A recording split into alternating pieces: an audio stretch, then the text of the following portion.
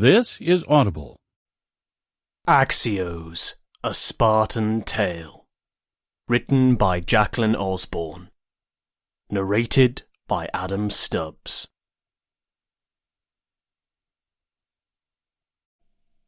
Chapter 1. 396 BC, in Sparta. To your feet! The weak do not survive here, boy! Felix, the man training us, shouted. All the boys were being put through the agauge, the training to prepare us for the Spartan army, and my small body had yet to grow accustomed to the hardships that such preparation entailed. My vision blurred, and I placed my hand upon the earth, about to push myself up, when I was hit in the back with a large object, sending me crashing back down into the confines of the dirt. Everything hurt. As I lay on the ground, I thought it would be easier to give in to the darkness trying to take over, to sleep at last. 3 years had come to pass since I'd begun my training, and I was tired of fighting. You're a disgrace! The object crashed down on my back once more. Do you surrender? Surrendering was the epitome of cowardice amongst Spartans. Opening my eyes, I noticed the other boys watching me. Some watched with wide, terrified eyes, and others with nothing more than slight curiosity. The sufferings we'd faced had desensitized many of us to violence. Pain had become expected. Then, I saw him. A boy stood in a group with the others. I'd seen him around before, but we'd never spoken. Not many of us spoke to each other. Most of us were still the scared children who'd been yanked from our mother's arms at the age of 7. While the crowd stared at me with indifference, he stared with determination. "Stand," he mouthed. With my eyes transfixed on the fair-haired boy, I found strength within myself I was not aware existed, one that pulled me up and to my feet. Felix nodded, and motioned for me to go stand in another group to await further instruction. I walked that way, almost falling down several times, but I managed to make it. My knees wobbled, and my back felt like it was set aflame, but I gritted my teeth and silently stood in place. I moved my gaze amongst the boys, surveying them, and stopped when I saw the boy staring at me again, a subtle smile on his lips. His golden hair hung in the middle of his ears in soft waves, some of it curtaining around his right eye, and his eyes locked onto mine. Eyes that I knew were green, like the grass swaying in the nearby field, even though I couldn't see them from my distance. I'd beheld his stare before, and remembered the unique shade. You! Here! Felix demanded, pointing at the boy. After breaking eye contact with me, he walked out of the crowd and calmly approached Felix. No fear clouded his face, only a serenity that was uncommon amongst us. He stood in the spot Felix had instructed, and looked up at the man with the same determination he'd expressed to me moments before. I stared in awe, both curious to see how he fared, but also afraid to witness his likely failure. Those who went up against Felix never came out of it unscathed. Felix, the large brute of a man, walked circles around the boy. His black hair was tied in a leather strap at the base of his neck, and his bare chest exposed his scarred flesh to the downpouring of heat from the midday sun. A scowl marked his face. After several more circles, he made his move. But the boy was expecting it. When Felix raised his blunt weapon to hit him in the back, the boy ducked and rolled to the side, getting to his feet directly afterwards and facing off with him. Felix nodded. Good! Then he lunged again. The youth slid under the swing, coming out on the other side and kicking Felix in the back of the knee. Felix didn't fall, but he stumbled a little, which was the greatest victory any of us had ever gotten against him before. When Felix swung again, the boy wasn't fast enough, and the weapon collided with the back of his head. He didn't stay down for long. Before the object came down on his back, the boy rolled across the dirt and stood, jumping in the air just as Felix tried to trip him.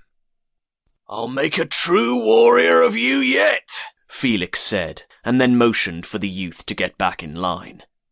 I hadn't realized I'd been digging my nails into my arm until I felt a sting and looked down to see a faint trace of pink where they had left indentations in my skin.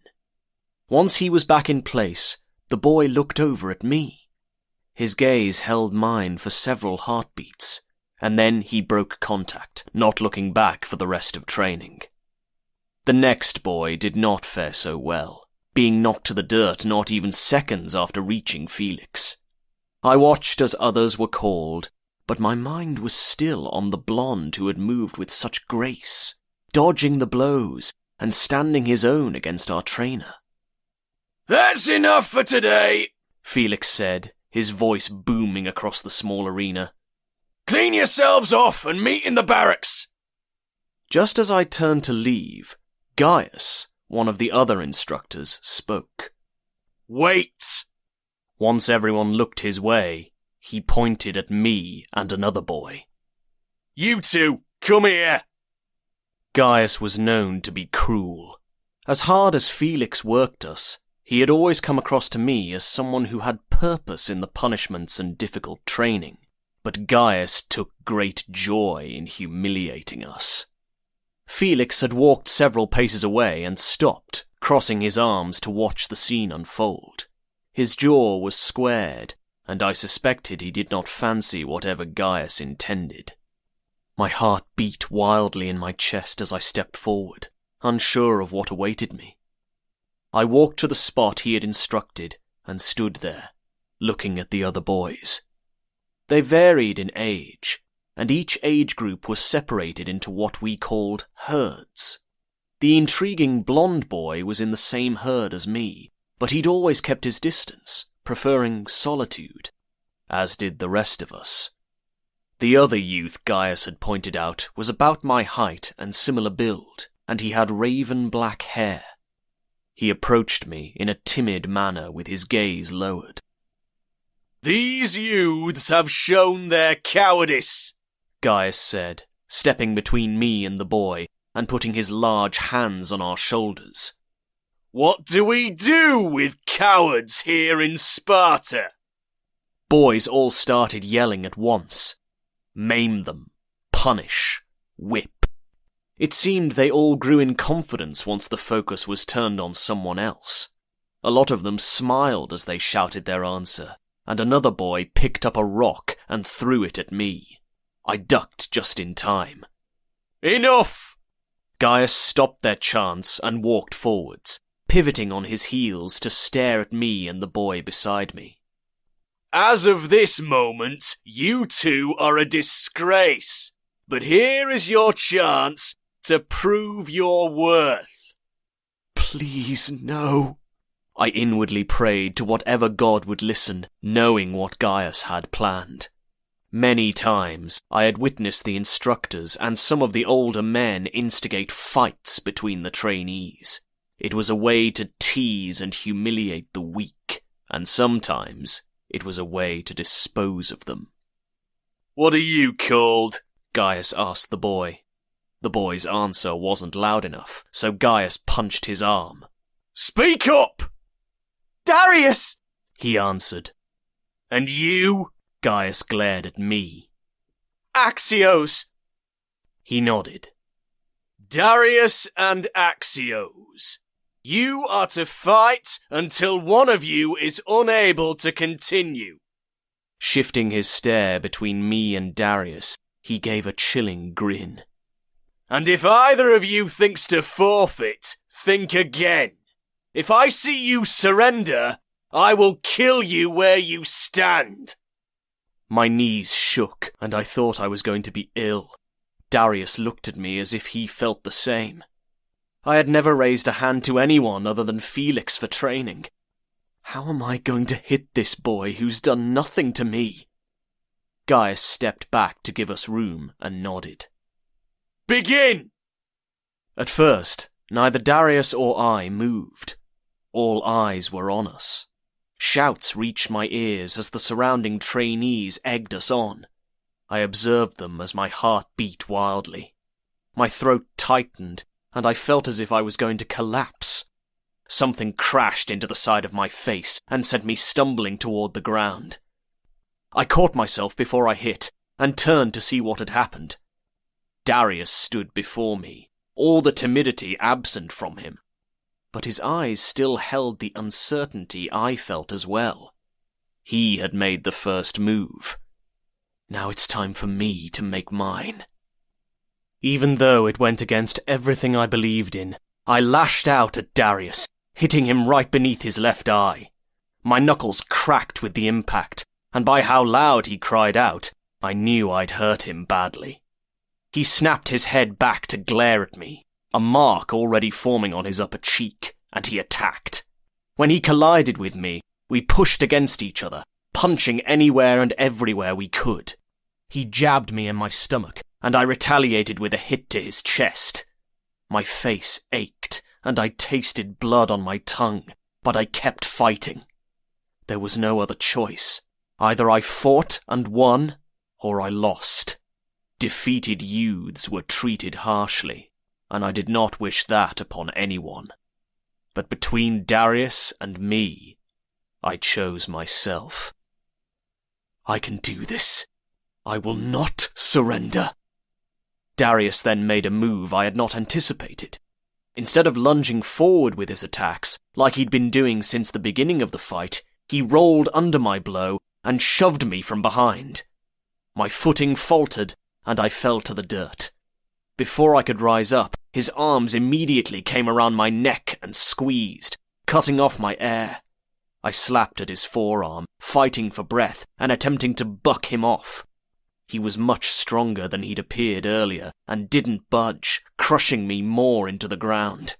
Wild with panic, I struggled against him to no avail. His knee slammed into my back and his arms pulled my head backwards, putting me at an awkward angle where my limbs refused to function the way I needed them to. My lungs burned as I continued to thrash around, but my energy was draining quickly. I stared ahead at the other boys and saw many of them smiling. It was entertainment to them. My life meant nothing, for I was weak. Better to dispose of me now than to have me falter on the battlefield. One face didn't smile. The golden-haired boy. He had stepped forward a bit in the line and intensely watched me. His fists were clenched at his sides, and his stance suggested he was debating on whether to approach the fight.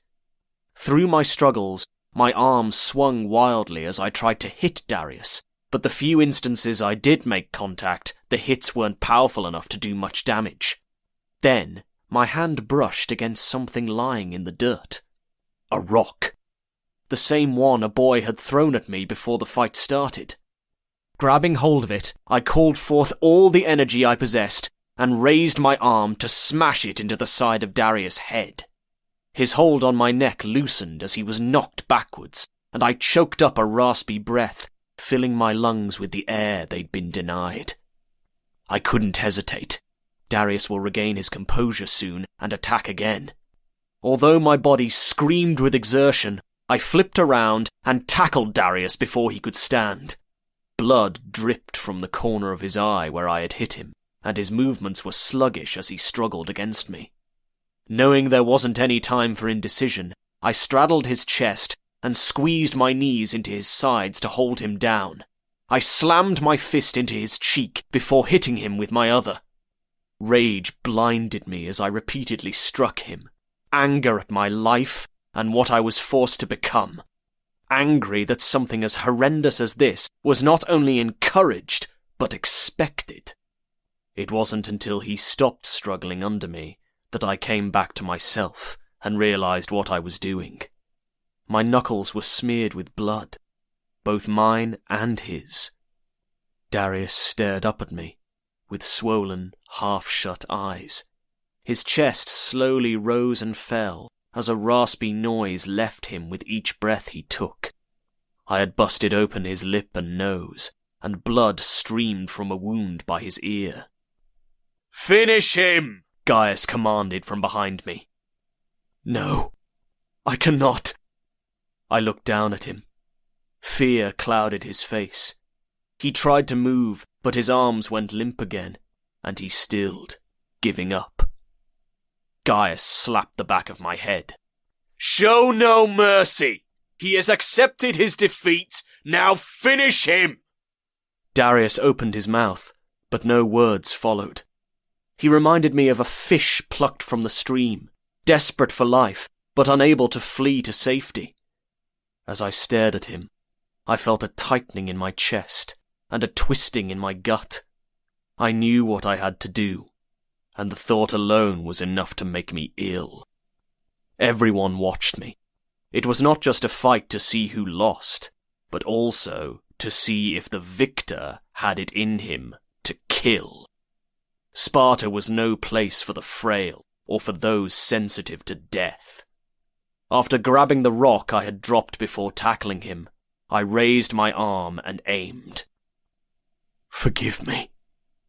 Darius' eyes widened, and he choked out a sob right before I smashed in his skull.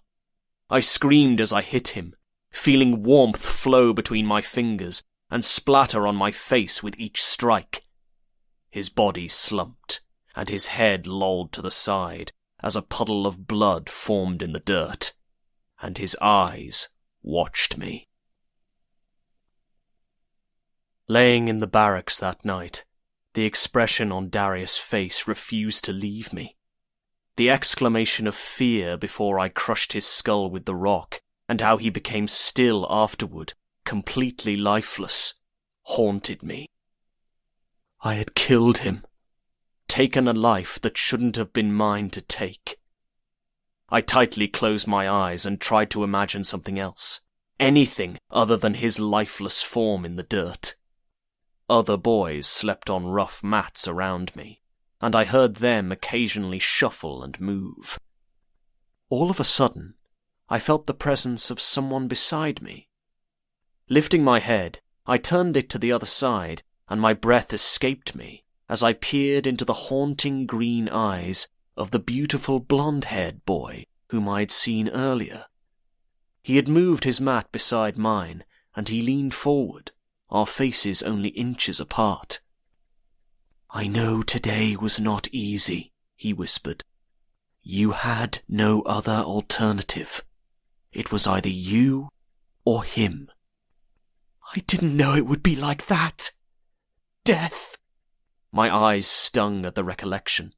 I was unsure why the boy had approached me, but I was thankful for the distraction from my thoughts. "You were not at evening meal." With a small smile on his lips, he brought something forward from his cloak and placed it in my hand. A large piece of bread. My eyes flashed back up to his, confused. In a whispered tone, he said, "You need to eat and rebuild your strength." I sat up, careful of my sore muscles and bruises from the fight, and examined the bread in my hand. After splitting it in two, I handed him the other half. "We shall share it." His green eyes lit up, and he took the offered bread with a smile still in place. I ate my piece slowly, savouring the taste of it on my tongue. My gaze moved back to him. "Thank you. I shall not forget this kindness." "You are welcome. I could teach you how to fight, if you wish. It matters not that you won today. Gaius and Felix will keep a close watch on you from this day forth, so you would do well to improve your defence. I am called Eryx." He held his hand out to me. Eryx. The name suited him well. Reaching out, I clasped it. "I would appreciate that greatly. I am Axios." "Axios," he repeated, and his voice had a nice quality to it, flowing like the sweetest of melodies. "Finish your bread, Morning comes early, and you need your rest.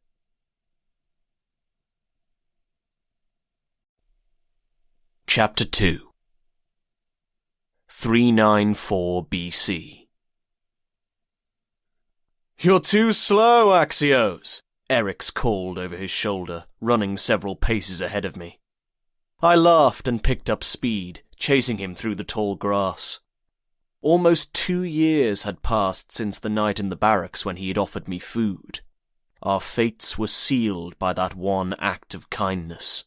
From that moment on, we were inseparable. He had kept his word, and had taught me all he knew about being a stronger fighter, and had practiced with me on defending blows and striking them as well. In the span of those 2 years, he had become my best friend, the only person I could confide in. That midday, we had time to ourselves, so we decided to venture into the surrounding valley. We also took it as a time to compete. Not that there was much to compete with. He was much faster than me, but my will was strong, and I loved the rush. At only 12, Eryx was more advanced and skilled than many of the older boys. Once, he had even taken down a wild boar by himself during a hunt. He'd never once shown arrogance at his talents, however. He'd only shown grace and humility, never putting himself above anyone else. As I ran after him, I became lost in the shrubbery. Vines reached out to grab me, bushes clawed at my legs, and walls of trees stood so close together I became confused about which direction I'd come from. I finally made a path through the undergrowth and came out into a small opening of land. It was as if the place had appeared from nothing. Trees bordered the area on all sides, giving a view in the centre of the sky above, and a stream rushed through the territory, calmly rippling, peaceful. Walking to the water's edge, I squatted and used my hands to cup some water, lifting it to my lips. As the refreshing liquid hit my tongue and trickled down my dry throat, I relished in it. The day was hot, and we'd been running for a while. Heat from the sun warmed through my tunic and to my back as I drank from the stream, but I didn't mind, knowing that in a few months' time the cold would be upon us. Axios, Eryx called from nearby. Where have you gone? I stopped moving and remained quiet, listening for him. He called for me once again, and then his footsteps all but quieted. I grinned at how he had moved in the wrong direction. It had taken me getting lost in the woods to even stumble upon the area, so I knew he'd never find it. Or me. My grin widened. Cupping my hands again, I went to take another drink, but was knocked to the side by something slamming into me. The water I'd held in my hands splashed down the front of my tunic, and I landed face first in the grass, momentarily stunned. Ha! I got you! Eryx said, his breath tickling my ear. His weight lifted from me as he rolled to the side and onto his back. I knew you were there, I lied and flipped around to lie beside him. He turned his head and smiled. Such a horrible liar you are, Axios. Want to know how I can tell? Propping himself up on his elbow, he leaned in close to me and touched the edge of my mouth. Your lip twitches right here when you lie. I slapped his hand away and scoffed. You are too observant. No, he spoke, laying back and looking up at the blue sky. I just know you. As he closed his eyes, letting the sun bathe him in its golden light, I studied the smooth planes of his face, his high cheekbones and his plump bottom lip, the soft point of his nose. I know you as well. I've not seen this place before, he spoke, still with his eyes closed. It is peaceful, is it not? It is. We should head back, he said, and sat up. They will be expecting us. Releasing a sigh, I peered up at a lone cloud. Just a while longer. The longer we stayed out there, the more I could pretend we were free to do as we wanted. not having to obey orders or be beaten. As you wish. He returned to his spot, resting his arms behind his head. A breeze rustled through the grass beside me and travelled all through the trees, creating a unique song of nature as the branches swayed and the leaves danced. The stream sang too, as it gently flowed from place to place, travelling through the land and providing nourishment. If it were permitted, I would never leave from this spot. You have never spoken of your family, Eric said as he stared upward towards the mostly clear sky. With our training, we hardly saw our families apart from the occasional visit. We slept in the barracks every night and had a daily schedule we had to follow. It did not leave time for much else. You never asked, I answered, peering at him. A smile touched his lips. Consider this me asking. I exhaled and thought over what to say. My mother is a woman of few words, and she worries over me. I have a sister who is 2 years older than I. She is called Liana. Speaking of my family was strange, as I hadn't thought of them in many moons. Torn away from them years ago had created a wedge in my heart, and I had long since let go of longing for my mother's guidance and rivalry with my sister. What of your father? He asked next. He died in battle before my birth. I was told he was strong, courageous, and well-disciplined. Sometimes I wish I would have been given the chance to know him. Sometimes, he asked. He missed nothing. I met his curious stare. I fear he'd be disappointed in me. My skills are poor, and I lack the warrior mindset. My mother does not worry over me because she fears for my safety. It is because she fears I will disgrace our name. Admitting such a thing aloud was different than having kept it only inside my mind. It made it real. Unlike you, your father must be proud of the man you're becoming. He shrugged and laid his head back on the pillow of grass that matched the shade of his eyes. My father is dead, so I do not know if he'd be proud. Did war take him? I asked, thankful for the topic shift. Eric's remained silent, and I worried that the question had upset him. Before I could issue my apology, his gaze flickered to mine. No, he did not die in war. He looked away with a saddened expression, and also, perhaps, humiliation. He fled battle, and when he returned to Sparta he was publicly shunned, as all cowards are treated. He was forced to dress in rags and have his face shaved. Everyone who looked upon him saw his disgrace. Men who were unable to develop as expected, and who cowered from the harshness of being a Spartan, were called tremblers. When they were identified as such, they had to shave off half of their beards, if they had one, and wear a multicoloured patched cloak to show their humiliation through a ridiculous appearance. Cowards were mocked and despised, by both men and women alike. They couldn't hold any standing in the community. For Eric's to be the son of a coward, he had to earn back the honour of his family's name. It also explained why the trainers pushed him so hard. What happened to him? I asked. He slit his own throat. The shame was too much for him to bear. Do you think badly of me now? He asked in a whisper, staring at a cloud as it slowly moved overhead. I couldn't have him thinking such nonsense. Gently, I touched his cheek with the back of my hand until he focused on me. Never, I said, leaning closer. You are not your father, Erix. You are brave, with a keen mind, and possess skills that are far greater than even the most experienced youths.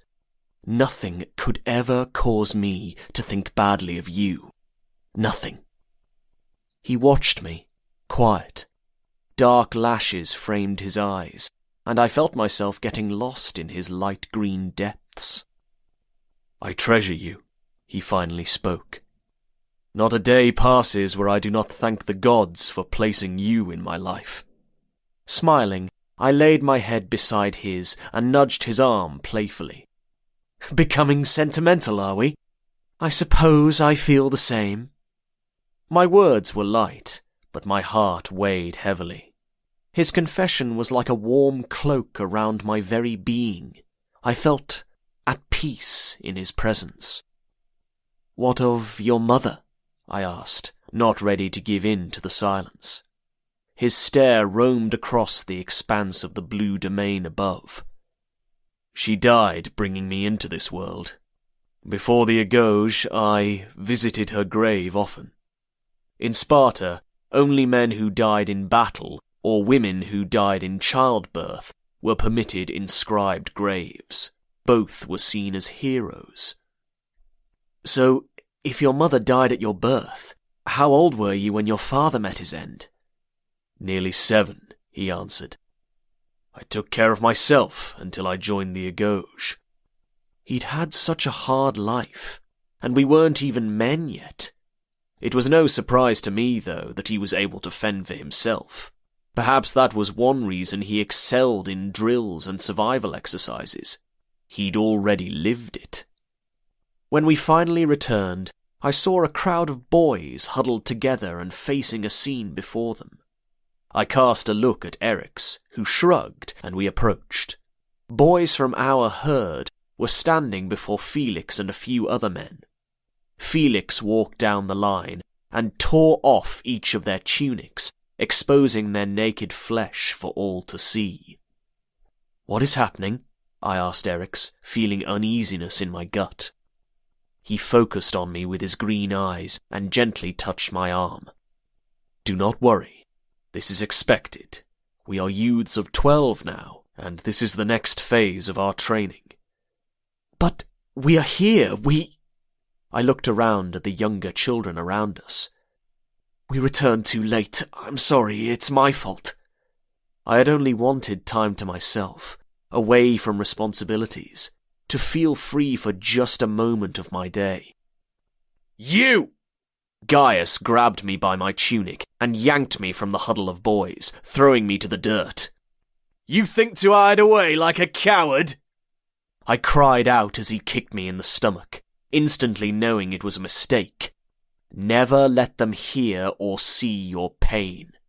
As quickly as I could, I got to my feet. Gaius grabbed me again and raised his arm to hit me, but then Eric stepped forward, getting between us. We wandered too far, he spoke calmly. Our tardiness is my doing, and I will take full responsibility. Eric's no! He shook his head at me, urging me to stay silent. Gaius released my tunic and pinned Eric's with a hard stare. Both of you in line now! Doing as he demanded, Eric's and I took our place at the end of the line, where the boys were still being stripped of their clothing. When Felix arrived in front of me, he yanked off my tunic, and I had to force myself not to shy away from my nakedness. He slapped at my bicep before doing the same to my chest and abdomen. You're still a weakling, he growled with disgust, and then shoved a red cloak into my hands. This will be your only clothing from this day forth. Do we get our tunics back for winter? He backhanded me across the face. You will not speak out of turn, boy! Forcing away from the sting of the hit, I tilted my head and glared at him, trying to show him that I was not weak. That cloak is all you will get, he spat in my face. When you are a soldier, you must know how to endure the harsh conditions, extreme heat, and biting cold. You must learn how to survive when exposed to all elements. Then, speaking louder, he addressed the other boys in line. From this day forth, you'll be provided a very minimal diet. On the battlefield, you may go many moons with no food, so you must learn to work through an empty stomach. You are, however, allowed to steal." A cold smile crossed his face, and he added, "But if you are caught, you will be punished. Not for stealing, but for your lack of stealth." His gaze flickered to me. "This will be expected of you from now on. Live or die. You are the master of your fate." Next, he moved to Eric's, and I watched from the corner of my eye as he removed my companion's clothes. Eric's wasn't fazed at all as he stood there naked. He stared straight ahead with his head held high. Felix smacked his biceps like he had done with me, and then did the same with Eric's abdomen. "You're becoming strong," he said appreciatively. "Good." After we had our clothing removed, some of the other men approached with blades. Linus, one of the younger of the trainers, grabbed the closest boy to him and chopped off his hair. He then proceeded to move down the line and do the same to the rest of us. It was strange to have hair so short, but it was the required cut for trainees. Only when we became soldiers could we grow our hair long if we wished it. When it was over, I cast a look to Eric's, thinking it a crime that his hair had been cut as well. The golden locks that I had often admired and touched now lay at his feet. He offered me a small, reassuring smile. Later that night, we discovered another change. We were not permitted to sleep on our usual mats in the barracks anymore. Instead, we had to make a bed out of reeds. At sunset, we walked through the valley alongside other herds of boys. I plucked the reeds by hand, trying to ignore the ache in my joints and stings in the soles of my feet. Along with our clothes, they had taken our sandals as well. Thorns jabbed into my bare feet, and with each step I took, my feet ached more and more. The reeds grew in a marshy area, so the farther I walked, the softer the ground became. But it did little to help the sting. One of the boys tried to speak to me, but he snapped his mouth shut when I pinned him with a glare.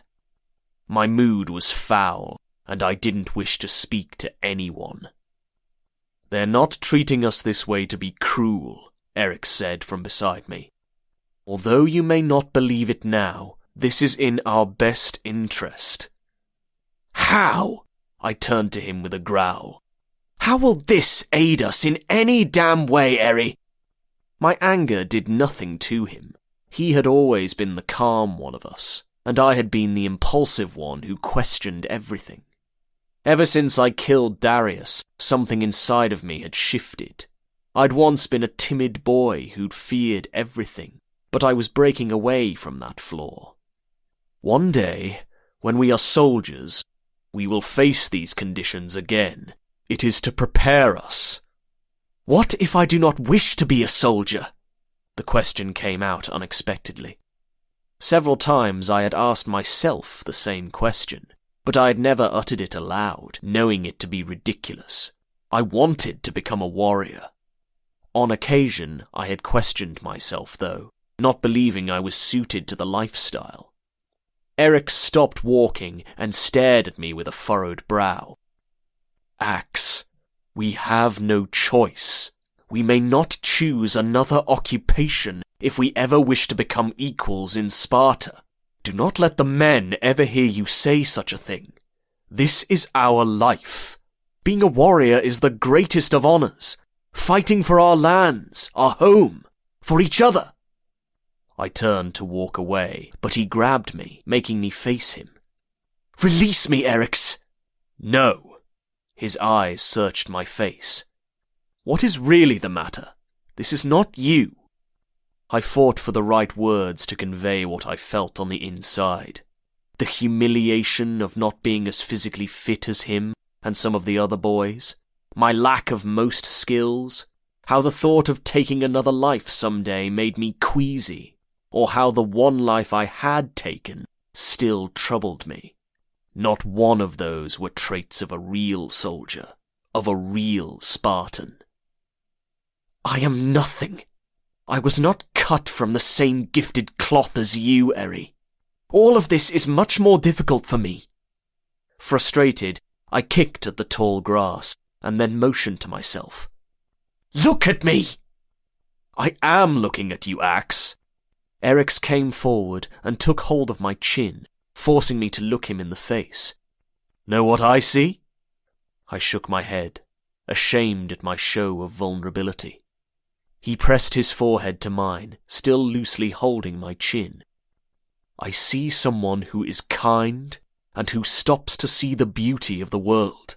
Someone who likes to watch the birds fly in the sky, wonder where they go, wonder what it's like to soar amongst the clouds. I see an intelligent mind who ponders what makes the sky blue and where the sun goes at night. But mostly, I see my truest companion. Leaning back a little, I stared into his eyes. None of that makes me a warrior. A true warrior fights for what's in his heart. His fingers trailed along my jaw before he stepped backward. You may not see it now, but when the time comes for us to go to battle, you will be brave, for your heart is bigger than any I know. 4 days had passed since I'd eaten more than a few figs I had plucked from a tree and the bare minimum they provided us during meals. In order to develop skills of self-reliance, the training had become more intense. The only way we could eat was to steal, like Felix had said. However, a harsh whipping awaited any boy who revealed his lack of such a cunning skill by getting caught. I had not yet mastered the art of thieving, and had been beaten 4 days straight in my attempts. We still had days where we were instructed on reading, writing, and poetry, but the days devoted to athletics, warfare, and survival were increasing, and becoming more vicious as time passed. Scholastics were of little importance for Spartan men. Only the military mattered. The little spare time we had between lessons and drills, Erix and I spent together. He had even offered to steal for me, but I had refused. I needed to prove to myself that I was worthy of my father's name. Leontius. He had been upheld as a hero. Return with your shield, or on it. That was the Spartan saying. As of that moment, I was a disgrace to his name. Earlier that day, I had seen a piece of bread on the feast table of the older men. They were preoccupied with other affairs, and the bread was at the edge of the table, so close to my grasp. After looking around, I had snuck forward and reached to grab it. Right before I'd made contact, a large hand had clasped tightly around my wrist, jerking me up and throwing me down on the hard floor. See this thief? He had exclaimed before giving a robust laugh to the surrounding men. I had gotten 10 lashes directly afterward. Laying on my rough makeshift bed, the pain of the lashes on my back was severe. Every small movement felt like my skin was being torn apart. My eyes watered, but I tried my best to hold back the tears. Spartans did not cry, no matter how much pain they suffered.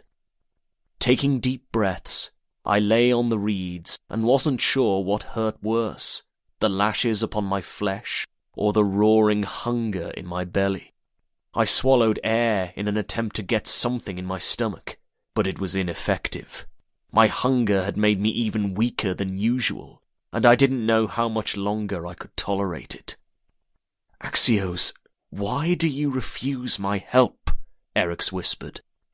He had placed his bed beside mine the first night we had talked, and he'd been by my side every night since. His hand gently gripped my wrist, and I knew he was attempting to comfort me. Due to the mess of my back, there wasn't much unmarred flesh there, so he couldn't embrace me like he preferred. It hurt to move, even to breathe too heavily, so I remained still and said nothing. You do not know how much it ails me to see you this way, my friend. His smooth voice rang with beauty, even though his tone ached with the sadness of his words. A tear escaped my eye against my will, and I stopped the rest from following, gritting my teeth and fighting the wave of sorrow and pain. "Leave me be, Eri." Silence followed my request. The night creatures sang their songs from outside the walls of the barracks, and if I closed my eyes, I could even imagine the tall grass gently blowing and rustling in the warm breeze. "As you wish," he answered, and I did not hear another word from him.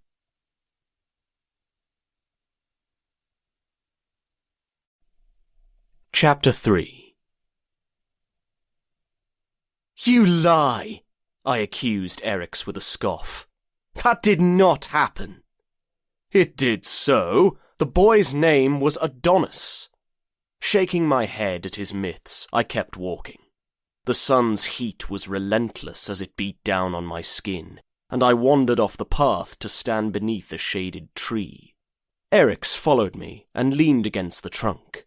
We'd been training all morning and had just finished, so we were sore, but unlike many other times, I was growing accustomed to the feeling. My muscles didn't hurt as bad as before, and I actually enjoyed the burn coursing through them. A burn that told of growing stronger and becoming a better warrior. "Tell me again," I said, resting my head back on a low-hanging branch and looking at my friend. "I will keep an open mind this time." Eryx grabbed the branch I leaned against and swung up in the tree, letting his legs dangle down by my face, always trying to one-up me. I snatched the branch opposite him and did the same so we were of equal height. "Years ago, there was a young Spartan boy called Adonis." Eryx rested his back against the trunk of the tree and continued to slowly swing his feet. "He was 12 years of age, perhaps 13, and he stole a fox with the intent to kill and eat it. But he then noticed Spartan soldiers approaching him, and he knew that if he was caught with the fox, he would be punished severely for stealing. So, he hid the animal beneath his tunic. It clawed and bit at his flesh, and still he made not a sound. When the men confronted him, Adonis allowed the fox to chew through his stomach rather than confess his crime. Legend has it that he stood there and did not allow his face to express the pain of it." I grinned at him. "It is just as absurd upon the second hearing as it was the first." "Only because you whine when you scuff your knee," Eryx countered with an equally taunting tone. "You cannot fathom having so much self-control." "Is that so?" After jumping down from the branch, I grabbed his swinging legs and pulled him out of the tree. He crashed into me, and I lost my footing and fell backward, both of us hitting the grass with an oof. Eryx laughed and peered down at me. "Your impulse control is low as well, dear friend. You get annoyed and act first without thinking." I met his amused stare. "And why is this a flaw? It is to my advantage to be of quick mind." "But you see," he pressed his weight more into me, pinning me down, "your action was poorly executed, for now I have the upper hand." I wasn't sure why, but my heart raced fiercely in my chest as I gazed up into his green eyes. In past weeks, I'd grown used to being in the nude, and hardly paid it much attention those days. But in that moment, I was acutely aware of every place Eryx and I touched, every glide of his soft skin against mine. My blood rushed through my veins, and warmth spread down my spine and gathered in my groin. The grin faded from Eryx's face as he looked at me, his gaze flickering to my mouth and back up again to meet my eyes. His face inched closer to mine, so close that his breath touched my lips. I couldn't move, and it seemed like all time slowed around me. A strange sensation fluttered in my chest and ran rampant through the rest of my body. There was excitement, but also a sense of feeling ill. Suddenly, Eric's moved off me and stood. "We should get back. The sun will be setting soon." I got to my feet and looked up at the sky. Clouds now obscured most of the sun's blinding rays, but a stream of golden light found its way out one end. Eric's was right. It would be dark before too long. As we walked down the dirt path toward home, I studied Mount Taygetus in the distance, which dominated most of the western skyline. At birth, all Spartan males were brought before the council and were examined for deficiencies.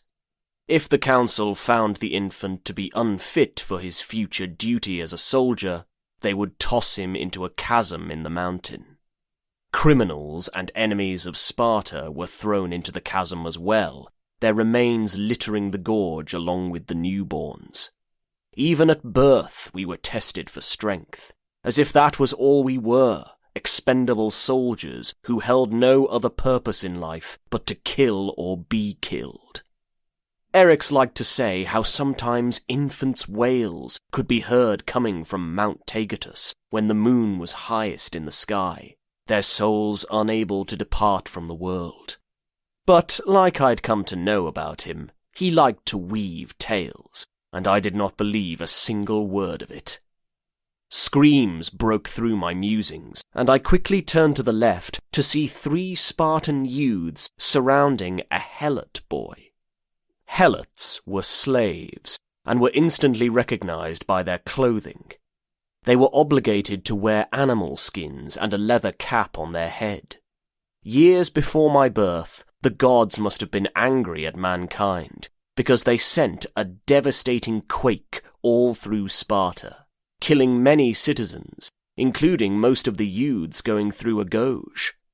The Helots, who had been enslaved for many, many years, saw it as an opportunity to revolt. King Archidamus had called upon our allies to help stop the rebellion. Athenians answered the call and had sent 4,000 soldiers to Sparta to assist. Tensions then arose between Spartans and Athenians, and they withdrew from our alliance. The filth! War then broke out amongst us before a treaty of peace was signed, putting an end to it. I'd only heard the stories of what occurred, but supposedly the surviving Helot rebels fled to Athens and settled into the town of Naupactus.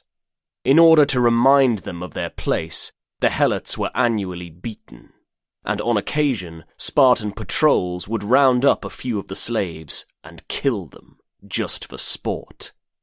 From the scene before me, I knew the Helot boy had done no wrong, and that the Spartan youths were being cruel just for the sake of being cruel. The slave covered his head with both arms as he lay huddled on the ground, crying out as the boys kicked him. "Axios, stop!" I hadn't realized I'd been approaching them until Eric's grabbed my arm and halted me. "This is barbaric," I said through clenched teeth, turning to look at him. His blonde hair had begun to grow again as the weeks had passed, and a few strands held the curl I was fond of. The sun had darkened his skin, giving him a beautiful golden tint, and causing the light freckles around his nose to become more apparent. Even while angry, I noticed this about him, held on to it, and stored it in my memory. "What do you intend to do?" Eric's closed the small distance between us and searched my face. "Go and save the Helot? Dishonor your brothers by taking the side of a slave? It matters not if you believe it to be wrong. It is the way of our people, and you must accept it." I tore my gaze from his and looked back at the slave, who still tried to protect himself from the blows. "He will die," I whispered, trying to fight the wave of pity I felt for the boy, whom I didn't even know. "Yes, he will." Eric's touched the side of my face and tilted my head back toward him. "But you will not." "Not this day," I spoke, gently brushing his hand away from my cheek and continuing to walk. "But perhaps soon." Eric's did not speak for many heartbeats, walking quietly at my side. When he broke his silence, his tone took on a serious edge. "You are speaking of the Diamastagosis." Upon hearing the name aloud, I cringed. The Diamastagosis was a contest of endurance among the trainees.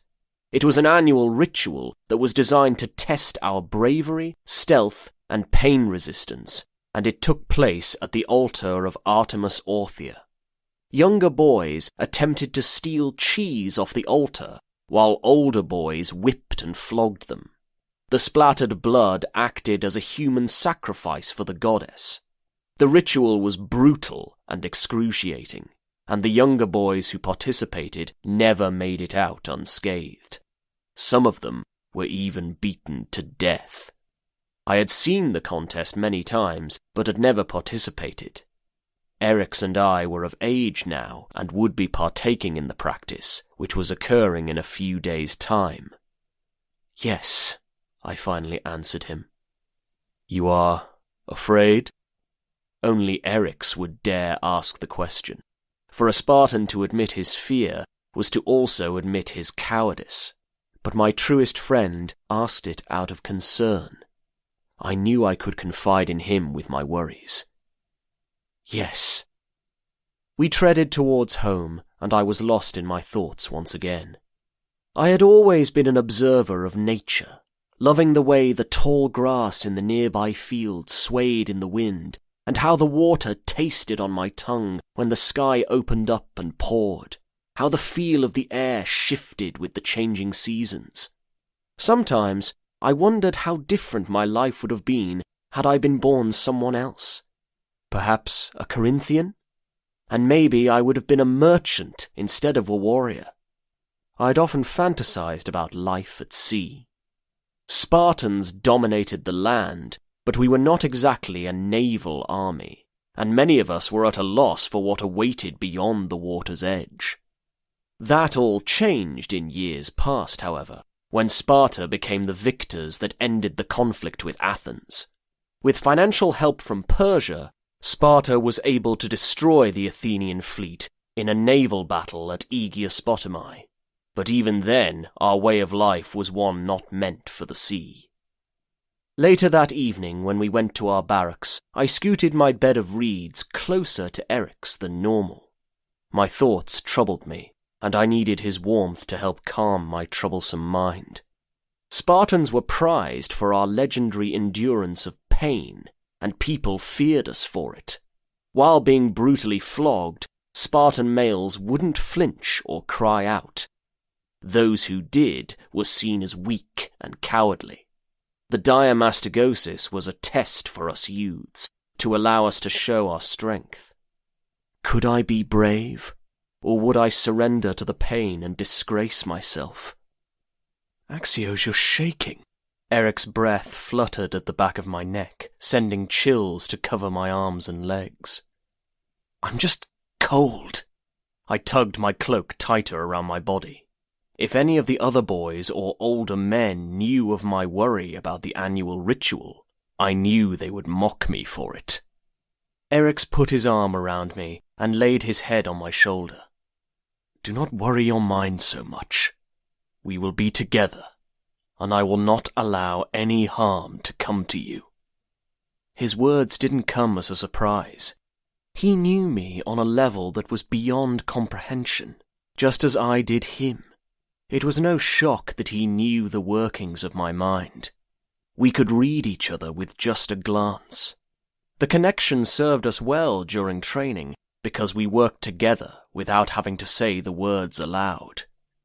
We will be together.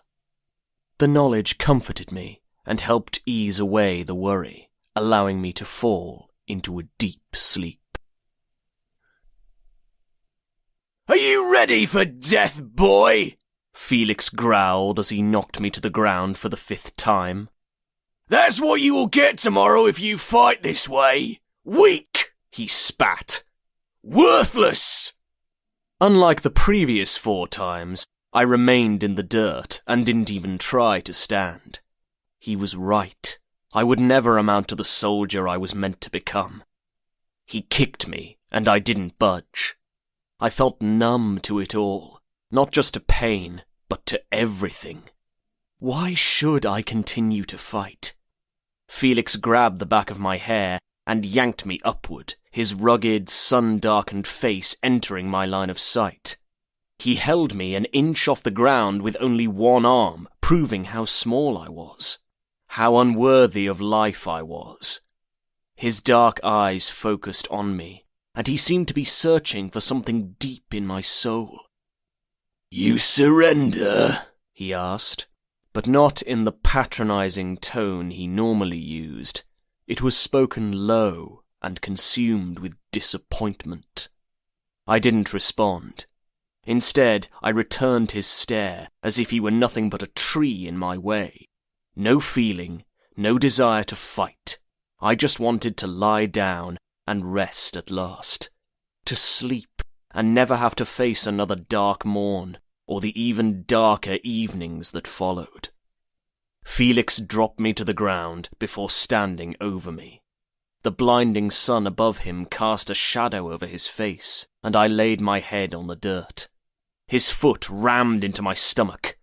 Pain shot through me, but I still didn't move or react. Through his anger, he seemed impressed as well. He thought I was showing strength by refusing to cry out, but in reality, I was just too numb to care. "Sparta is at war, boy!" he shouted before kicking me again. "Our men fight with Corinth as we speak, as you lay in the dirt like a maggot ready for death. Axios, fight!" That voice. Eric's. Didn't he know better than to speak out of turn? I turned my face to see him staring at me with his wide green eyes. He was a real warrior, even at his young age. He'd grow to become a soldier who excelled in battle and would make men shake with fear in his presence. But I would be nothing. I am nothing. Gaius, who stood near the group of boys at the edge of the small arena, barged forwards and grabbed Eric's by the hair, dragging him out from the line. "Disobedience will not be tolerated," he growled. Eric's didn't show his discomfort, even when Gaius punched him in the stomach. Even though Eric's was a skilled trainee, he still struggled against Gaius as his arms were pinned behind him. Gaius motioned to one of the older boys. "You, approach!" He tightened his hold on my friend. "Teach him what awaits, defiant worms!" The boy, Pericles, didn't hesitate as he slammed his fist into Eric's abdomen. Seeing someone hit him caused feeling to course through me again. I was no longer numb, and a fire raged in my veins. Quicker than I'd ever been, I jumped to my feet and ran at full speed toward Gaius, catching him off guard as I smashed into his side and sent him plummeting toward the ground. He lost the hold on Eric's as he fell. Pericles jumped backward at my advance, his former confidence lost. I pushed Eric's behind me and glared at Gaius as he stood. His eyes were murderous, and I braced myself for whatever punishment I was about to receive. No one had ever knocked him down before. "You will be flogged, you shit!" he snarled as he reached for me. Felix stepped in his path. "No!" he said to Gaius before turning his dark eyes on me. "I knew there was strength in you somewhere, boy. Your own life may not be of concern, but his." He nodded to Eric's. "He is what you will fight for."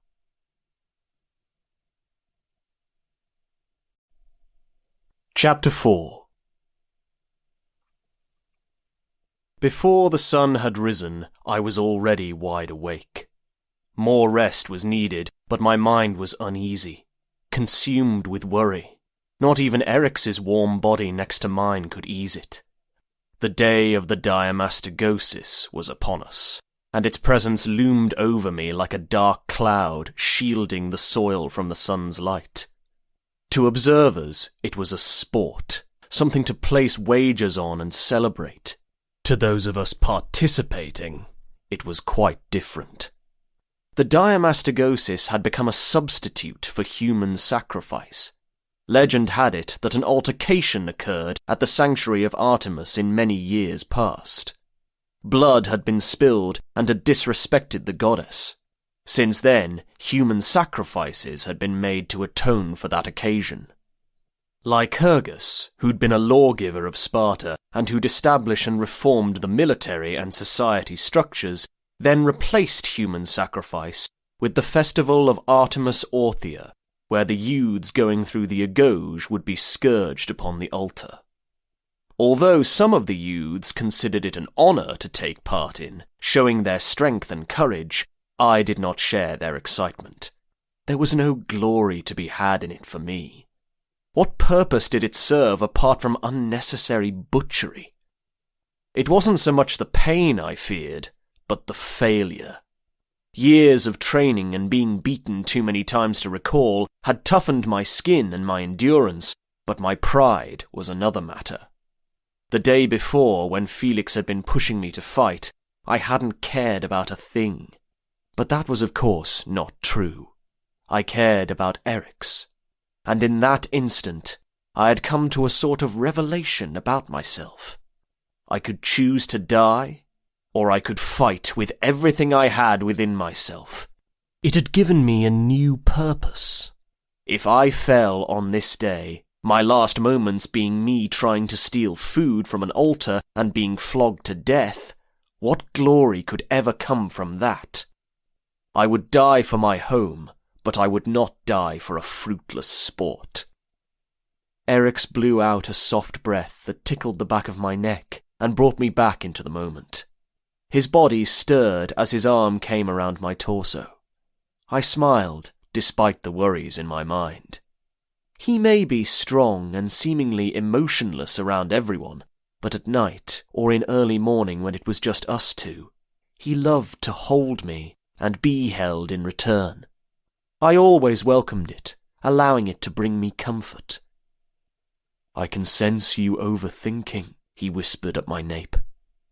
Leaning back against him, I exhaled and said nothing. Shuffling sounded from the other boys in the barracks as they shifted on their mats, still taken by sleep. We would not be training on that day because of the diamastigosis. However, most of us would be partaking in the ritual. "Axios, face me." I did not fight his request because I needed to see him. Perhaps it would provide me some clarity. When I turned and met his stare, his eyes watched me with the look I'd come to expect from him. One that was kind, but also searching, as if he were seeing into a part of my soul.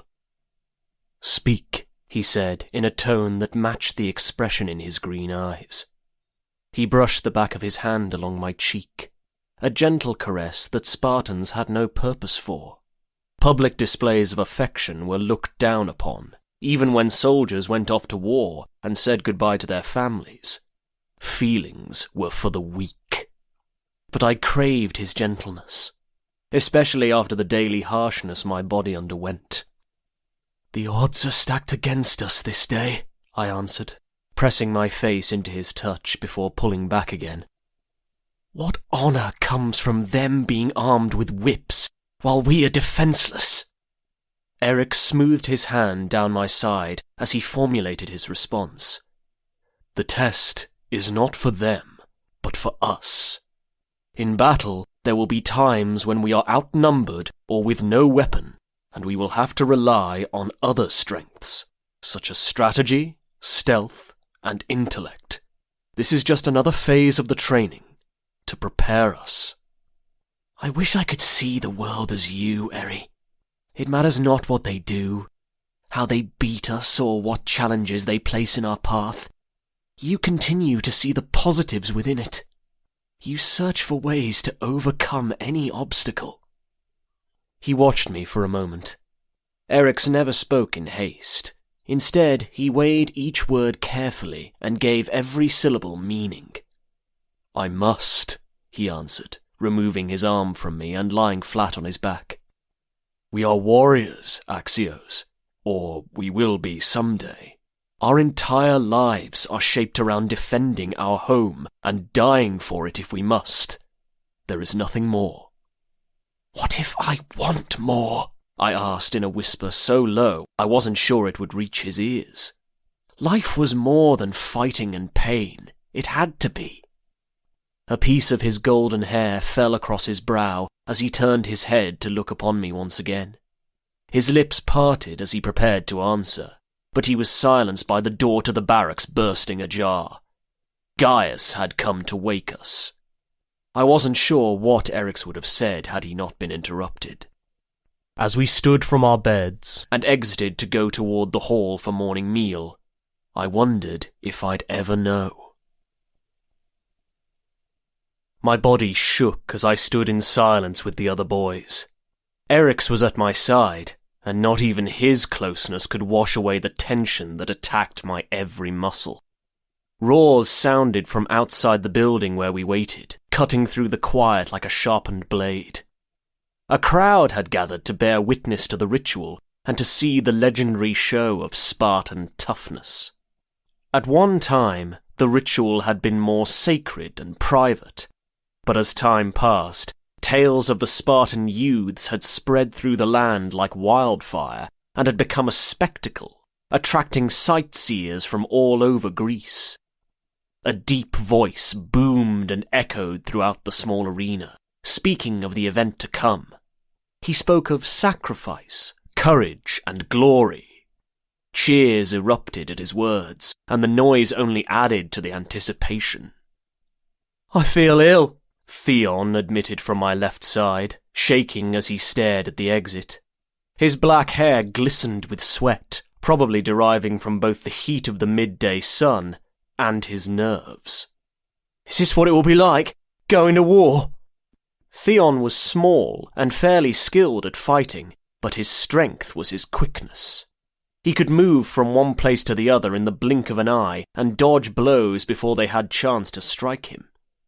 "No," Eric's answered before looking at him. "War will be worse." I did not understand how he could be so confident. As he stared ahead, he gave no indication that he was frightened. His jaw clenched and his green eyes narrowed, and I'd never seen him appear more lethal. A warrior to be feared even with no weapon. Quill, one of the smallest boys in our herd, stepped backward. "I cannot do this!" When someone reached out to halt him, he yanked away and shrieked, "Release me! I... Another roar sounded from the arena and cut off his stuttered ramblings. He frantically shook his head from side to side as the smell of urine rose into the air. Several of the other boys, having seen Quill's cowardice, began behaving the same way, trembling and moving their gazes around the room, as if searching for an exit. Some of them started speaking their worries aloud, the sound of their panicked voices blending together. "Quiet!" Eric's demanded, in a tone that sent shivers down my spine.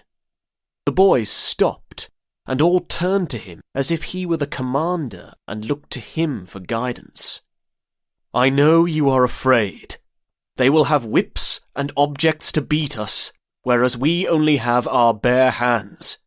But you are forgetting that we also have our minds, our intellect." He moved his stare to each of their faces. "And we outnumber them." I could feel a slight shift in the air as his words fell upon their ears.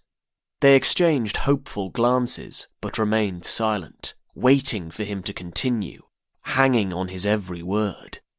"If we are to be victorious on this day, we cannot go into this blind," he said before turning his green eyes to me. "We must stick together, fight as one.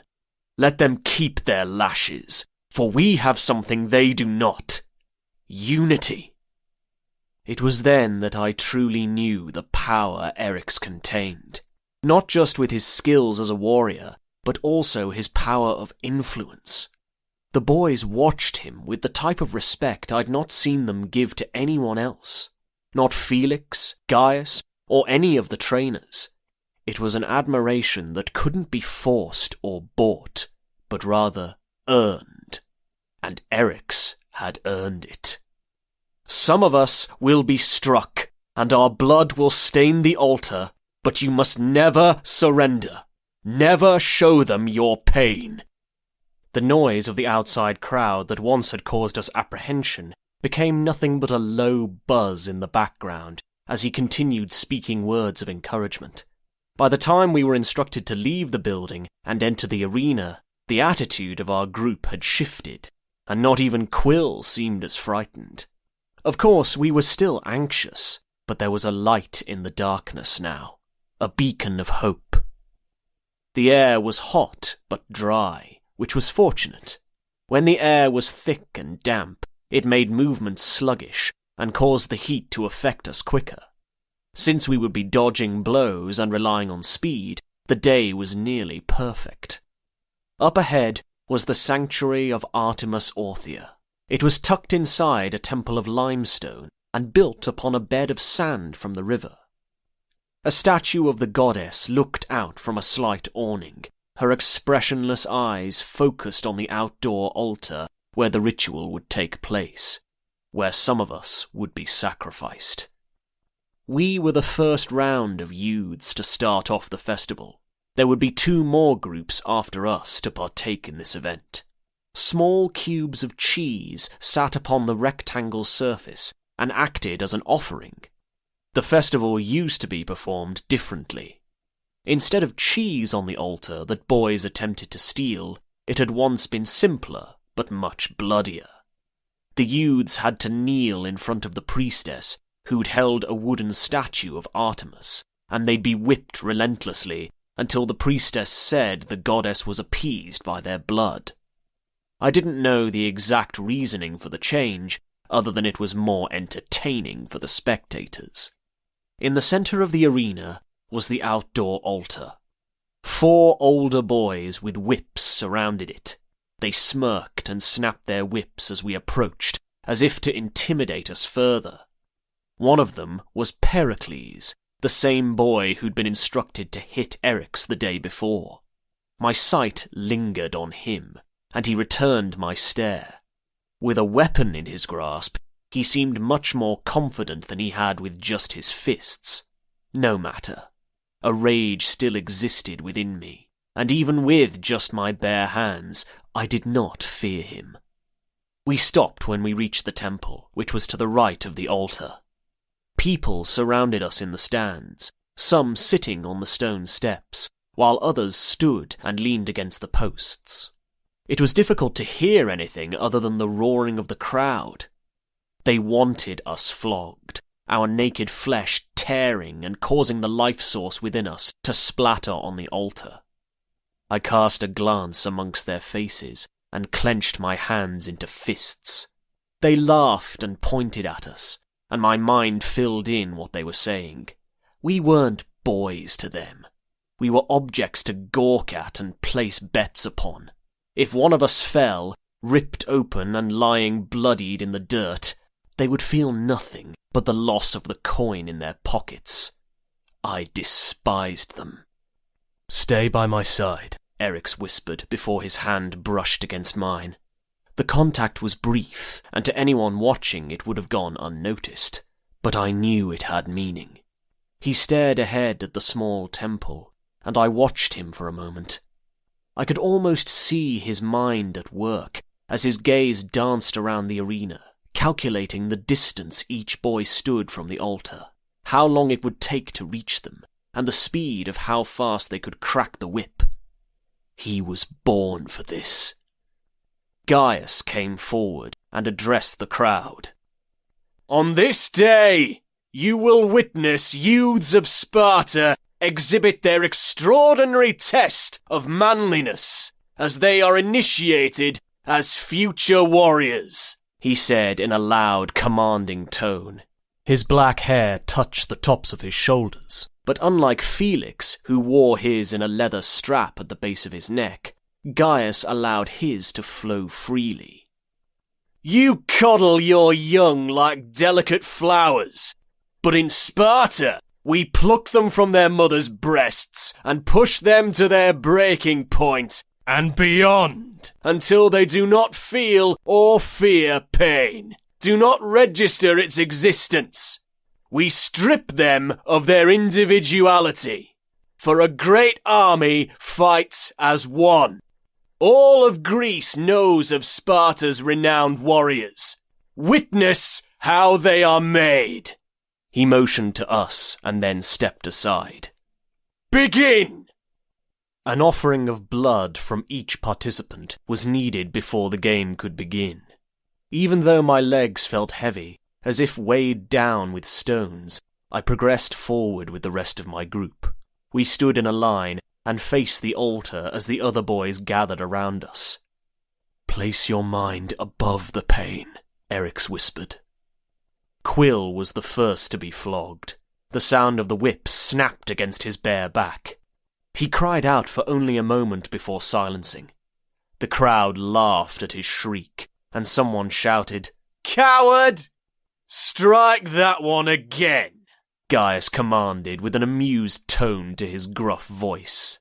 "Strike him until he cries out no more." The boy hit Quill 2 more times before moving on to the next. In the corner of my eye, I saw Quill staring at the altar with a dazed look in his eyes. Tears wet his cheeks, but he made no sound. His small frame trembled. Theon was then hit. He gritted his teeth as the flog tore into his back, and aside from a slight jerk at the contact, he made no indication of discomfort. "Goddess, let me be brave," I said a silent prayer as I awaited my lashing. 3 more boys were whipped before they got to Eryx. He exhaled and lifted his gaze to the statue before us, straightening his stance. My insides screamed for me to do something, to stop him from being struck, but I was aware my actions would only make matters worse. As the whip cracked against his back, his blood splattered on my arm, and my stomach turned. However, he didn't even flinch. His green eyes flickered to mine afterward, and he narrowed his brow. He didn't have to say a word for me to understand the look. "Stay strong." It was my turn. I'd been whipped in the past, and scars had formed on my skin and helped toughen it, but it still stung each time, like a blade reopening an old wound. My knees wobbled a little as I anticipated it, and I feared I would stumble for all to see. The weight was almost worse than the actual lashing itself. As the leather tore into my flesh, I shut my eyes, but fortunately refrained from crying out.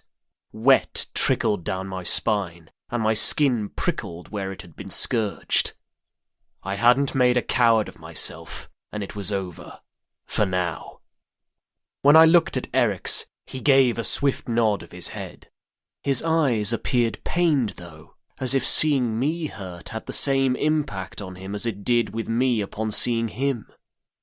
The second lashing took me off guard, and I released an involuntary gasp as the whip dug into my side before being yanked away. I was the last in line, so that should have been the end of the preliminary blood offering and start of the actual game. I pivoted to see Pericles holding the flog. "The goddess demanded more blood," he said, smirking. As he reared his arm back to swing again, I rolled to the side. The air in front of my nose whistled as the leather barely missed me and hit the dirt. I lay on my side and stared up at the clear blue sky, somewhat disoriented. Whether from the sun's blinding rays or the ache in my side, I did not know. Eryx grabbed my arm and heaved me up to my feet as Pericles tried once more. A streak of crimson stained the dirt from where I'd been. I leant against my friend, trying to snap out of my haze. 2 lashes shouldn't have affected me that badly. Perhaps it was my sleepless night, empty stomach, and blood loss all combined. "Stop being weak," I demanded of myself. The others in our group had already fled back toward the temple and waited several feet away, out of reach from the whips. We joined them before turning and staring back at the center. Blood decorated the stone altar, the splashes of red standing out amongst the white. The older youths moved side to side and loosely swung their weapons, like predators taunting their prey. "Axios," Eric said, turning to face me. "Block out the pain. You must." I nodded and inhaled deeply, filling my lungs with the air they sought. "Pericles hit him harder than the rest of us," Theon spoke. "Look at the torn flesh on his back and side." "It matters not," I said through clenched teeth, meeting each of their stares. My blood had trickled down my spine and now dripped down my legs. "Let us continue." I wanted this day over. The game didn't end until all the cheese was stolen and enough blood had been given to the goddess. Sometimes it did not end until all participants but one was unconscious or dead. There were 4 whip-bearers and 7 of us. Sacrifices would have to be made. It was all part of the festival, which was in a way honouring the Battle of Plataea that was fought in years past. The infamous battle had taken place in a city near Plataea during the Persian invasion of Greece. It was where the invaders had finally been defeated. The Greeks had retreated mid-battle, and the Persians had believed they'd won. When they continued their advance, they'd been crushed by Spartan forces. The diamastegosis was a blood-offering ritual for Artemis or Thea, an endurance test and initiation for the youths, and also an honour of Spartan victory. That we could not be crushed. I should have been proud to participate, but all I felt was exhaustion. Hayden, one of the bigger boys in our group, scoffed and looked toward the altar. "Spartans do not fear pain. I will prove I'm the strongest of us." Then he advanced towards the whip-bearers with an unmatched speed. The festival sometimes went differently, where the group of unarmed boys competed with each other to be whipped as a way of showing their strength. They shoved the others out of the way in order to have their flesh marred and shredded, but our herds were different than others. We had a unity that others lacked, and we'd chosen to work together rather than to compete. Apart from Hayden, it appeared. When he reached the altar, one of the boys cracked the whip against his back, but he didn't hesitate. He stole a piece of the cheese and rolled out of the way right as the whip came back toward him. No matter how quick, he couldn't dodge them all. A different boy lashed him next, catching his calf and drawing a long streak of crimson across it. Hayden didn't react to it other than the slight limp in his step as he lunged away once more. He ran back to the temple, earning a loud cheer from the spectators. "There is no unity in this game, Erix," Hayden spoke before tossing the cheese into the crowd. "It is each Spartan for himself." Eric stared at him with indifference. "You are wrong." "I believe you just want the glory for yourself," Hayden said, straightening his posture to his full height and towering over Eric's by inches. "You have a way with words that makes these fools follow you blindly, but you will never be my leader." "How peculiar," Eric said, meeting his gaze with no intimidation. "If memory serves me well, you were snivelling like a babe before we entered the arena, and it was I who calmed you. However, go ahead and show the masses how fearless you are." Hayden averted his eyes. "Fight!" Someone from the stands shouted, just as another demanded more blood. "What do you suppose we do?" I asked Erix. "Staying here and doing nothing is not an option." The others turned to him as well, including Hayden, who seemed less arrogant now that he was put in his place. Erix surveyed the crowd with the same look of determination he'd shown earlier. "The people demand a show. Let's give them one." We knew none of us would get out of the game unscathed. The primary purpose was bloodshed, so that's what happened. Each of us had our backs shred by the end of it. However, the severity could have been much worse if not for Eric's. He played by our strengths and cleverly strategized our movements. Instead of each boy for himself, running up at different times. Everything was done as a team. Hayden and Malleus, the more muscled of our group, had run up together and got the attention of the whip-bearers. Then, Eric's, Ian and I had done the same from the other side to distract the other two, earning lashings. With the 4 bearers fending us off, Quill and Theon had snuck around and stole the cheese. By the time the older boys had seen them, they'd already snatched it from the altar and were retreating toward the temple. It continued that way for a while. When one of us was struck, the crowd cheered. Their shouts of excitement filled the arena and blended into one indistinct flourish of voices. Once it was over, Gaius walked towards the center of the small arena, a cold smile in place as his eyes flickered to the blood-drenched altar. Our blood. He addressed the spectators once again, boasting about Spartan dominance. He mentioned Sparta's victory in the Great Peloponnesian War, which had ended 2 years after my birth, where Athens had been defeated. His words drifted off and became lost to me. I stood beside Eric's, gritting my teeth to the pain of my back and waiting for further instruction. Every part of me was wet with blood, and my muscles were sore and exerted, but I was still standing tall. My body was painted with smears of crimson, and I dripped on the earth below my feet. The other boys fared the same, apart from Theon, who'd been quick enough to escape the worst of the whipping, but still bled a little. Hayden looked the worst, but he appeared the most comfortable. He stared at the crowd with a smile, not a friendly one, but more menacing, taunting, as if he were waiting for someone to challenge him. Blood caked in his light brown hair from where a whip had caught him in the head during the game, and it had trickled down his forehead and dried beside his left eye. After his prideful and arrogant speech, Gaius told us to leave. We walked out of the arena and toward the city. Gaius' voice boomed again from behind us as he announced the next group of youths who'd be participating, as well as swapping the whip-bearers. With the promise of more blood, the crowd cheered. A woman met us along the way. The length of her short, dark hair signalled that she was newlywed. Maidens wore their hair long, but when they married, their hair was shaved to the scalp on their wedding night, as was tradition. "Follow me," she said before heading down the dirt path. "You need to wash before the feast." As a reward for our sacrifice, the members of our herd would be allowed to attend a celebration feast. It would encompass song and dance, as well as food and drink.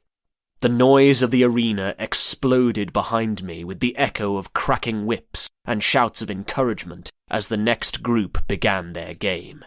And for the first time that day, I felt nothing. Chapter 5 392 BC 2 years later. Years had come to pass, but my friendship with Eric's had withstood the time. We had helped each other through the hardships that were bestowed upon us, making each other stronger both physically and mentally. Being a Spartan was not just about being strong. We also had to be cunning and resourceful. Where I'd been weak in many areas in past years, I had improved. My pain endurance had increased, and so had my resolve. Eric's had been by my side every day for the last 4 years, providing me with support and friendship. We were no longer small boys, and had just entered our 14th year of living. It was also the year in which confusing emotions began to stir within me whenever I looked at him. The sun had darkened his skin, giving him a beautiful golden glow that contrasted perfectly with the golden locks of his hair and the vibrancy of his stunning green eyes. Years of harsh training had caused muscles to form in places of his once smaller frame, providing him with a type of body in which the poets wrote tales about. Muscles had shaped my body as well, but not nearly as impressive as his. An Ephor, which was a magistrate and overseer of the boys, came to inspect all of us that day. Mostly, it was to see how each of us progressed in our training. The examination occurred every 10 days, and we were to be nude when they took place. We were used to being naked by then, and very rarely wore clothing. Poor fitness was discouraged and mocked, not only amongst the Spartan men, but the women as well. It was Eric's turn to be examined, and I watched as the effer touched his bare skin, lifting his muscled arm and lightly tracing his fingers down Eric's bicep all the way across his broad shoulders and down to his back. For a youth of 14, Eric's had an impressive build, and the effer praised his body, nodding his head in satisfaction as he examined his well-defined muscles. When the older man began to run his hand across Eric's backside, a flare of anger arose within me. I was not pleased for anyone but me to touch him. Biting my tongue, I tasted blood as I attempted to control the unexpected surge of violence that arose at the sight of another man enjoying the touch of the boy who meant so much to me. The anger was confusing. He was my truest friend, but I had no claim over him. The effer was fulfilling his responsibilities, nothing more. And even if it were in a sexual manner, it was not my place to judge. Once his examination had finished, Eric's turned around and locked gazes with me, a serious expression visible on his beautiful face. As he walked by on his way to stand with the other boys who were finished with inspection, his hand lightly traced my bare thigh as the corner of his flawless lips turned up into a smile. After he passed, I approached the magistrate for my own examination.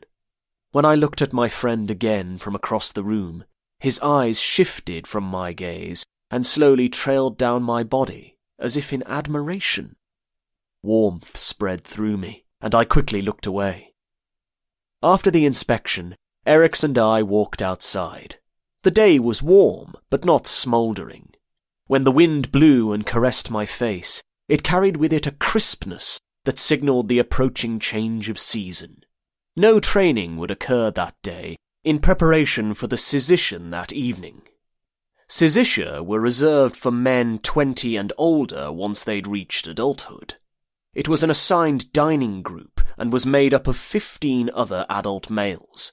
Once accepted into a Syzytion, the soldier ate and slept with that group until he was of age 30. His group became his family and was meant to form bonds of loyalty and solidarity. We were not being accepted into one as of yet. The invitation to attend was only for educational purposes. "You are eager for the dining mess?" Eric's asked as we moved at dawdling pace down the narrow path. By the slight bounce in his step when he spoke it, I saw his excitement. Any opportunity that arose for us to further our training pleased him. I tried to latch onto his joy and allow it to overtake me as it did him. But I could not. Not much brought me happiness in life, apart from him. "I do not feel one way or the other over it," I answered honestly, not favouring the idea of speaking a lie to him when it concerned serious matters. "It will be just another evening for me." "Yes, but—" He stopped and turned to me, grazing his hand down my forearm. "There will be merriment, food, and wine. And I'm sure the men will speak of their time in battle, tales of scars, triumphs, and experiences as soldiers. It will be excellent." I stared into his green eyes and had to smile at the delight shining through them. "If you say so, it must be," I responded, and continued on our leisurely walk. No destination was in mind. We had plenty of daylight left to do as we wished before we had to be ready for the Syzytion. "You know what else I say?" he asked, and his voice took on a lighter tone, one that spoke of mischievousness, and gave rise to the playful side of him that no one but me ever saw. "If we race to our spot by the stream, I will win." "You're mistaken, Eri," I denied, even though I knew he was right. "Here, let me prove it to you." Then I took off running. His feet slid on the dirt and scattered pebbles as he started as well. His laugh reached my ears. "Cheater! What's the matter?" I called over my shoulder. Too slow? A group of women watched as I shot by them, and one of them shook her head and went back inside the small house. The younger one waved before looking back at the clothes she was washing. By her way of dress, I identified her as a helot. She was still young and hadn't yet experienced the harshness that most slaves grew accustomed to. I was sure that in time, the smile she wore would fade. Unlike with other Greeks, Spartan women had no obligations to do domestic work, so they had slaves to do it for them, if they could afford them. The slaves did the majority of the labor, including making and washing clothing. Spartan women were equal to the men in Sparta, because they gave birth to real men. Instead of soft bodies, theirs had muscle as well, and they were required to train and become strong. Grass swayed in the fields, and a nearby cluster of trees provided shade for hotter days. To the right was the same tree Eric's and I'd climb on occasion, and the one we'd sit in as he told stories. Our entire world lay within the city of Laconia, the area where I'd first seen him, the barracks where we'd first spoken, and our haven by the stream where we'd once talked for so long our voices broke. The path curved ahead before going down a hill into the valley. Just as I reached it, Eric's passed me. However, he remained just a foot in front of me instead of moving as fast as he was capable. Perhaps you would be faster if you weren't gawping at the women, my friend, he said with an amused tone. His golden hair fell into his face as he quickly looked behind at me. Little did he know that he was the only one I cared to gawk at. He was too beautiful for the harsh life we were forced to live. I told Eric's everything without a moment's hesitation, but I kept those thoughts to myself. Part of me feared that the depth of my feelings for him wouldn't be returned. Another part knew that nothing could come of it, even if they were. I said nothing of his insinuation, and continued my pursuit after him. My eyes focused on the muscles flexing in his back as he ran. His strength could be seen with each movement of his torso and every step he progressed. Smooth, sun-kissed skin glistened as the efforts of our race caused him to sweat a bit, but he did not slow. He soon broke away from the trail and headed into the knee-high grass. Eric's wasn't one to follow a path for long, instead preferring to make his own, and I followed him, as I knew I always would. When he reached the barrier of the trees, I was right on his heels. Sharp rocks cut into my feet, but I no longer felt the severity of the sting, having been barefoot for many years and toughened the soles. He grinned and picked up pace, leaving me a short distance behind him. Of course, he'd been going easy on me. I wasn't the fastest runner, and I shouldn't have been able to keep up with him as much as I had. The chase was the best part for me anyway, rather than the victory. I told you I'd win, he said once we found the hidden path through the undergrowth and stopped at the stream. He wasn't nearly as out of breath as me, and sounded as if he'd only completed a light jog instead of the long run through the outskirts of the city and into the wilderness beyond. Only because I allowed it, I wheezed, resting my hands on my hips. The arch of his brow told me he didn't believe me, but he smiled and let the matter drop. We were permitted to wear clothing to the sedition, and the feel of the cloth hugging my skin was strange, as I hadn't experienced it in a while. The material hung loosely on my body, but Eric's filled out his tunic nicely. I'd become so accustomed to seeing him naked that the sight of him in clothes was almost a shame. His perfectly shaped body should be praised, not hidden. However, not even the cloth could hide his sharp contours of muscle. Nikias, one of the younger trainers, led us to the dining hall. He was in his 19th year and hadn't officially become a soldier yet, but he was assisting in our teaching, as was customary. Once completing the agauge, young men would help the youths develop as warriors before they joined a mess and entered the military. The only exception to the rule was during times of war, when all available men were needed. Spartans were constantly at war in one form or another, whether it be with the other inhabitants of Laconia or with other Greek states. But unless there was a shortage of warriors, a man did not go into battle until age 20. "I suggest you all be on your best behaviour this night," Nikias instructed as we trailed behind him. "The men will not hesitate to knock you back in your place, shall you forget it."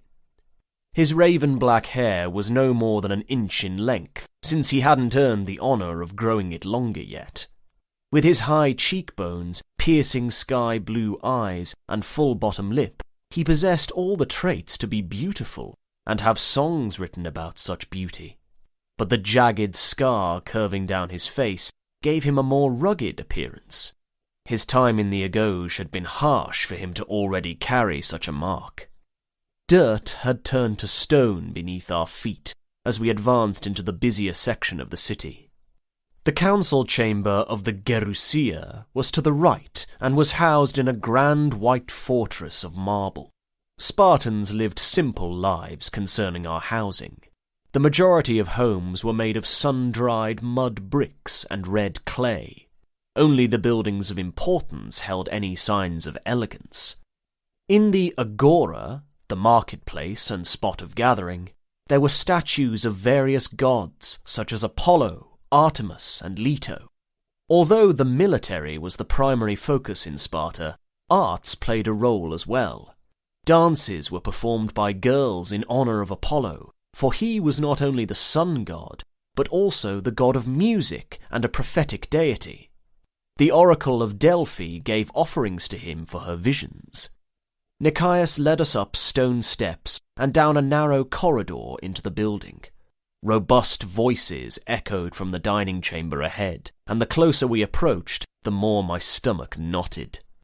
I did not know why my nerves decided to awaken. The others were excited at the prospect of eating with the other groups of Spartiates, but for me it felt like another test, yet another part of training that would challenge me in some way. Strip away another part of me and replace it with the soldier I was to become. A hand brushed against mine in the gentlest of ways, pulling me from my musings. When I focused on Eric's, I was met with his encouraging smile, and the unease dissipated a little. When we entered the room, I saw roughly 15 men sitting at the long wooden table. Most of them I hadn't seen before. Apart from Gaius, Felix, Nikias, and the other trainer Linus, I did not meet any other men. The soldiers at the table were massive, bulging biceps and wide, thick chests. Some had long beards, while others were freshly shaven. They ranged in age as well, from 20s and 30s to some that looked around 50. There were empty seats for us, and we walked that way. Eric sat down first, and then touched my arm for me to sit beside him. I did. "Welcome," one of the older men greeted once we were all seated. A streak of grey went through his long brown hair, and deep wrinkles lay beneath his dark eyes. However, apart from his older appearance, his body was still in mint physical condition. "You were invited here this night to experience what Syssitia are like. Your acceptance into one is more than just a group. These men," he motioned to the ones around him, "they become your brothers. You eat with them, sleep by their sides, and you die with them if you must." Hayden sat in the seat across from me, eagerly listening as the old man spoke. His light shade of brown hair curled a bit behind his ears, very telling that he needed another cut. The grey of his eyes reflected the candlelight and appeared paler in comparison to his bronzed complexion. In the 2 years since the diamastogosis, Hayden had muscled up even more, just as we all had, but he was still the biggest of us. During training, he excelled in all drills, and had even managed to knock Gaius to the dirt once, and it had taken all of my willpower not to laugh at the occurrence. He no longer challenged Eric's leadership, and we'd even become friends. All of us had, Theon and Quill included. Tough conditions had brought us closer. We didn't need a physician to know where our loyalties already lay, with each other. Platters of cheese and bread were on the table, but none of us touched a morsel until instructed that we could. My stomach growled as I stared at one of the pieces closest to me, but the memory of a whip digging into my flesh stopped me from reaching and grabbing it. Obedience. I laced my fingers together in my lap. "You must be starved," the same man spoke before waving a hand at the food. "Take one." He took his own piece, biting a huge chunk off the end and eyeing all of us. We did as he said, and I ate my bread slowly, wanting to savour it. The main meal was still being prepared, but I knew the portions would be small when it arrived. Adequate, but not plentiful. Overindulgence led to sluggish behaviour and a round form, which was greatly frowned upon in our society. "Have we news of Antalcidas?" a younger of the men asked. His beard had not yet fully grown and was just a dusting across his jaw. I had heard the name before. Antalcidas was a soldier, but also a diplomat of Sparta. The older man, who I'd come to assume was more of a leader figure, answered him. "He was sent to speak with Tirabazus of Lydia to sue for peace." War with the Corinthians was still in effect. In the aftermath of the Peloponnesian War, a man named Timocrates was dispatched by Persia to bribe the Greek city-states to oppose Sparta. Thebes was then prompted to rise against us, and it encouraged others to follow their lead. "Who is Tirabazus?" Eryx asked. I gaped at him, shocked that he'd spoken out of turn. It was not our place to join in the discussions of the Spartiates, but yet he did so anyway. The man eyed him with a cold stare. "I know your face. Golden hair, and eyes the colour of grassy fields. Tell me, boy, what of your father?" The unease I'd carried before arriving blossomed back into my belly. Eryx had told me of his father before. A coward. "He was called Demas," Eryx answered, returning the stare of the older man without an ounce of trepidation in his voice. Younger men at the table didn't react to the name, but the older men flashed burning stares at Eryx, acknowledgement ablaze in their eyes. I wondered if Demas had been close to any of them, fought beside them and created bonds of friendship. If so, his betrayal would have cut that much deeper. "Yes, I knew Demas," the older man responded in a lower tone, almost a growl. "I'm the one who gave him the sharpened blade that ended his pathetic existence as a man." After he'd spoken, he watched Eryx with an almost taunting expression, as if he expected him to react and become violent at the insult of his father. Eryx remained indifferent. "And who, might I ask, are you?" he asked calmly. "A man should announce himself when addressing new faces, and yet you've not given us your name." Out of sight from everyone, I touched Eryx's leg as a way to warn him to stop. I loved when he spoke his mind, but not now. His actions would get him punished if he were not careful.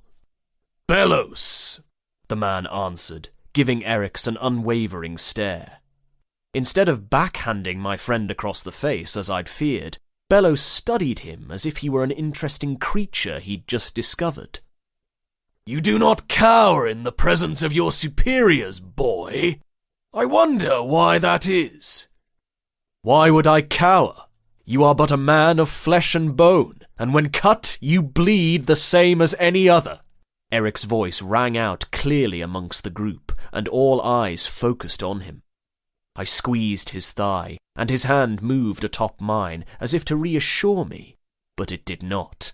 I wanted to scream at him, to remind him of our place, but my fear betrayed me, and I could not speak. Belos leaned forward. "Do you intend to stab me, boy? Watch me bleed?" Eryx smirked with no humour, and it was one of the first times his distant attitude frightened me a bit. "Only if I must." Not a sound followed his bold statement. Even the older males kept their silence. A mere youth challenging an experienced soldier was unheard of. Nikias, who sat beside Hayden, gave Eryx a stern look. His warning from earlier hadn't been heeded, at least not by Eryx. When a deep laugh erupted, the tension in the room vanished and was followed by exhales of relief. Belos grabbed a cube of cheese and popped it into his mouth before pointing at Eryx. I am fond of your spirit. Your will and intellect are strong. One day you will not only be a skilled warrior, but you will lead them. Mark my words. After taking a drink from his goblet, he continued. You asked of Tirabazus. He is a general of Persia, and seems a reasonable man. And Talcidus hopes to negotiate peace with him, to end the war. Persians are scum, all of them. But if we are to ever end the bloodshed, peace is necessary. We have shown we are the dominating power in Greece, and now more than ever, Sparta needs success in forging soldiers who carry on the legacy so many men have died to attain. At that time, men carrying trays walked into the dining hall. I instantly recognized them as helots by their way of dress. One wore a leather cap on his head, and they were clothed in animal skins. They placed a bowl in front of each of us. I almost thanked the man who sat mine down, but I forced my mouth shut before I could do so.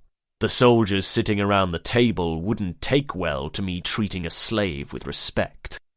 Instead, I caught the eye of the helot and softly smiled to let him know my gratitude without words. His eyes widened before he dropped his gaze and stepped backward, but the corner of his lips had lifted as well. Treating anyone with cruelty just for the status of their birth wasn't honourable to me. Helots were the foundation of Sparta in my eyes. They farmed and provided us with our nourishment. They crafted and performed all the domestic duties. But even if they were worthless, what decency would it be to treat them so harshly when they'd done no wrong? Axios, eat, Eryx whispered. The men are watching you. I looked up to meet Belos' narrowed stare. Something the matter with the food, boy? He asked in a low tone. No, sir.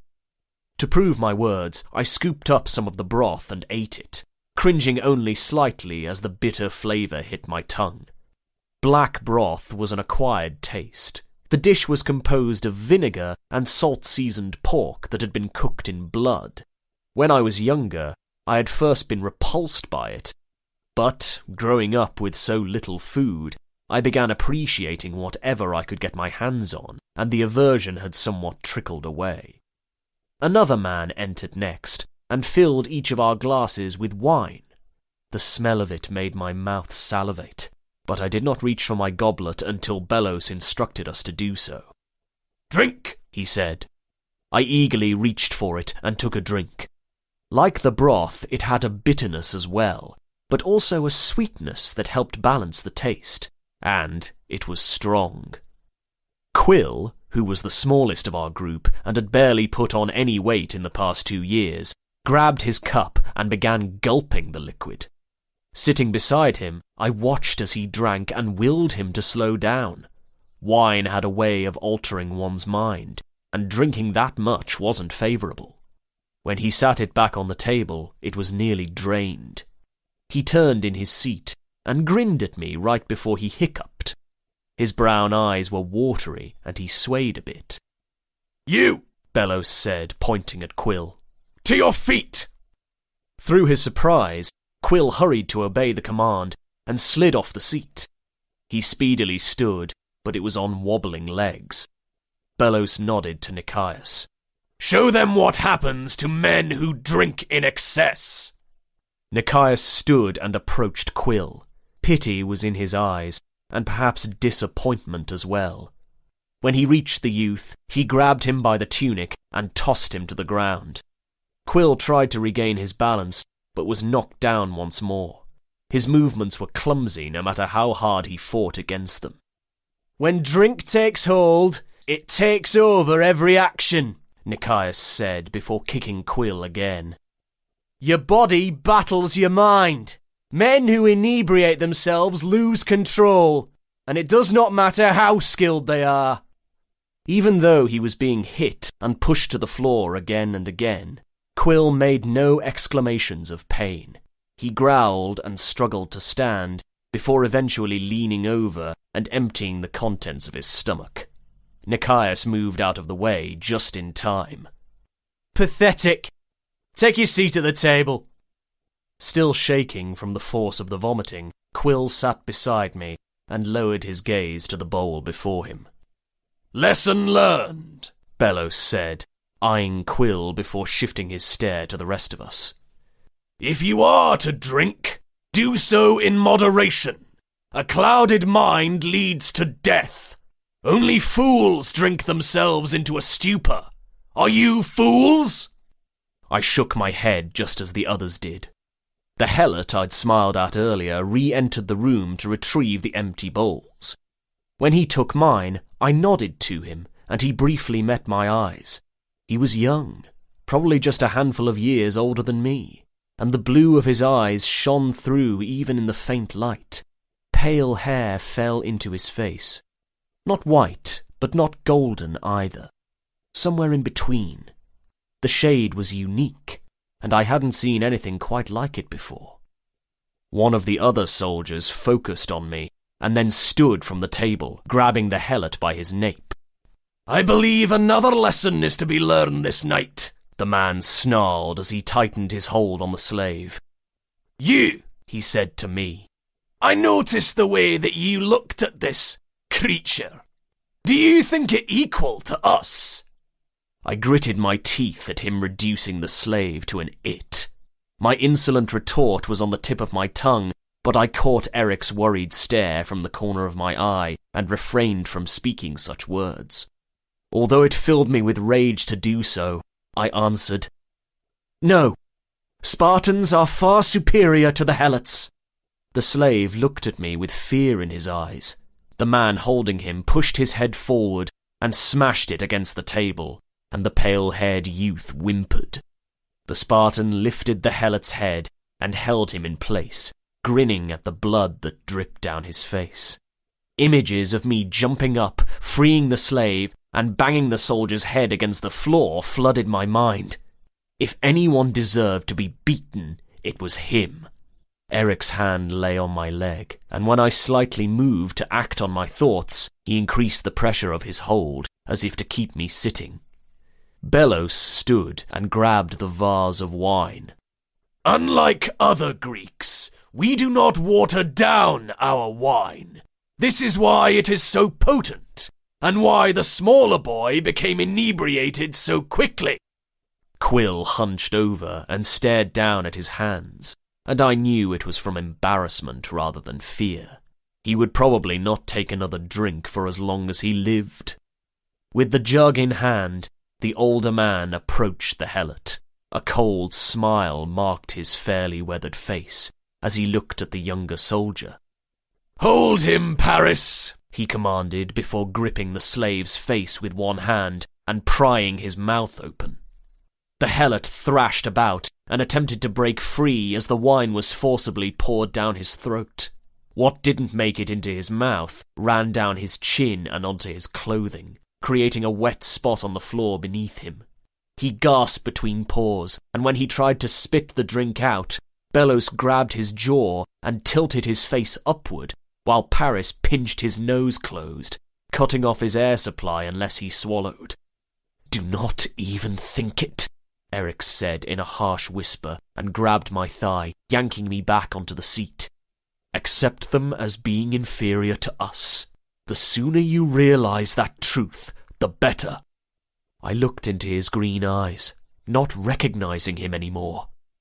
This is barbaric, Eri. How can you be so calm? That boy did no wrong.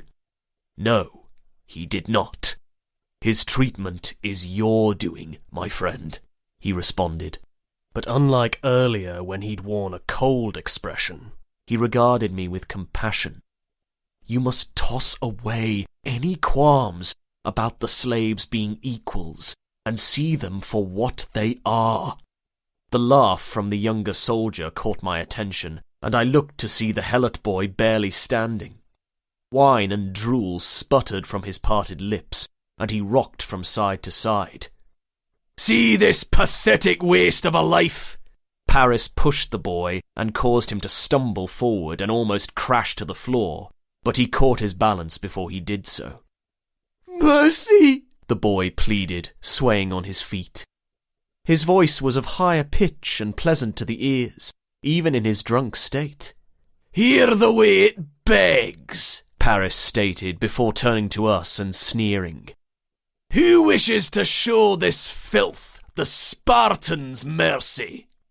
When the boy moved away in a rush, Paris yanked him by his pale hair and held him in place.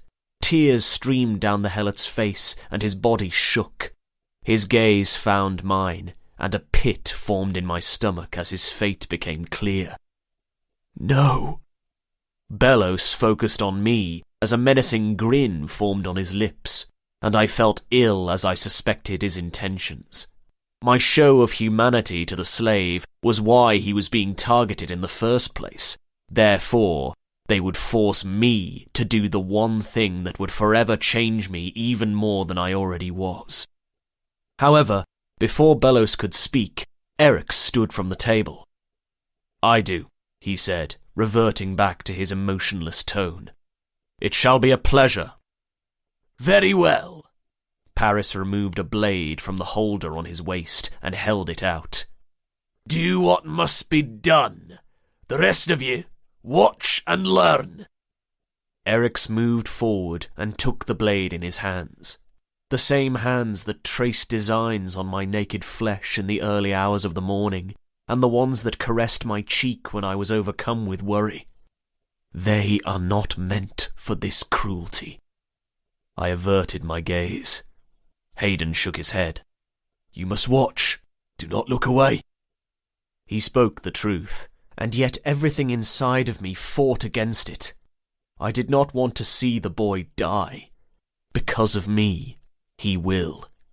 In a different life, we could have become friends. He had gentleness to him, and a rare beauty.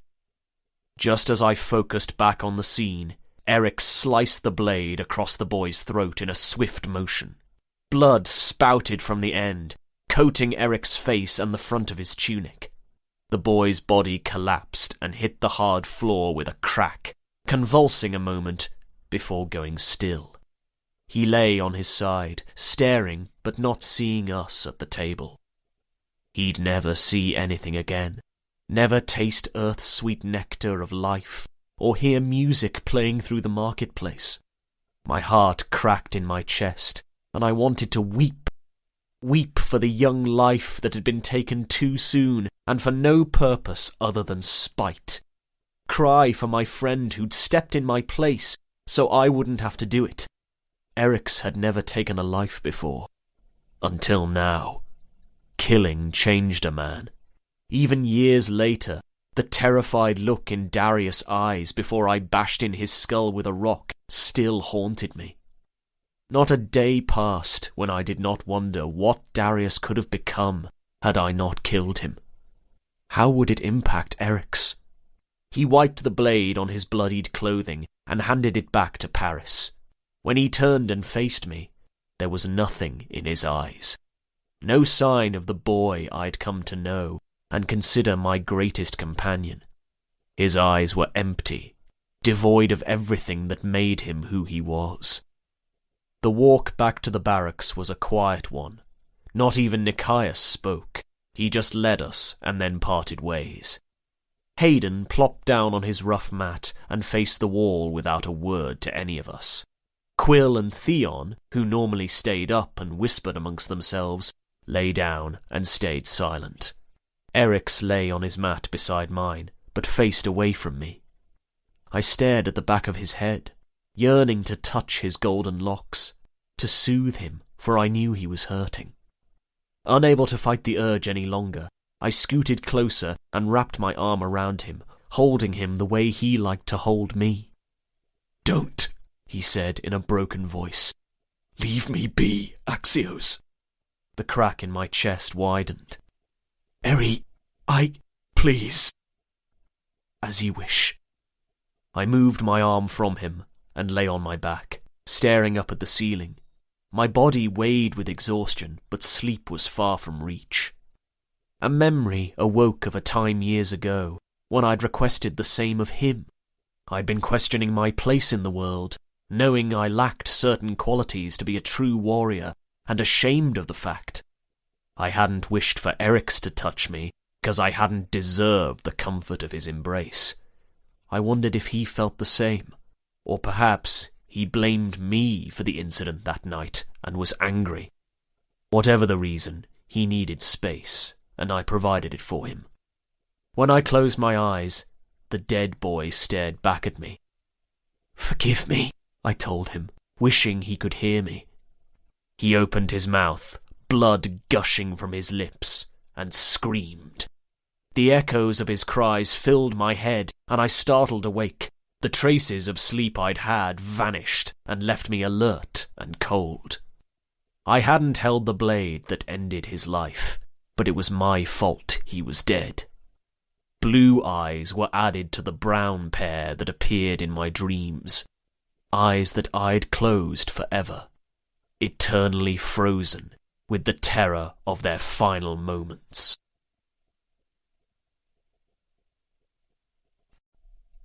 Chapter 6. As if mourning the loss of innocent life, the sun did not show the following day. It hid its face behind dark clouds and an unrelenting downpour, as if weeping all of the sorrows upon the land. Some saw it as a blessing. The gods must be pleased, they'd say, looking up at the darkened sky and closing their eyes as the water fell upon them. However, I considered it an omen of times to come, dreariness and death. I stood at the side of the small training arena and watched as Hayden and a boy named Menexenos practiced defensive and offensive maneuvers. Every so often they switched places so as to better grasp both tactics.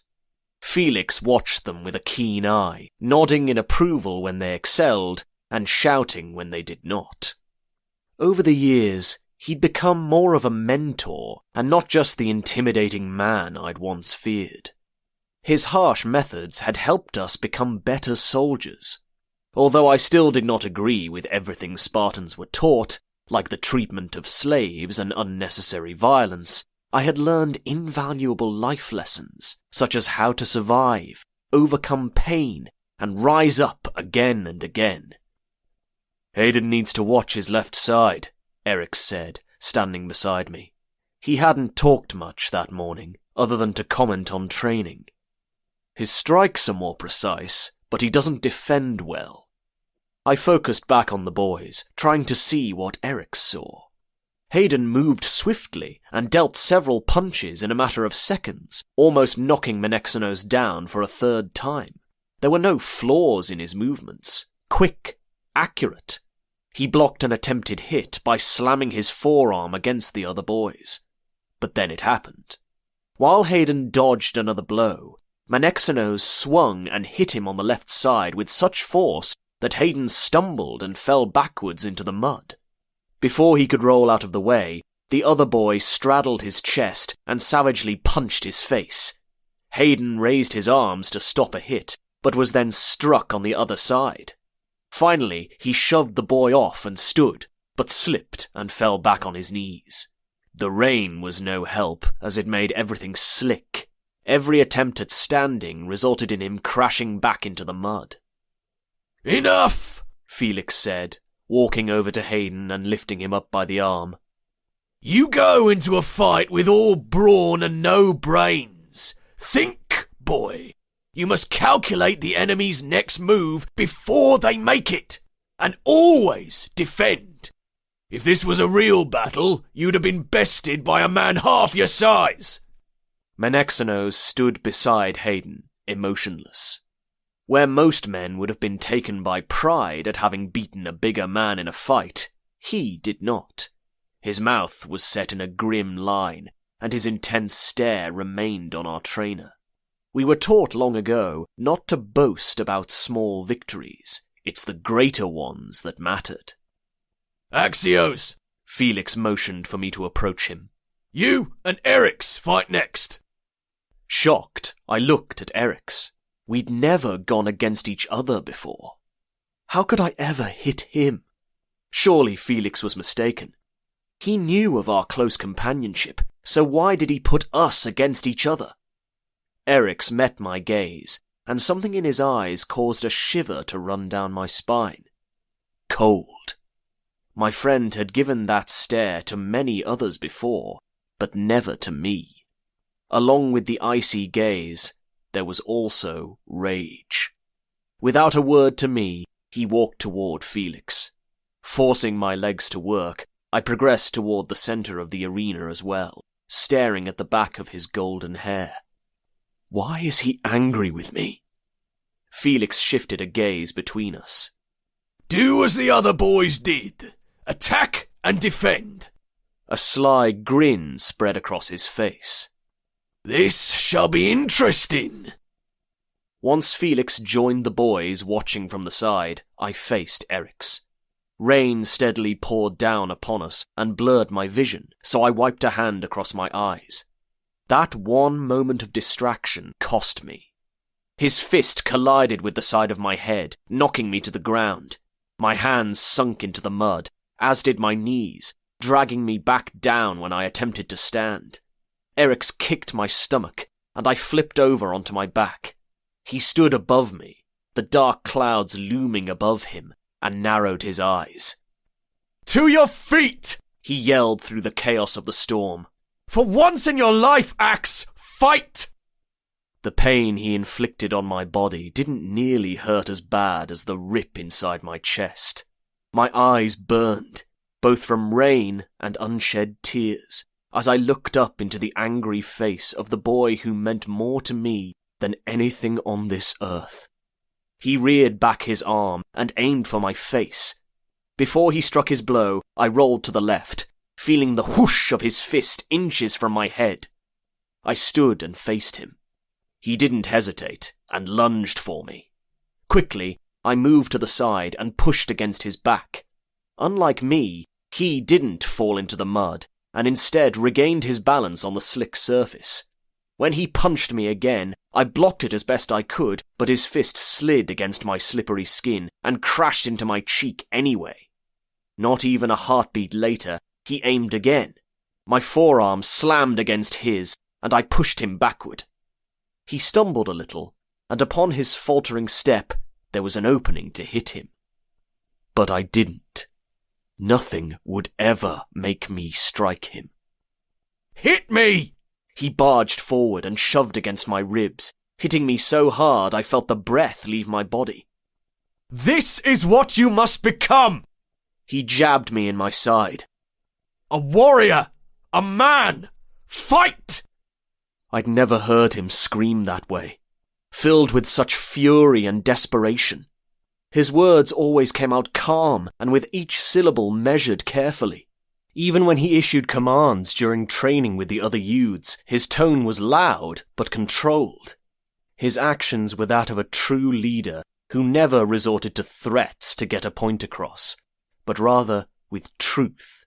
Yet there he was, wild and with all his composure broken, so different than the boy I knew. The rain transitioned into a soft mist, and I was able to see him clearly. His eyes looked like that of a man who'd lost all hope. When he hit me again, I let him. As his fists smashed into my torso, causing me to lose footing, I burrowed my heels into the mud to keep from falling all the way back. The reason unknown to me, Eric's needed this, to punish me for some wrongdoing I unknowingly committed. I made no noise as he bruised my ribs and dealt powerful blows to my stomach. But even though his punches were hard, I knew they weren't at his full strength. He was holding back. With each strike of his fist to my flesh, I saw the pain in his eyes, as if hurting me also hurt him. Perhaps he was punishing us both. Why can't you be like the rest of us? Eryx asked in a defeated tone. His cheeks glistened, but not from the rain. Fight, damn you! I could barely stand. Every part of my body ached, and blood leaked from my cracked lip and a cut on the side of my head. My right eye felt swollen, and my jaw was tight. But I hadn't fallen. Felix stepped between us, placing his hand on Eryx's chest and pushing him away from me. That's enough for today, he said, looking between the two of us with a narrowed brow. His voice had lacked the usual demanding qualities, and instead he sounded wary. Then he surveyed the boys around us and spoke in a more intimidating manner. You're dismissed! Leave my sight and go clean yourselves! When I started walking, Felix slammed his hand across my chest and halted me. As for you two, he continued, I put you against each other to observe your actions when given an order that went against your personal beliefs. As a warrior, you will face such challenges. I did not like what I saw. His gruff tone held compassion, as did his eyes. This barrier between you. Tear it down and repair the connection I've seen you build over the years. In all my years of training Ephebes, I've not once witnessed what you share. Without another word, he advanced towards the edge of the arena and left. His advice had been almost fatherly. In a way, that's precisely what he was to me. I'd never known any other father figure than him. Although he pushed us to our limits, it was always to make us better men, to prepare us for the harsh reality of being a soldier. Eryx watched something in the field behind me, refusing to meet my eyes. His hands were balled into fists, and his jaw was clenched in the way I recognized from when he was inwardly struggling. I stepped toward him, and he took a step back, his gaze finally landing on me. Instead of being angry, he looked disappointed. What have I done to anger you, Eri? My voice cracked on his name. I could endure lashings, beatings, starvation, and extreme weather, but losing him would be the one thing to destroy me. It is not what you have done to me, but what you've done to yourself, he answered, looking as if he didn't recognize me. Why can you not grasp the truth that slaves are below us?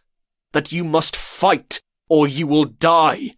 Your weakness, my friend, is caring too much. Your heart is kind, but this is no place to be of tender heart. So, he had been angry with me the night before, but I wondered, was he angry that he'd had to kill the Helot boy, or that I hadn't the strength to do it myself? I thought you liked that about me, I said, fighting the ache in my chest. Eryx studied me a moment, silent. His green eyes held my stare, and I couldn't look away. That is why it hurts, Ax, he admitted in a crestfallen tone. Your soul is pure, and your mind, although not strong in battle strategy, is keen in other areas. I admire the way you see the world with such compassion, with such light.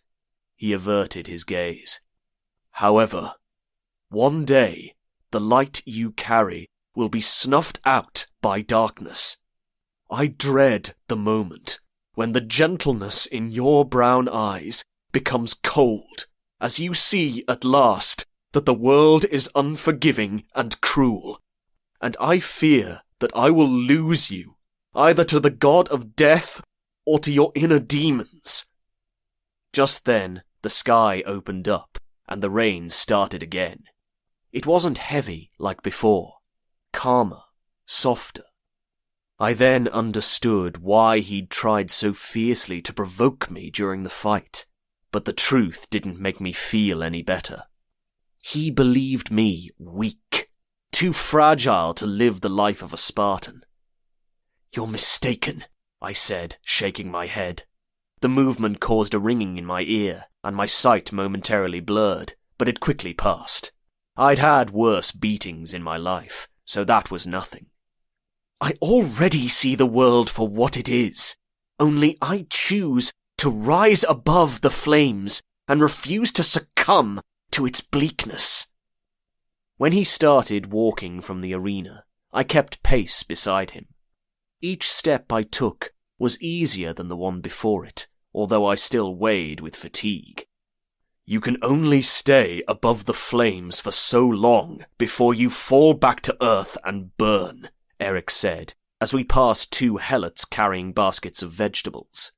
They quickened their steps and hurried off in the other direction. I couldn't blame them.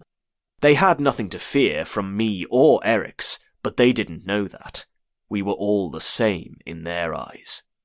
Then I will be reborn from the ashes, I responded after a moment's consideration.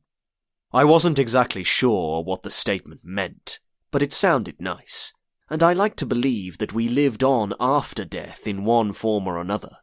Perhaps in the Elysian fields where all fallen warriors were believed to go. As a Spartan, there was only one way out of this life. Most men didn't live long enough to die of old age. It was battle and defending our homeland that took them. We arrived at the barracks, but didn't enter. Even though the day was dark and gloomy, I didn't want to be tucked away inside. I craved the fresh air and the smell of rain, the feel of freedom, even for just a moment. So we sat beneath the awning and looked out over the field. You fancied him, didn't you? Eric's asked, looking from the willow tree before us to my inquisitive stare. There was an edge to his voice, one I couldn't decipher. The helot boy. I saw how you looked at him. He was quite intriguing for a slave. The boy's blue eyes and silver hair drifted through my memory. The way he had subtly smiled at me, innocent, cautious yet hopeful. I recalled how he'd then been hurt and forced to drink the pitcher of wine, choking and desperate for air, right before being slain. Yes, I answered, remembering my desire for him, the uniqueness of his being. I did not see him as a slave. I do not see any of them as lower than you or I. He was beautiful, and now he's dead. Because of me. Attraction between two men was not rare in Sparta. Boys grew up together and bonded. We were required to live with members of our group until age 30, even if one of us married before then, so it wasn't out of the ordinary for sexual relationships to develop. Although common, it was rarely discussed. In some parts of the Greek world, older men took on younger boys as pupils and instructed them in the ways of sex. That was not customary in Sparta, however. Older men taught us youths many things, but were never to touch us sexually. It wasn't the same for soldiers. I'd heard tales of men who'd given in to their passions with other men during wartime when there weren't any women around to sate them. I was dishonest with you, Eric said in a soft, faraway manner. My gaze fell upon him. How so? He sat there for a moment before his eyes found mine. I was angry with you. Not only for your reluctance to stand up for yourself, but because I did not favour the way you looked at the helot. His jaw tightened as he looked towards the wet earth and snatched a long strand of grass, tearing it apart in his hands. Seeing you fancy another was like a dagger in my heart, Axios. And I must confess that a part of me enjoyed slitting his throat. Many times I'd wondered if he felt the same pull toward me as I did him. The times we'd tackled each other, our bare bodies sliding skin against skin, and our stares locking. I'd experienced a stirring deep within me, one that made me crave more, but I'd not known if he, too, felt such a way. And the other part of you? I asked, breaking the silence. What did it feel upon killing him? Eric's focused on the torn pieces of grass he held. Once a thing is broken, there is no mending it. Like this thread of grass, parts of it lie in shreds at my feet, and nothing can again make it whole. He tossed the rest of it to the ground and stood. When he walked toward the tree, I followed him. The rain was but a mist now, and carried with it a slight chill. Death is that way, he continued, leaning against the trunk before grabbing an overhanging branch and pulling himself up to sit. I suppose I never truly understood the finality of it until I was the one holding the blade, the one with blood on my hands. He looked at his palms. I wonder what he felt right before the light faded from his eyes. Where he went afterward, if anywhere at all. Is he at peace? My thoughts turned to Darius, the life I'd taken so long ago. I understood Eric's words. I had wondered the same. One day we will know the answer, I said, lifting myself up onto the branch beside him. But it is not this day. When he looked at me, his eyes were pained. I should not have hit you so hard. Forgive me. He reached and wiped his finger across my bottom lip. The blood had almost dried, but the wound still managed to bleed some. I feel fine. I grabbed his wrist and placed his hand upon my cheek. Our faces were close, but I needed to be closer, to feel him as I'd never felt him before. Eric's watched me with a slightly narrowed brow. He cupped my cheek, and I leaned into the warmth of his touch. There is nothing I wouldn't do for you, he whispered, pressing his forehead to mine. I would kill any man, go any distance, and burn the whole world down if it meant keeping you safe. His words rang true. I felt it in every part of my being, in my soul. Felix had been correct. There had never been anyone like me and Eric's. We were connected on a level that was beyond comprehension. The urge was too great, and I could no longer resist. I captured his lips.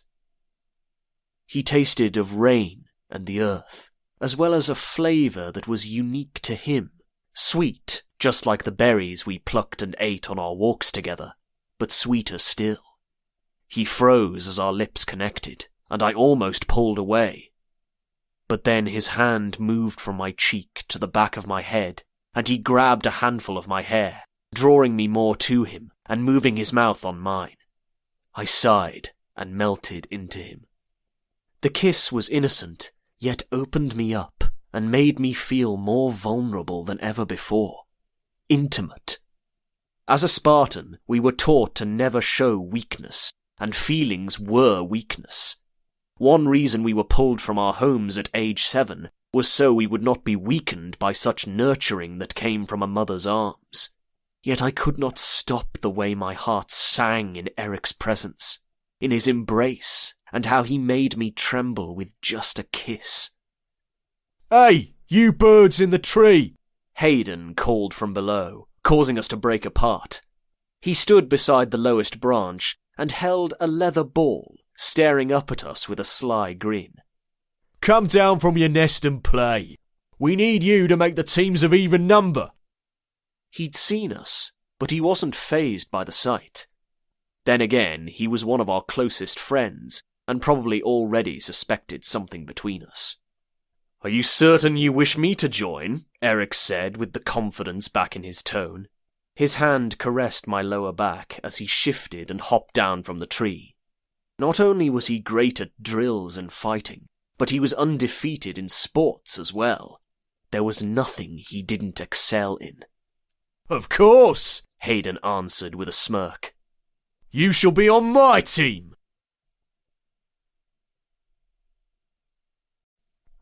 Chapter 7. Some days were better than others. Happier. Days where I felt more like a youth of 14 rather than a man whose primary purpose was to kill or be killed. Bred since birth to train and one day die for my homeland. The life of a soldier loomed over me like a dark cloud constantly blocking the sun.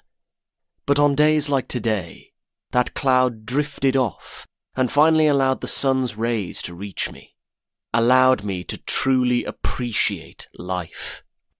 Weeks had passed since the day Eric's and I had shared a kiss in the tree, and in the late hours of the night, his lips would find mine again, if only for a moment. It never went beyond a light kiss, however, just a gentle touch of our mouths before sleep, and sometimes when we awoke in the morning. But it was enough, a rare comfort. I was on my way to see my mother and sister. No training occurred that day. The older men were busy discussing the issues of the war with Corinth, and I'd heard small details from the lips of passing soldiers. Antalcidas' peace proposal was not accepted by Tiribazus. Athens and Thebes had been in outcry over his suggestion that Sparta would abandon support for the Greek cities, and they should be declared independent. Politics of war was lost to me, and I did not comprehend the vast majority of it, and what I did grasp, I knew it wasn't good. "What do you suppose will happen?" I asked Eric's as we headed for my mother's home. He didn't have a family, but he'd been welcomed into mine years ago. My mother favoured him, as did my sister, so any time I was able to visit, he came too. Because of the agauge, we couldn't visit often, and weren't allowed to stay long when we did. "Sparta will do just as she always has. Fight and conquer," he answered. "We may lose a battle, but we always win the war, for no army is greater." Perhaps. The stone was cold beneath my feet, and an involuntary shudder passed through me. Winter was nearly upon us, and although my body was used to withstanding the chill, I still dreaded the change. I preferred the warmth, blue skies, and birds singing in the mornings. In winter, everything fell silent. All signs of life were taken over by opaque skies and an iciness that entered the bones and did not leave until spring. Perhaps. Eric's hit my shoulder with his. "Do you doubt Sparta, my friend?" He said it in a light tone, but his curiosity was apparent in his words. "I do not doubt the discipline of our men, nor the strength they possess," I told him. "But we are not gods, Eri, no matter how great we are. When we are cut, we bleed, and if that cut is deep enough, we fall. All men have weaknesses, even the ones who believe they do not. Death is inevitable." His lips pressed into a line as we continued the journey to the edge of the city. I was uncertain if he thought my words foolish or if he pondered their truth, but regardless, he remained silent. Memories from my childhood came back to me as we approached my mother's house. It was simple and of basic design, made of sun-dried mud bricks, painted white to reflect the unrelenting heat of summer days. But it had been the only home I'd known for the first 7 years of my life. My sister had chased me in the small courtyard, one that looked the same, though several years had passed. I had laughed as she'd caught me, wrapping her arms around my torso and lifting me off the ground before tickling my sides. She'd been bigger than me in those days, when I'd been small and not yet toughened by the agauge. "Dear brother!" Liana ran out of the front door and was in my arms moments later. She smelled of flowers, even though the season was causing most of them to wilt and fade away. But she liked to keep them around as long as she could. "How I've missed you!" Her long, dark hair blew softly in the gentle breeze and flowed outwards as she pulled back from our embrace to smile at me. Such displays of affection were uncommon in our society, but she had always been a free spirit, and did as she pleased. "And I you," I responded, unable to fight my own smile. Training may have beaten many things from me, but happiness at seeing those I cared for was not amongst them. "Liana," Eric's greeted her with a nod. He stood at my side, a little taller than me and even more so than her. Golden hair fell across his brow, and my gaze trailed down his impeccably straight nose and to his flawless lips. Lips I'd tasted and wanted to taste again. "Still so formal, sweet Eryx?" she asked before hugging him, but not as tightly as she'd done to me. It only lasted a moment before she stepped away. "As always," he answered. Eryx might not be the cold-hearted beast the men wanted us to be, but he didn't show his gentle side to anyone apart from me. To the rest of the world, he was stern and lacked compassion. He was disciplined and unwavering in his ability to strike a man down. The perfect makings of a soldier, a leader. But to me, he was my home. We followed her into the house, where my mother was busy placing dishes of dried figs and beechnuts on the round wooden table. My mouth watered at the sight of the beechnuts. Not because I enjoyed their taste, but rather because I detested it. Bitter things they were, and highly unpleasant. Most people enjoyed them with sweetened wine or other fruits. Unlike Lyanna, my mother didn't embrace me. She approached and touched both of my shoulders in a kind manner, but did not move closer. "Thank you for visiting, my boy," she said with no expression, before looking toward Eryx and greeting him the same. "How are you faring in training?" Her face visibly brightened upon seeing him, and I tried not to let it wound me. He was the son she always wanted, and the one she would have preferred having. The man I could never be. She never said those words aloud, of course, but I saw it in the way she observed him with a mother's pride. "We are well," I answered, masking my hurt. "Felix has informed us that we may not stay too long." "Then let us enjoy the time that is given," Lyanna said, grabbing my hand and leading me to the table. We sat, and Mother poured each of us a cup of water to go along with the figs. I looked around, and everything was foreign, as if it were a distant memory that had faded over time, becoming lost to the formation of new ones. Some I remembered, like the courtyard Lyanna and I had played in, but others were more difficult to reach. I knew I'd once slept under the same roof, but the feelings of familiarity were lost. A different life. Mother spoke of how life had been for them lately. She'd kept busy with chores and upkeep of the house. Helots were not always privately owned and belonged to the state. Only citizens who could afford them as servants had them, so my family provided for themselves. Still considered a beauty in her years, my mother had suitors, but she had not yet decided on taking another husband. She weaved and sold her crafts in the marketplace in exchange for other goods such as salts and a variety of seasonings. Lyanna had become quite good at javelin throwing. Although girls were not required to go through the agauge like us boys, they were still educated by the state and expected to toughen up their bodies to peak condition. The main obligation for women was childbearing, and it was believed that if the mother's body was strong, the baby born from her would also be strong. It would be years before Lyanna took a husband, however, not until she was of 18 or older, and she was only 16. "One day I will be like Cyniska, the first woman to ever be victorious in the Olympic Games," Lyanna exclaimed, and mimicked the noise of a roaring crowd.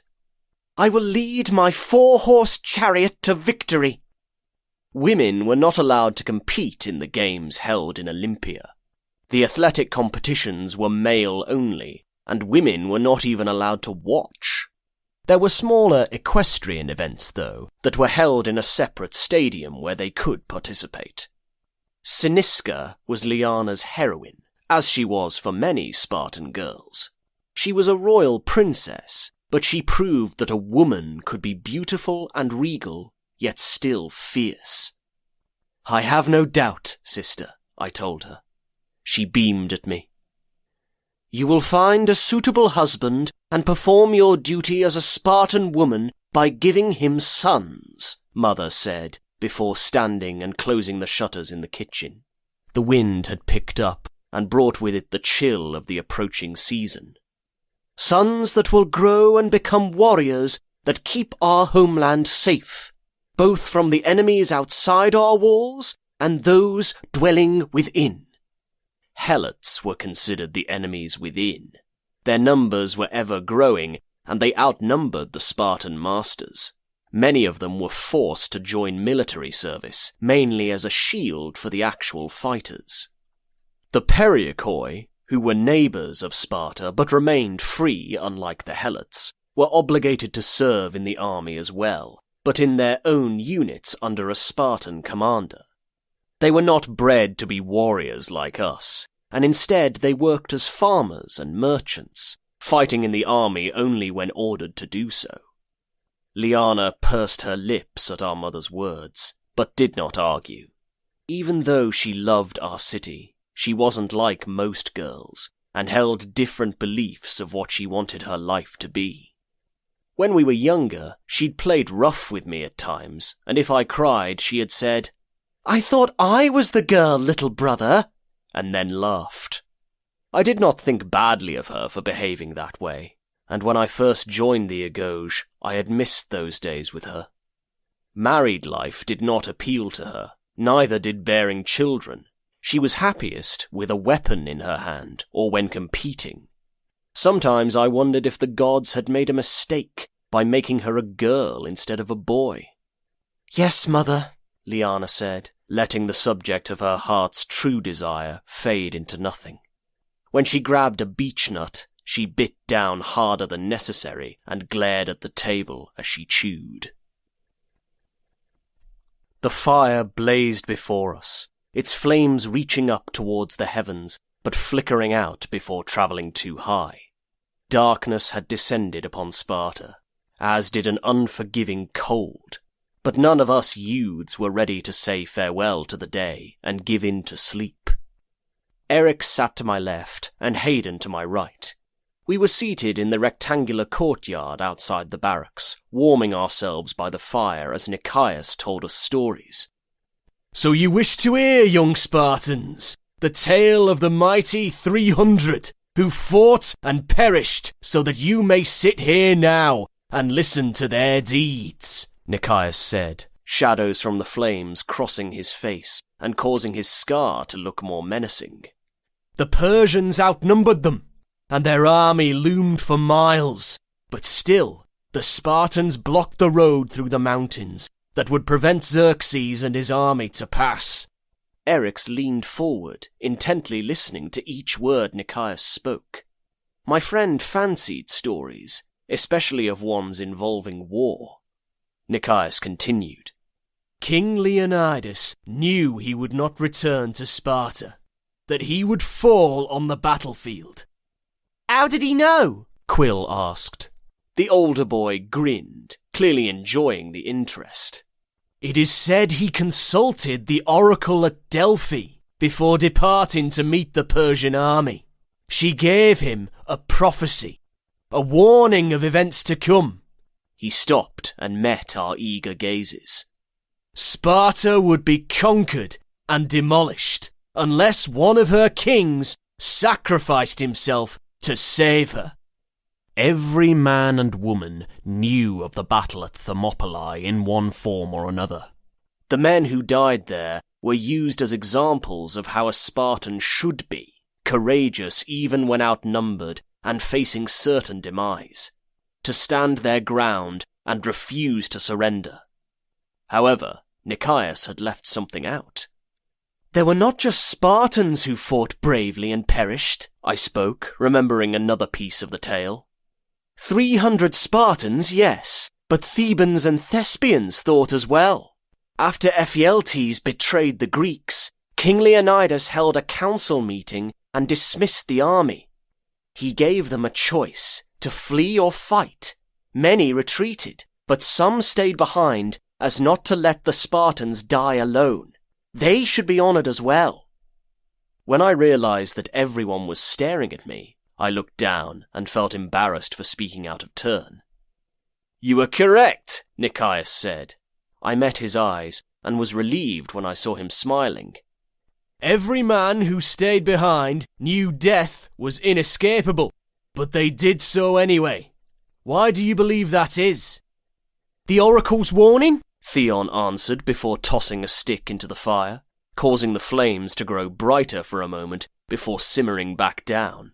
King Leonidas knew a king must sacrifice his own life to save Sparta.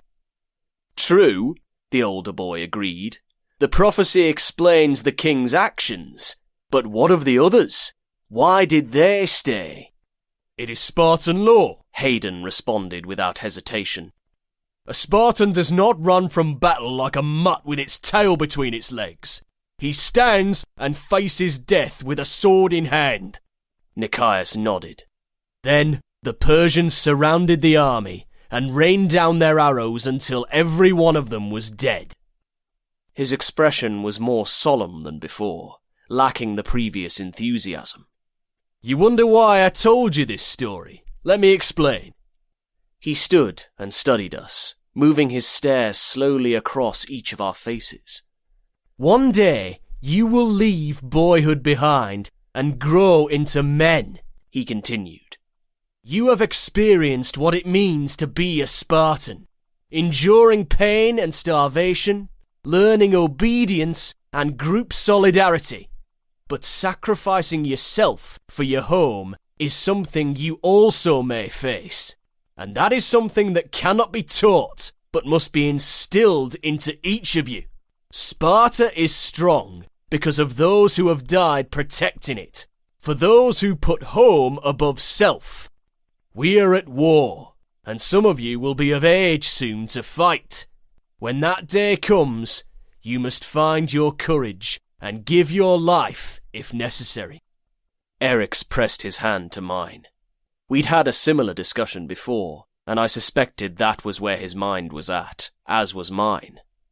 A true warrior fights for what's in his heart, he'd once told me as his fingers had trailed along my jaw.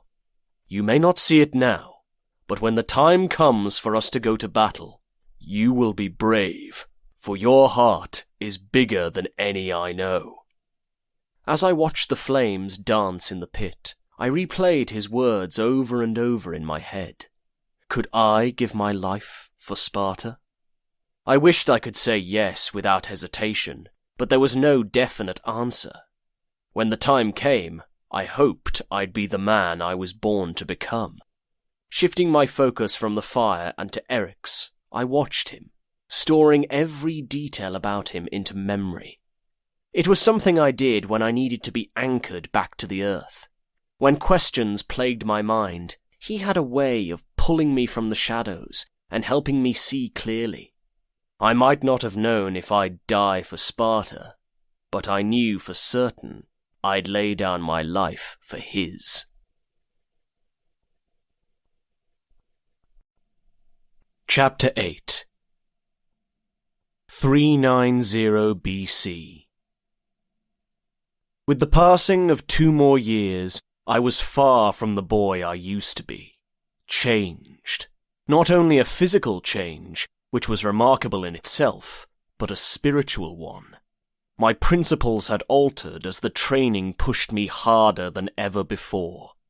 Gaius took every opportunity to humiliate us and issue the worst of torments. Floggings had turned to being beaten with blunt objects, and once we were each burned with metal from the forge and left with a scar as a reminder. I could not find it within myself to hate him. He'd made me stronger. My body had strengthened in ways I'd never thought possible. Pain was no longer endured, for I hardly felt it. When my back was lashed, I didn't flinch, and barely registered the sting as the leather tore into my skin. When I was burned, the only discomfort was the smell of singed flesh. For 2 summers they'd tried to break me, but I would not be broken. However, I still held on to pieces of the boy I once was, fragments that now loosened over time but still clung to my insides. Cruelty to helots still sickened me, but instead of saddening me like it once had, it now fueled my anger. during drills, I'd become a great fighter because I thought of all the youths who'd tortured, maimed, and killed the slaves for no other reason than sport, and I punished them. Eryx knew I wasn't quite how Sparta wished me to be, but he saw my growth and was proud. My skills were not as excellent as his, nor would they ever be, but they'd greatly improved. I no longer allowed others to beat me without putting up a fight of my own. The act of not fighting did nothing but allowed other men to triumph. My death would serve no purpose other than to have them mock my cowardice and then throw my body to the hounds to feast upon. So, I learned to let go of the morals that had once held me back, and embraced my birthright as a Spartan male. Kill or be killed. It had only taken 16 years for me to understand that notion. War with the Corinthians was still in effect, and it was only a matter of time before I went into battle. Unless, of course, peace was agreed upon before I came of age, but all such negotiations thus far had failed. "What are you thinking?" Eryx asked as we lay by our stream. The last signs of winter had melted, and life flourished once more. Flowers bloomed, their opened petals reaching upward, and the once yellowed grass found its green shade once again. Animals had come out of hiding, waking from their long slumber. Birds spread their wings and took to the skies. A minor chill remained in the air during the early hours of the morning, but the sun warmed the earth by midday. "Axios," he said, pulling me out of my thoughts for the second time.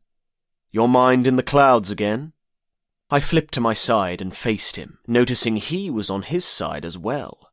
Our legs were close, but not touching, so I pushed my foot between his and had him hold it between his calves. The position was familiar, as I had done it many times over the years, not sure why I enjoyed it as much as I did. It felt safe. "Perhaps soaring with the birds," I answered, resting my head on my arm and staring into his grass-green eyes. Eryx caressed my cheek. "I know a story about birds. Well, ravens." I smiled. Of course he did. "Tell me." He rose up before slipping his arm under me and pulling me against his chest. "Ravens had feathers white as snow once upon a time," he said, moving his fingers in circles on my shoulder. "Apollo entrusted his messenger, a white raven, to guard a beautiful princess called Coronis. He'd fallen in love with her, you see, and his child grew in her womb. But the princess did not return his affections, and soon found a new lover, Prince Ischys." I would never tire of hearing his voice. As we'd grown from boys to almost men, it had slightly deepened in pitch, but still held a soft, melodic tone. "I suppose the god Apollo was not pleased of this deception," I said, nestling into the crease of his neck. "You are correct," he responded, before pressing his lips to my forehead. The action was one of innocence, and yet it did things to my heart I couldn't describe. He continued, "The white raven learned of the infidelity and sent word to Apollo. The god became infuriated that the messenger had not killed the prince upon learning of the betrayal. 'You come and tell me news instead of pecking out his eyes!' the god had screamed at the bird. So he cursed the raven in a fit of pure rage. The bird's once white feathers were scorched black as punishment." "What became of Coronis and the prince?" I asked. He laid his head back and stared up at the cloudless sky. "We should return home. It will be dusk soon." I slapped his chest and chuckled. "You cannot stop there, Harry. I must know what happens." Gods were known for their wrathful ways. It was why we feared them. Offerings were sent to appease any wrongdoings and to keep them pleased. With that knowledge, I knew that any betrayal towards one of them would not go unpunished. If the poor raven had been cursed for just bearing bad news, I could only imagine what price the princess paid for her offence. Closing his eyes, he smiled, drawing out my anticipation on purpose. After I shoved him, he laughed. "Okay, I shall tell you. Apollo sent his sister, Artemis, to kill Coronus, while he killed Prince Iscus. The princess was slain with deadly arrows and then thrown upon a pyre to be burned. But as the flames began consuming her flesh, Apollo removed his son that was growing in her womb. That son was called Asclepius, who became the god of healing." "With death comes life," I said, remembering words Liana had told me as the time to leave for the Agauge had approached. A boy of 6, I had been afraid and unable to sleep as images of blood and torture plagued me. When I had slept, I'd woken up in the night screaming.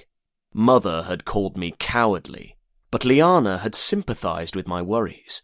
She meant to reassure me by saying when we died, we entered a new life and left the old one behind, like the Elysian fields. I wasn't certain I believed it, but I wanted to. Eryx tilted his head to gaze upon me, grabbing my hand and interlacing our fingers. "Not even death could keep me from you. My soul will forever find yours, in this life and the next." Our lips touched then, gentle and unrushed. We'd shared countless kisses, but had never done more, even when they grew heavy and desperate. In the barracks, when the other boys had slept, we'd explored each other's warmth. However, when our breathing had sharpened and our bodies began to ache, Eryx had pulled away. I wasn't sure what going further even completely entailed. Stories I'd heard, told by men around the fire on cold nights, mostly involved women, but some spoke of other men, what transpired between them when cravings arose, how different it felt than being with a woman. I had listened to their tales, intrigued, attempting to visualize what they said. When Eryx shifted his weight and lay on top of me, I moaned against his lips and wrapped my arms around him. It was the first time we'd been in the position while kissing.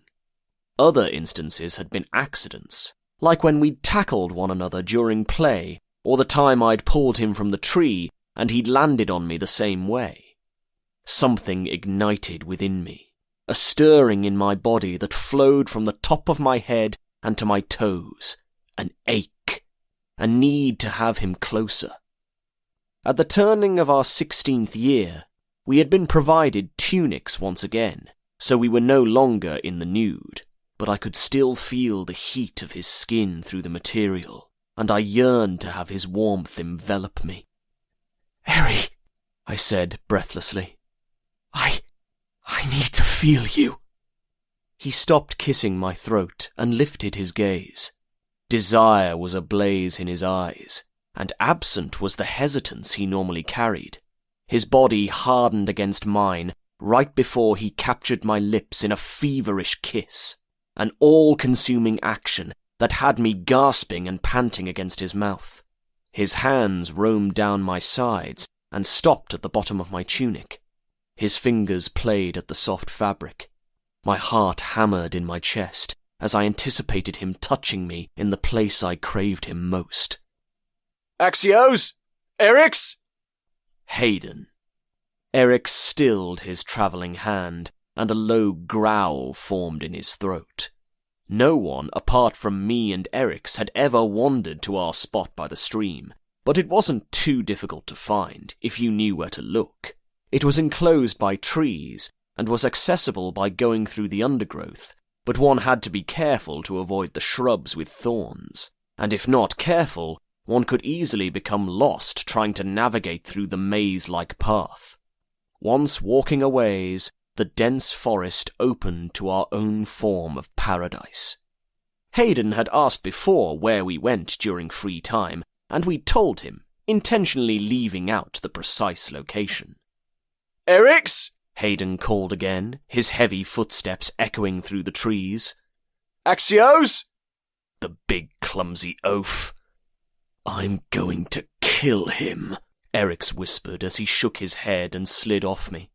Perhaps slit his throat in his sleep, or bind his arms and legs and throw him into the river. Both options would suffice. I chuckled and attempted to calm my racing pulse. The ache between my legs made me grind my teeth, and I had my own thoughts about killing our friend.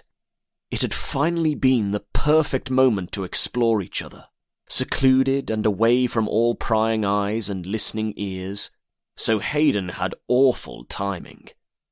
Before he could call out again, Eric's and I stood and went back through the wall of trees and into the forest to find him. Hayden leaned against a tree with one leg braced against the trunk, grinning at us as we came into his line of sight. His hair caught the sun, revealing the paler traces hidden within the lighter shade of brown. There you two are. Yes, here we are, Eric said in a dry tone, stopping in front of him. What is it you want? With a smirk in place, Hayden answered. What would you do if I said I only wanted to pester you like the nuisance I am? Probably strangle you, Eric said, but the corner of his lips lifted and removed the threat from his words. We were occupied. The interruption best be of dire importance. Eric's looked over at me and touched my hair, pulling away a small twig I must have gotten from rolling around in the grass. I would not quite call it dire, Hayden spoke, pushing away from the tree and starting to walk back toward the city. But it is a thing you will wish to see. The day was coming to an end. As we walked home at a leisurely pace, I couldn't contain my smile. Training might have toughened me physically, but it didn't take away my joy of life. I liked how everything thrived during the spring. Insects buzzed, and the green grass, darkened by the sunset, felt slightly damp beneath my feet. The sun had sunk below the horizon, but its light wasn't completely absent yet. A golden streak still touched areas of the mountainside, creating a contrast of shadows at the peak. Hayden was right. When we returned, laughter and music filled the air. Fires were lit, and both men and women danced around it, while others sat and partook in conversation. In Sparta, the focus remained on our training, and nothing was viewed more important than the army. But we also valued art and song. With the arrival of spring, a festival was held to thank the gods for all the blessings they'd bestowed upon us, such as the passing of the bitter cold and the celebration of life yet again. Poets performed their verses, and the lyre was strummed. Girls danced, as did some of the boys, and for one evening it was as if the horrors of war, fighting, and brutality were but a distant memory. I'd forgotten it was that day. Quill and Theon stood at the edge of the gathering, pushing each other and grinning. Theon put him in a headlock, and Quill thrashed around, slapping at the other boy's arm. Over the years, they'd both gained muscle, but were still smaller than most of us. Their bodies held strength, though, and they were far from feeble. Quill, who'd once been so timid and afraid, was now feisty, and challenged boys twice his size. He and Theon had become close, and were almost as inseparable as me and Eric's. When we approached them, Theon released his hold on Quill, and both boys straightened their stances. They had messy hair, and grass stuck to the dark strands, as well as dirt on their tunics. "'Bout time you two showed your ugly faces," Theon teased. "Were you snogging in a tree somewhere?" I punched his arm, feeling my cheeks heat. Our small group knew all about me and Eric's, and not one of them minded or had ever said ill words towards us. They would always be my brothers, perhaps not by blood, but by choice. "Why do you ask?" Eric spoke in a raspy voice, and stroked his fingers down my forearm. making me wish we were alone so we could pick up where we'd left off. Jealous? He then proceeded to pucker his lips and make kissing sounds. The playful side of Eric's was one not many got to witness, and I loved when he allowed it to surface. Theon gagged. I'd rather eat shit than go anywhere near that mouth of yours, dear friend. I might have a go with you, Quill chimed in, waggling his eyebrows suggestively. His brown eyes focused on me, and he winked. With one's eyes closed, I'm sure it's not much different than a girl's mouth. Hayden laughed. Like you would know. You've not kissed a girl, so you've got nothing to compare it to. He stood with his arms crossed, revealing his thick biceps. However, the night is still young, and there are many girls. His statement wasn't nearly as exciting for me as it was to them. As they exchanged grins and walked off to where several girls stood and chatted, Eric's grabbed my hand and we followed. Once we stopped beside them, he released his hold on me, and I fought the urge to grab him again. I had to remind myself that such public affections were looked down upon. Touching him could only be done in private. I missed his warmth, but I pushed the thoughts from my mind and tried to enjoy myself. Occasions such as these were rare, so I didn't want to ruin the night by being of low spirits. It was quite amusing to see my companions interact with girls. Even Hayden, with his normally arrogant attitude and self-assuredness, stumbled over his words and acted a fool. He motioned to the girl in front of him, and to the rhythm of the music being played around us, he said, Your hair is as soft as the fur on a bird's back, and your nose is as pointed as the tip of my spear. Theon howled with laughter and patted Hayden's shoulder as the girls scoffed and stormed in the other direction.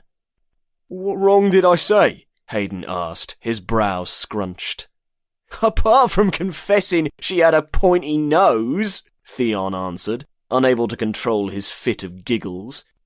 And, my friend, birds have feathers, not fur. Hayden looked puzzled, clearly not having the brains to go along with his burliness. I laughed, and he shot me a glare.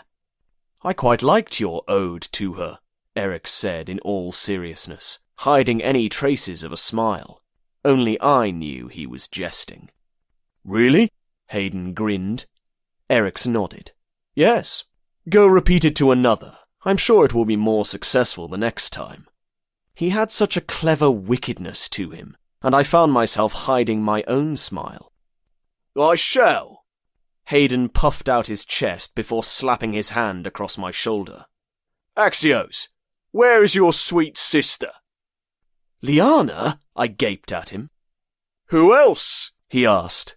Unless you have another sister we do not know of. Some of the more simple Spartan girls might have fallen for his charms, but Liana was too intelligent to fall prey to such dim-wittedness. Hayden had first met her over a year ago, and since then he had often spoke of her beauty, as well as other parts of her that no brother ever wanted to hear about his darling sister. You would do well to put any notions of wooing her aside, I told him. She is not like most girls. You have a better chance of wooing Gaius than her. He radiated with the challenge. One day you will eat those words. After giving a mischievous grin, he spotted Liana sitting on the ground a ways away, and he took off toward her. How long do you suppose he'll last before she strikes him? Eric's asked, looking after our friend with a smirk. I shrugged. Perhaps until he says the word fur. He laughed and reached to take my hand. I met his stare. His face was cast in shadow and partly lit with flames from the roaring fire, but I still saw the gleam in his eyes, one that said more than words ever could. It was a thing I felt deep within my chest, and that stirred in my very being. We turned and walked away from everyone, hand in hand. Exuberant voices and the soft strumming of the lyre drifted away the farther we travelled. With the setting of the sun, a chill found its way through the air and coated my skin, creating an involuntary shiver. The warmth of his hand helped to chase away the cold, and I leant against his side to take in more of his heat. Where he was leading me I wasn't sure, but I didn't question him. I would follow Eric's anywhere. Soon we arrived at the stables, and the reason for his choice of location became clear. Away from watching eyes. The horses didn't react as Eric's opened the heavy door and went inside, pulling me along with him. We didn't speak, for any words spoken would give way to emotions Spartans were not meant to have. Vulnerability. His lips found mine, and he backed me up into an empty stall as our mouths moved in sync. His hands moved up and down my sides, yanking at the material separating our eager flesh. The taste of him consumed me. The feel of him overtook every inch of me until there was nothing left but us and the way we fitted together. When my heel hit the bed of hay, I tugged Eric's down with me to lie within it. The straw poked into my back a little, but I was too wrapped up in the feel of him to care. Each time we touched, more of me slipped away and became part of him. I was his. I had been his the very first day I laid eyes on him. The golden-haired boy who had watched me with concerned green eyes and beckoned me to stand and fight had come to mean more to me than my own life. He moved atop me, pressing his manhood against mine as he kissed my jaw and then down my neck. I gasped as he reached the base of my throat and sucked. It made me shudder and cling tighter to his shoulders. "Eric," I moaned, not quite certain what I intended to say. Countless sensations took me over, and I tingled from head to toe. My ragged breathing paired with the racing of my pulse. The ache in my groin had me raising my hips and meeting each of Eric's movements. "Do you trust me?" he asked, lifting his gaze to greet mine. "There's no one I trust more." When I nodded, he unfastened the clip that held my tunic in place and shifted it to expose my bare torso. He lowered his head and kissed the center of my chest before trailing his lips further down. Bumps formed along my skin as his mouth left a wet path down my stomach and moved towards a part of me he'd only touched in my dreams. Being in the nude around each other was nothing new. In fact, I'd seen him more without clothing than with. This instance was different. For the first time, my skin heated at the thought of him seeing the private parts of me. Spartans were raised to see nothing disgraceful or immoral about nudity. My uneasiness came not from pride, but from worry he wouldn't approve. It was no secret that my body had not progressed as his had done. It had changed over the years, and I was bigger than most in our herd, but my muscles were not as defined, and my frame, although larger and possessing strength, still was no match for his. But as his touches became more adventurous, I found myself letting go of the embarrassment and reveling in the feel of him.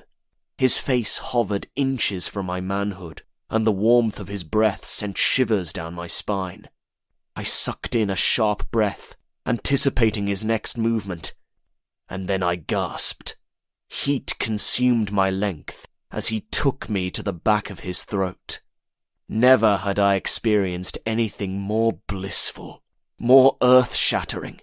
I grabbed a handful of his golden hair and egged him on further, lifting my hips to meet him and gasping as my entire being quaked. As his soft lips enveloped me, his hand brushed across my entrance. I jolted at the unexpected contact, but soon relaxed back on the hay. Looking down at him, I watched as he gripped my length with one hand and popped the tip from his mouth. I shivered as a slight chill touched the slickness that coated my member, and I yearned to push back inside his warmth. His green eyes focused on me, as he wet his fingers with his tongue and lowered his hand once more to my backside. I did not jump that time, as he swirled his spit at my opening, moving his thumb in slow circles. "Where is it you learned this?" I asked in a heavy, breathy tone. "The older men," Eric smirked as his fingers continued their tender movements. "I inquired about how boys pleased one another." It occurred to me how the men might have taught him, and the suspicions that entered my mind replaced all pleasure with a deep rage. He took in my emotions with a narrowed brow and stopped. "Axios, it is not what you believe. I have not been touched by any other than you. I am yours, and you are mine." The anger that had been prickling along my skin subsided, and I nodded. Disliking the sudden shift in the air, I smiled down at him. "What more did they tell you?" He returned my grin. "It is better if I showed you." Keeping eye contact with me, he lowered his head and took me into his mouth again. I released a drawn-out moan and leaned back in the hay, burying my hands in his soft hair. The light stroke of his fingers at my opening continued, but he soon pressed the tip of one inside.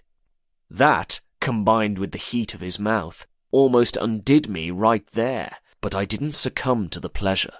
Not yet. Eric's was patient, treating me with care, and used his hands and tongue to prepare me for what was about to happen. But even then, the degree of ache was high as he started joining our bodies. I'd learned to withstand pain, but that discomfort was not one I had ever experienced before, one that tore me on the inside. I gritted my teeth to keep from crying out. "They spoke of how it would sting," he said with great sympathy in his rasping tone. "You must relax." He hovered over me now, pressing his lips to mine as he slowly moved inside me. My body fought against him in the beginning. As he pushed forward, he was met with resistance, and I feared he would rip me apart. This is not what I fantasized it to be. In my most private of musings, the moment with Eric's was not one of pain, but of intense desire. Two souls becoming one, and dancing the sweetest of ways, reaching the peak of Elysium together, and soaring toward the sky. In reality, I fought the urge to shove him off. Sweat trickled down my temple, and my heart raced like wildfire. He kissed my forehead and whispered, "Relax, I'm almost—" We both gasped as he finally breached past the flesh resisting him. The pain was but a dull ache now, and I released a sigh of relief. When he moved again, I finally felt the trickling of pleasure masking the sting from before. Eric's noticed my change and smiled through his own groans. Bracing one hand on the bed of hay and using the other to hold my thigh, he quickened his pace, going deeper and hitting places I never knew existed. As his hard body slid atop mine, I felt every ridge of his abdomen and each breath he took. The noises passing my lips were foreign but uncontainable. I'd never felt more alive, more aware of my own body. With another whimper, I threw my head back and closed my eyes. "Ax, look upon me," he uttered on a moan. I did as he asked, meeting his half-lidded stare. He cupped my cheek, and his thumb brushed across my bottom lip. I touched it with my mouth, sucking on it as he'd done to me earlier. His eyes widened just before he smirked, moving faster, harder, the speed of his thrusts becoming sporadic as the tension built between us. A tingling started in my spine and travelled down into my groin. I was lost to abandoned desire, and there was no turning back from the precipice I found myself swaying atop of. When he touched a particular spot within me, I lost all control and let go, letting the fire coursing through my veins burn and ascend like a phoenix reborn. And I soared. He came apart in my arms moments later, his whimpers and groans the only sound in the stables. Heat filled me right as he jolted, and his stomach muscles quaked, and then he collapsed on my still trembling body, panting heavily. Muskiness lingered in the air, the scent of our love-making and that of the livestock, and our sticky bodies clung together. He kissed my chest before nuzzling his face into the crook of my neck. I ran my fingers through his damp hair, feeling sleep beckon. My eyelids weighed, and I gave in to the drowsy haze, shutting my eyes and relaxing into him. I finally believed in paradise.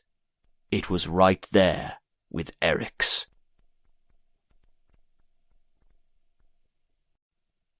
Chapter 9. The next morning I awoke to the sound of Eric's soft snores.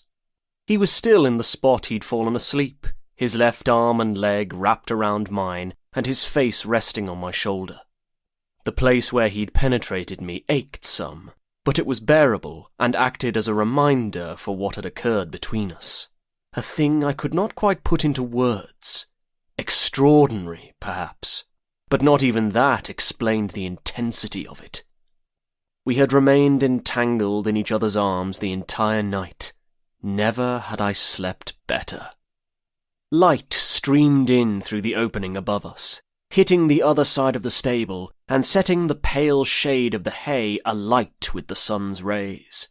Noises stirred, both the animals among us and also voices seeping in from outside the walls. Eric's steady puffs of air quieted as he shifted and opened his eyes. When his gaze focused on me, he half smiled. "It wasn't a dream," he said, his sleepy grin growing wider. "You're here, and we're together." Before I could rejoice in our rare moment of bliss, something dark clouded his eyes, and he jerked upwards, scrounging around for his clothing. "What's the matter, Eri?" "Get clothed." He grabbed his tunic and clumsily fastened it in his hurry. "We did not get back to the barracks last night." I stared at him, pondering why he was stating the obvious. Of course we hadn't returned to them. Then it struck me.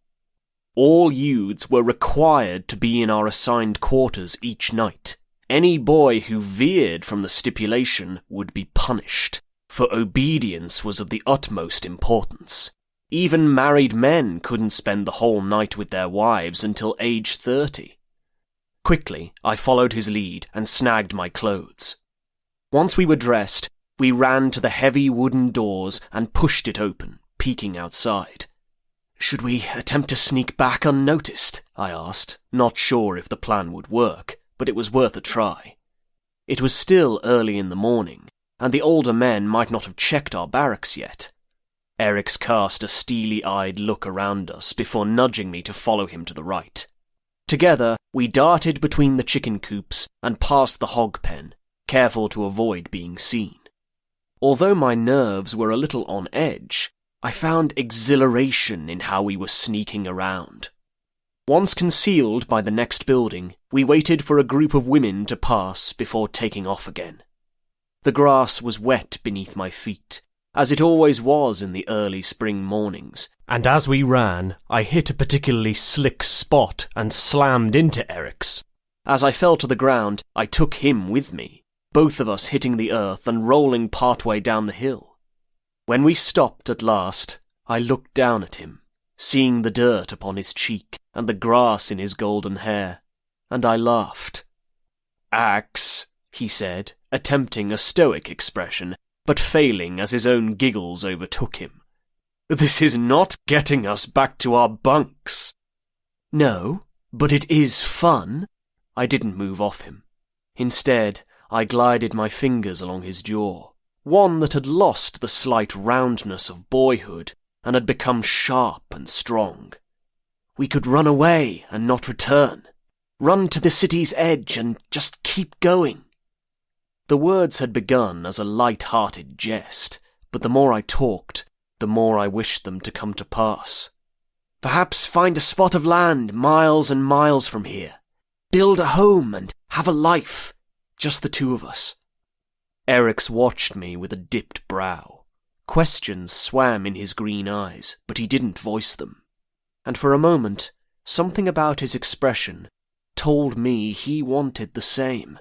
That a part of him, buried beneath his sense of duty to Sparta and warrior mindset, yearned to leave this place and begin a new life away from bloodshed and war. A life where we would be free to be together without the very real possibility of death with the rising of the sun each morn. Hope blossomed in my chest, but such a dangerous thing, hope. It had the ability to lift even the most melancholy of spirits before sending them spiraling back down into the dark abyss, and the ache left over hurt worse than it had before the hope had arisen, causing everything to seem even emptier. I knew better than to carry hope, but I did so anyway.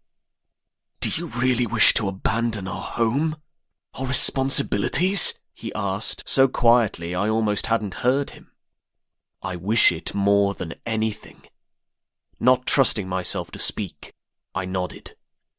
"You know there is nothing I would not do for you, Axios." He stilled the wandering hand that had been caressing my side, and his face grew serious. "But this I cannot give you.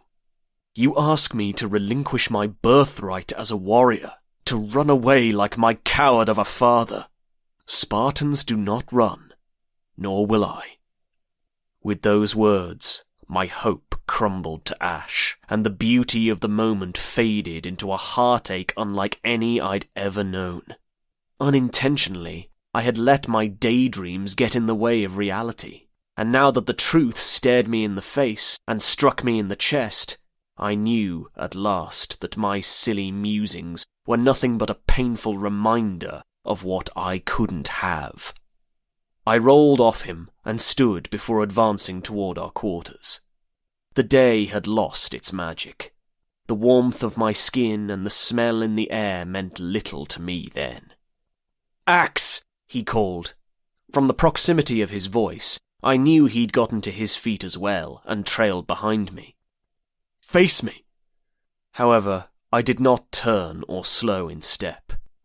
It was my fault for wishing on something that could never be, and it was wrong to place the blame on him. But no amount of reason coursed through me in that moment. Only sorrow. Many a times I wished I'd been born someone else. Life as a merchant appealed to me more than I could convey. The ability to sail the sea and go wherever the current took me.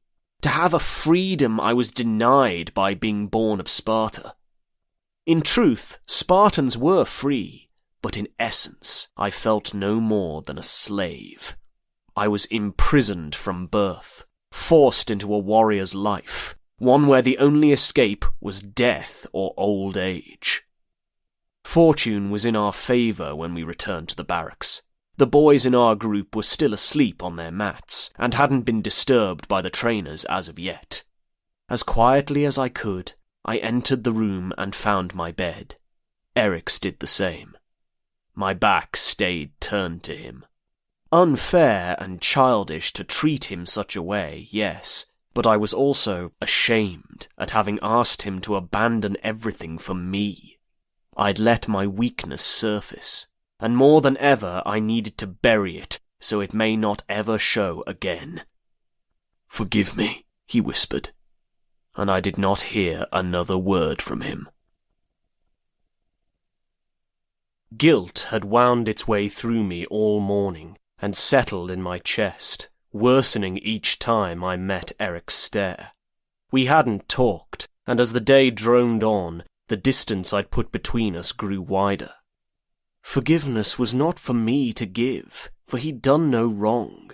Our views on life and devotion towards Sparta clashed, but our loyalties lay with each other, as it always had, and always would. "Eri," I touched his forearm as we stood at the edge of the arena. When his eager stare fell upon me, I felt another stab of regret and withdrew my hand. "Let us put behind us what occurred earlier. I should not have asked such a thing of you." "I know the reason for you asking," he said, looking away to stare at the two youths who were still practicing on the field.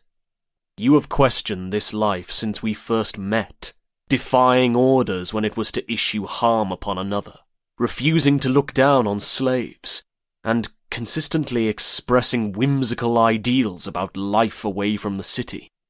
I'd hoped you'd accepted our ways these past few years, that you'd found the same passion for our home as I do deep in my bones. But you've held firm in your beliefs." His tone exuded worry, and perhaps frustration. He was correct in many aspects, apart from one. "Not often do I tell you this, but you're wrong," I said, moving from my spot and starting a slow walk away from the arena. When he was at my side, I continued. "Yes, I'm inquisitive, stubborn, and live in my mind more than I should, but I do take great pride in our home. When the time comes, I will fight for Sparta with all my might. It is only sometimes, in my weaker moments, I see how different our lives could be, and I yearn for it, Eri.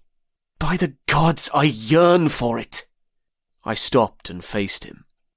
"I crave a life where we can live in peace." My voice was thick with emotion, and I forced myself to speak through the tightness in my throat.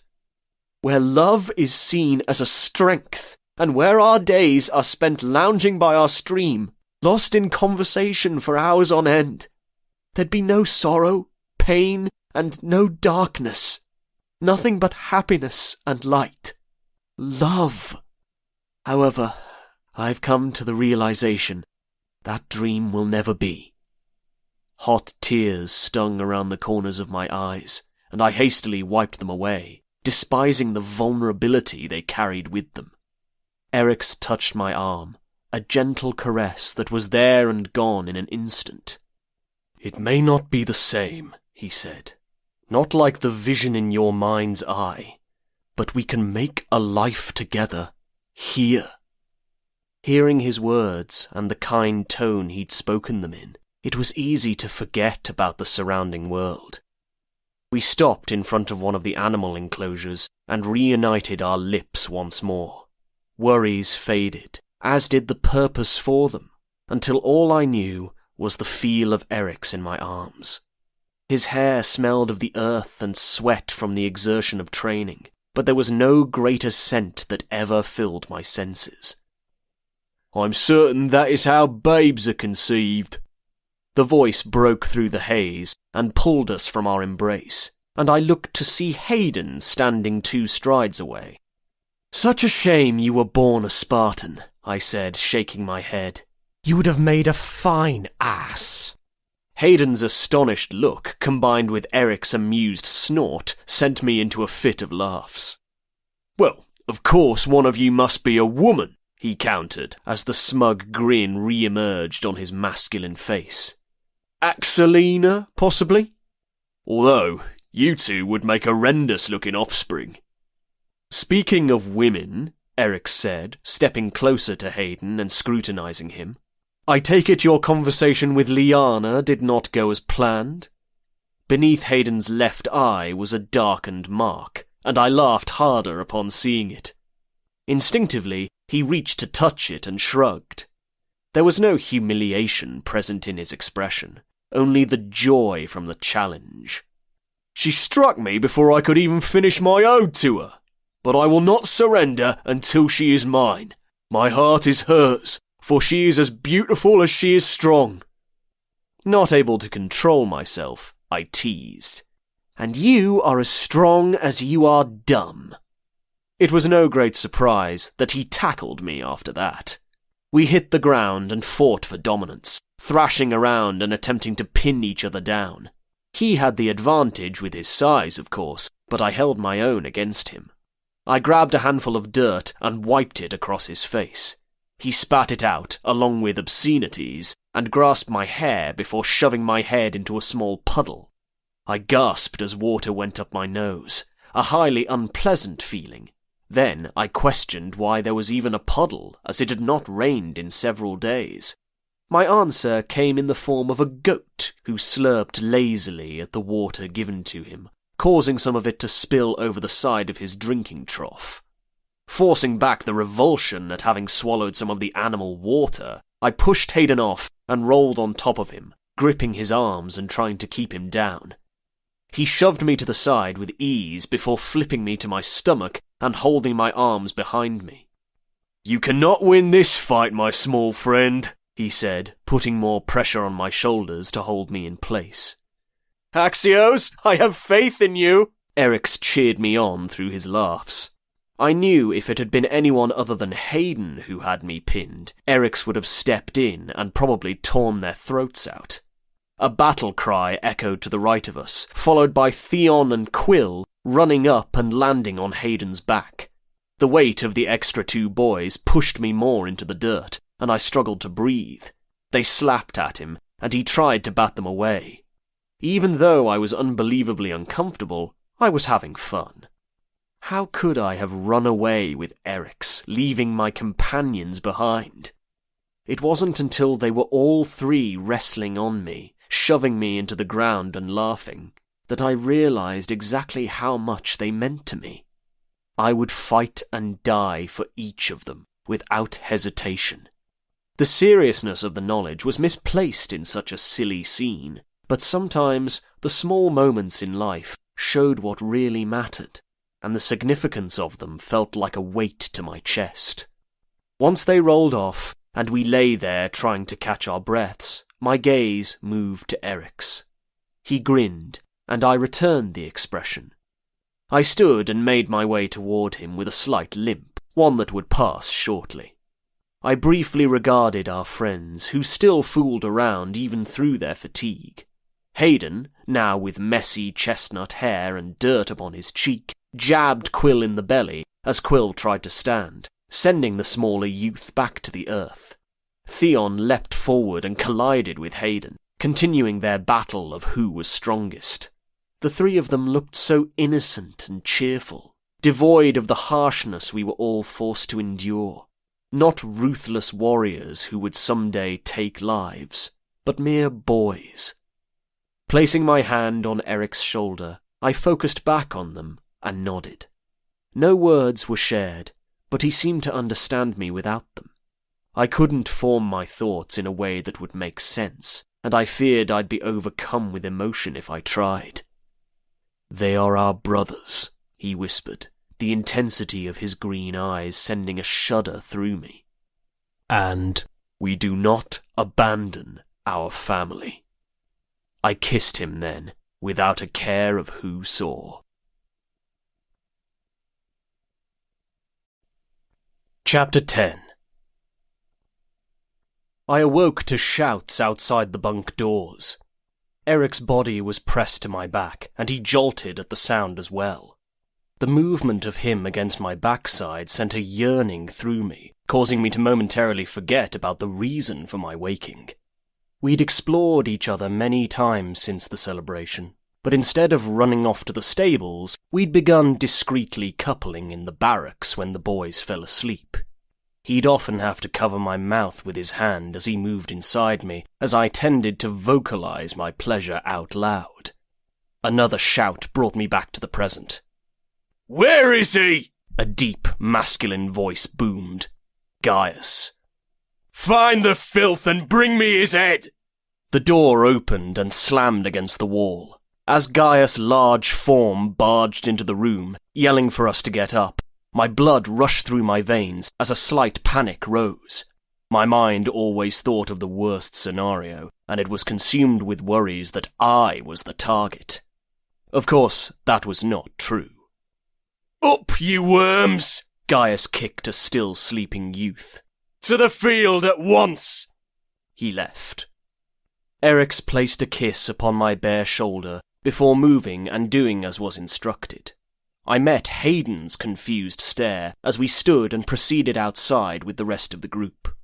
Melias and Ian, two other boys I'd grown close to over the years, but still didn't know well enough, walked side by side, and if I wasn't mistaken, Their stances gave the impression they felt more for each other. Ian, tall but slender, touched the back of Melias' arm before dropping his hand. Melias regarded him with a smile, such a small action, but one that held warmth. It was reminiscent of how Eric's looked at me.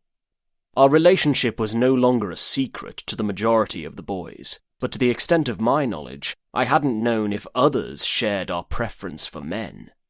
The morning was warm and carried heaviness in the air, signalling that the days would soon grow even hotter. I moved sluggishly, and was thankful I hadn't worn my tunic, for I would have torn it off me. By the time we reached the arena, sweat trickled from the side of my head and covered my spine. Felix stood beside Gaius, and upon seeing him, I had to resist the urge to smile. He'd been away on a war mission for the last several months, and I was overcome with joy to see that he'd returned and fared well. My delight was short-lived, though, when my gaze fell upon the bloody body beside them. By the way of dress, I recognized it to be a Spartan youth, but his face was out of view. Blood poured from his opened throat, coated his chest, and glistened in the sun. A fresh kill. One of my first thoughts was not who had killed him, but why they had thrown his lifeless body into the dirt for all of us to behold. Barbaric! I said a silent prayer that he might find peace in the afterlife. Felix stepped forward. "A slave has forgotten his place," he growled in a tone that radiated with rage. "You see your brother lying in his own blood, slain by a coward who leapt from the shadows and drew a blade across his throat early this morn. A coward who then retreated into the countryside, thinking to escape his fate. An attack against one of us is an attack against us all."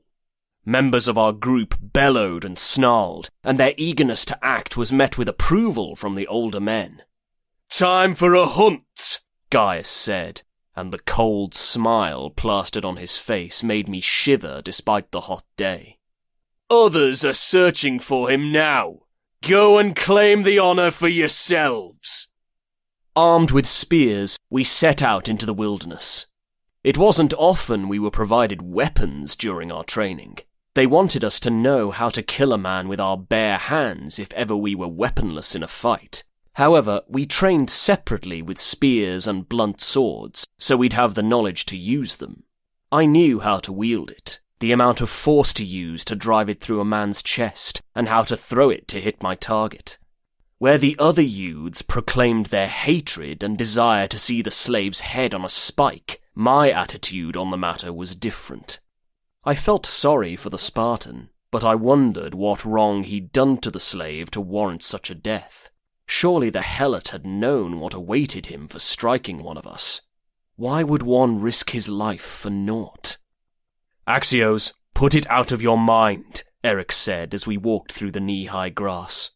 The forest's edge was nearly upon us, and then we'd be shaded by the trees, a relief from the already smouldering heat.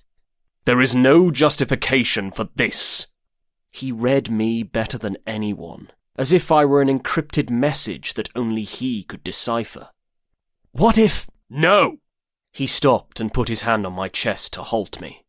"It matters not why the deed was done, only that it was done. If every slave lashed out for each wrong done to them, we would face another helot revolt as we did in years past." An argument was on the tip of my tongue. "We are not gods, nor should we behave as such," I'd say. "We were all born of the same flesh and blood." But the look in his eyes warned me not to give life to the words. "Your inquisitive mind is a reason I fancy you so," Eric spoke, his green eyes unwavering on mine. "Our battle of wits and conflicting stances make for stimulating conversations, and I treasure every moment by your side. But on this, I will not stand with you, dear friend. For too long you have fought our ways. It is time you left the boy behind and embraced the man." Embrace the man. Something about the phrase hit me in a way nothing else had. It was not the first time Erix had lectured me about my tender heart, but it was the first time I listened, really listened to him, and heeded the underlying warning in his words. If I did not let go of the boy, my compassion, individual sense of self, and refusal to abide by Spartan principles, then I would be seen as a failure for not developing as expected. My title would be stripped, as would my pride, and I'd be called a trembler and mocked for the rest of my days. We continued into the denseness of the trees. Erix moved stealthily, his footsteps so light that not even I heard them from my short distance away. He held his spear with a sure grip, angling it slightly in front of him as he progressed through the undergrowth. He'd hunted countless times, and had been victorious on each of the occasions, but this was his first manhunt. I did not think it mattered to him, however. Whether it be a boar or man, he would not hesitate to kill when given an order.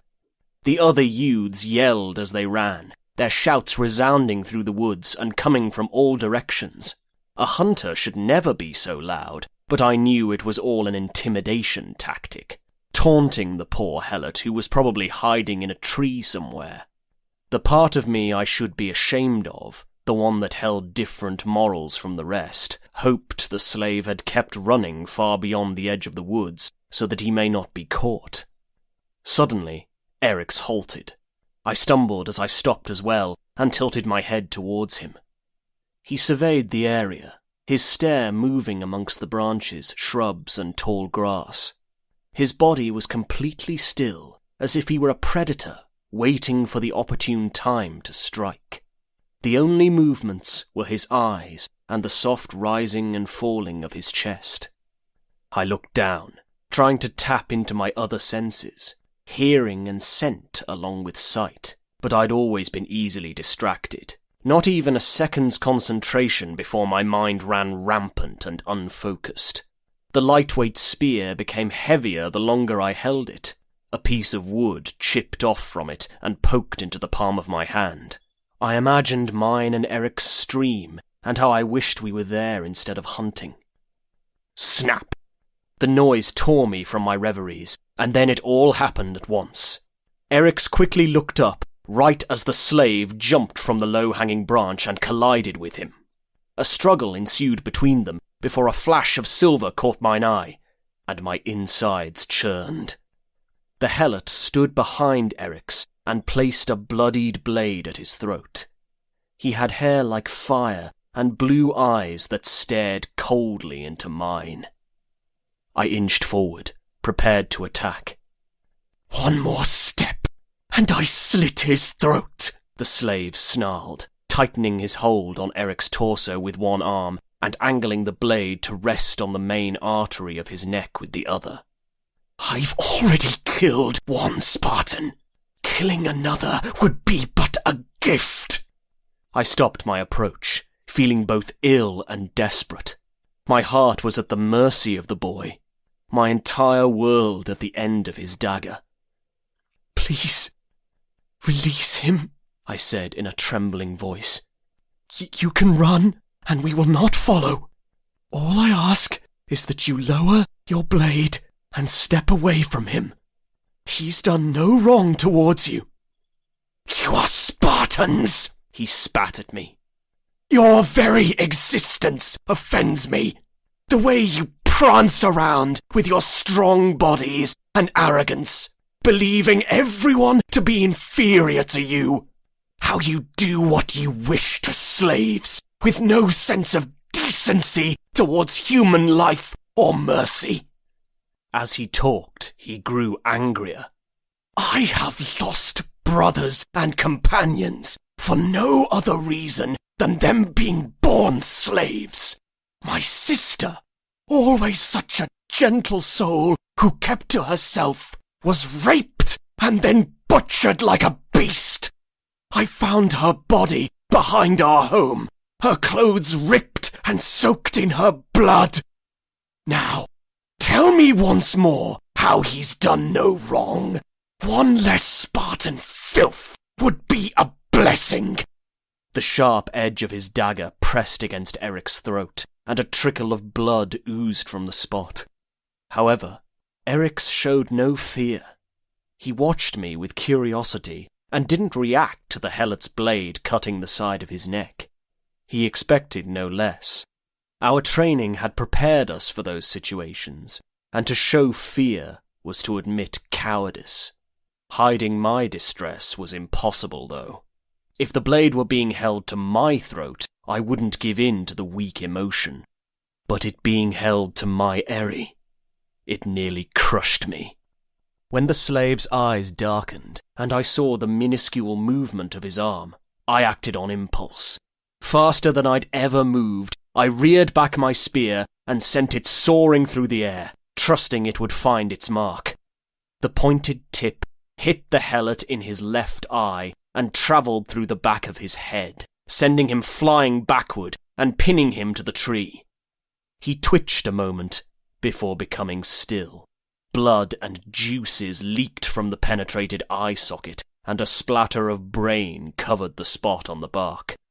The dagger had drawn a line across Eric's throat, but it didn't look severe and wasn't bleeding much. An irritating scratch, if anything.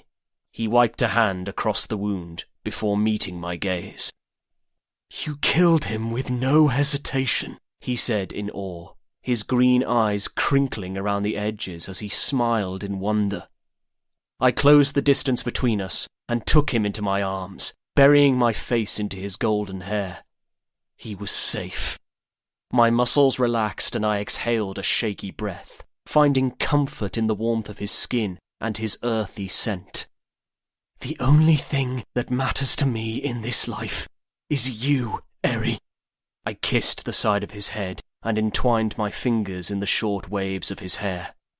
"Gods, man, creature, I will kill them all if it means saving you." My gaze flickered to the dead slave, and I felt nothing. No remorse from what I'd done, or pity for him. Unlike when I'd killed Darius all those years ago, I would not have nightmares over the helot's death. He'd been an enemy, and he'd threatened one of my own. Therefore, he deserved what I gave to him. It was then I knew how much I'd changed that day. A spiritual awakening so grand that it shook me to my core. I was a true warrior. Perhaps not in the way other Spartans were, but that did not make me any less of one. Eric's pulled back to look upon me. "You've always had it in you, dear friend. You only needed to be pushed for it to reveal itself." I stared into his eyes, unsure of his meaning. The encounter had been unforeseen, yet he seemed as if it had been part of some carefully crafted plan. "You only needed to be pushed." My confusion swiftly turned to understanding. "You knew he was in the tree," I spoke. "Of course I did," he nodded. "I smelt the urine drenching his bottoms from where he'd wet himself with fear long before he leapt from the branch." Gaping at him, anger flared within my chest. "He could have killed you! Why would you do such a thing?" His foolishness could have resulted in me losing him forever. And for what purpose? To prove a point? I wanted to lash out at him, to make him feel the same worry and pain he'd caused me for his actions. He was the very air I breathed, and the water that sustained me. A life without him was a life not worth living. "Be angry at me if you choose," he said, displaying no shame for his harsh trick. "Still, it was the only way to reach you, to tear down the walls that kept you from your true self, fearless, strong, and fighting for what's right. Your empathy for others caused you to forget your loyalty to your own people. I made you remember." He believed his actions to be vindicated, and perhaps they were, but I could not see it as I stood before him. I only saw the blood seeping from his throat, and only imagined what could have become of him had I not been quick with my spear. One of the boys burst through the shrubs just then, his eyes alive with anticipation and focused on us. Have you seen—" He noticed the slave's lifeless body stuck to the tree. "Gods be damned, you've caught him!" he growled, kicking at a weed sprouting from the earth like an insolent child. Axios' aim struck true, Eric spoke, watching me with pride. The glory is his. There was neither pride nor glory to be had in taking a life, so I did not succumb to the flattery. Yet I did not regret it either. I approached the helot and gripped my spear, pulling it free from his head. The wet, popping sound nearly succeeded in making me nauseous, but the feeling passed just as swiftly as it appeared. No longer held in place, his body crumpled to the ground and lay twisted at an odd angle in the dirt. I squatted and grabbed a handful of his red hair. "Gaius wanted his head, correct?" I asked, looking up at Eric's. His eyes went wide a moment, as if he was shocked by my statement, and he nodded.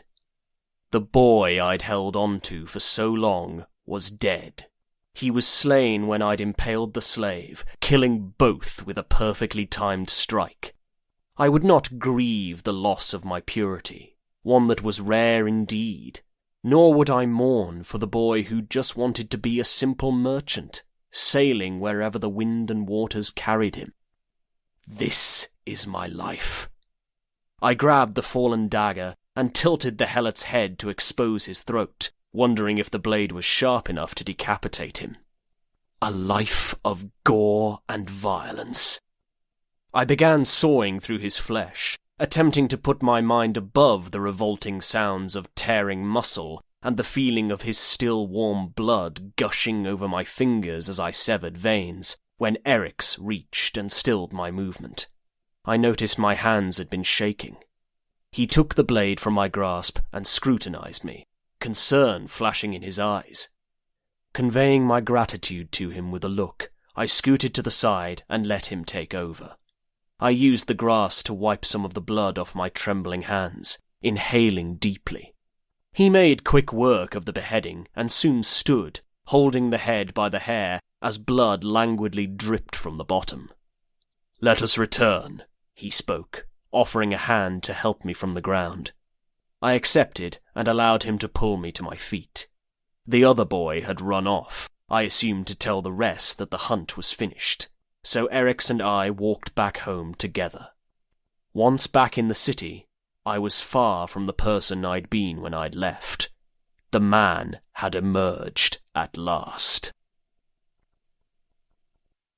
"What was it like?" Hayden asked, leaning toward me as the flames lit half of his face.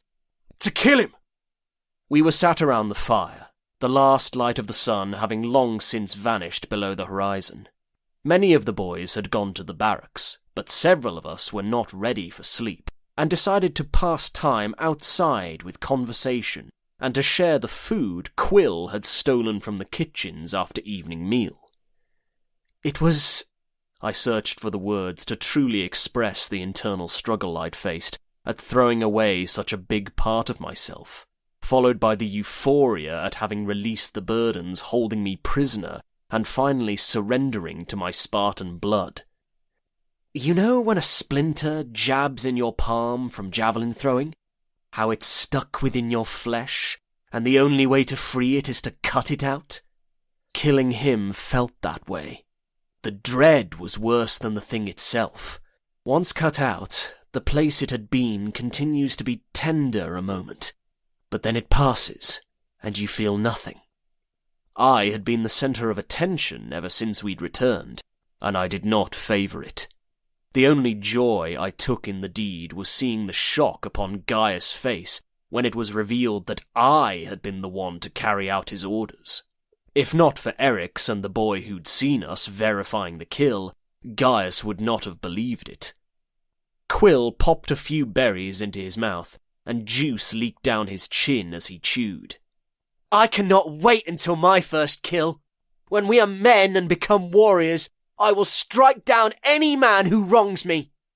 "That is foolish," Eric spoke, shaking his head. "We must choose our battles wisely, and only kill when it is asked of us."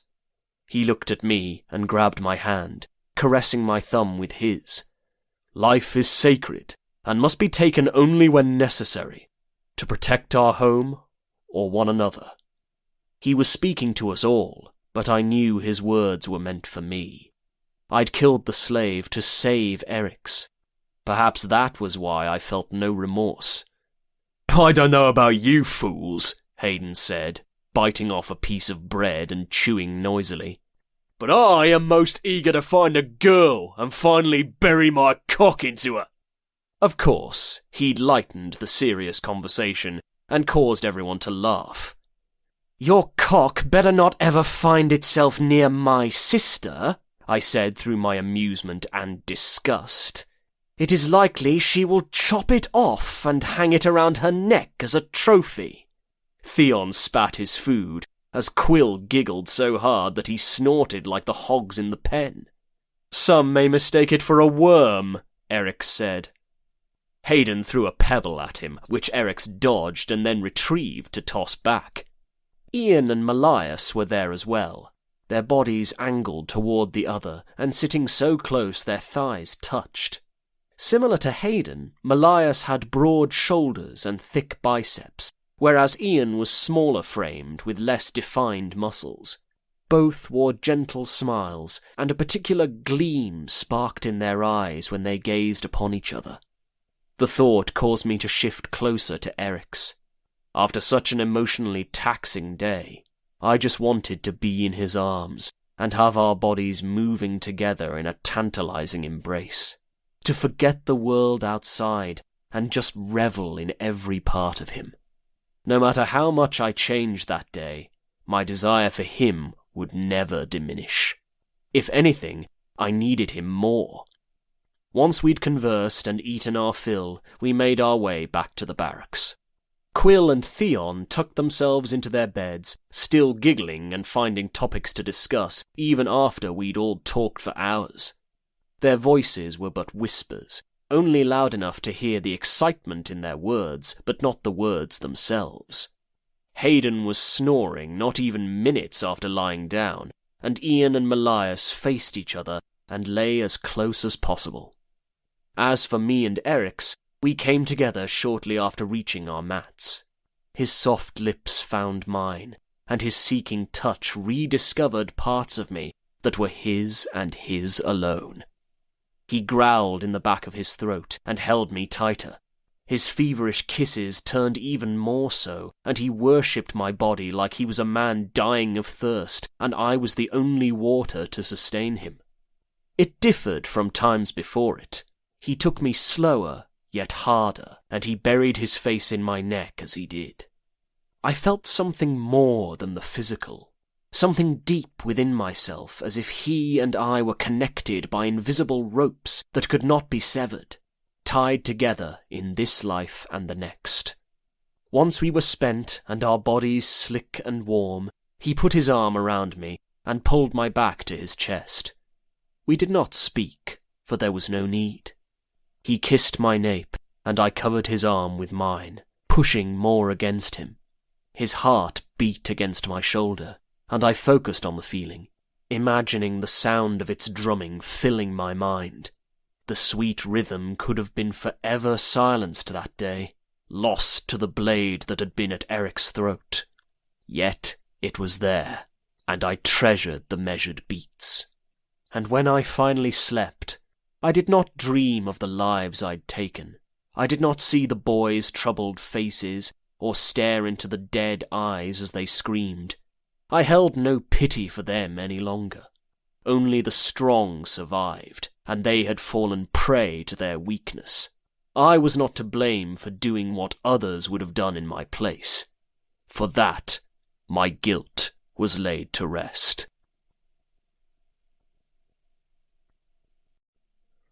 Chapter 11. 388 BC. 2 years later. Life in the Agauge took dominance over everything. What happened outside of Sparta's borders was often left as a mystery to me. Training and everyday routines were all we knew, all I ever had to concern myself with.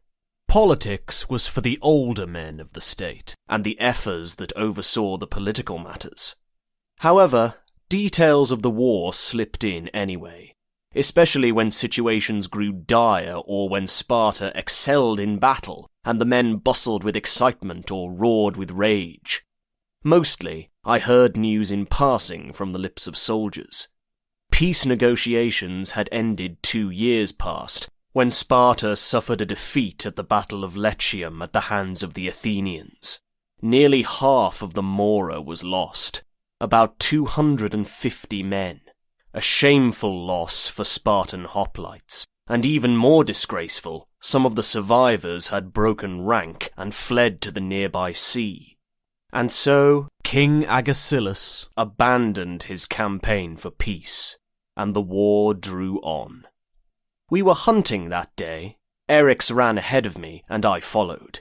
The years had been kind to him, and even more surprising, they had been kind to me as well.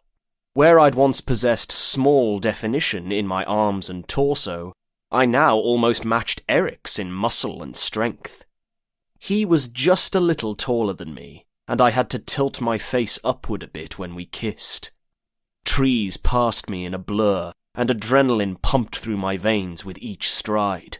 The hunt thrilled me, and I'd come to live for it, thrive off the pursuit. I tuned in to the surrounding scents, bark from the trees, wildflowers, and a breeze that carried with it the smell of meat roasting on a fire in the distance. I lost sight of him.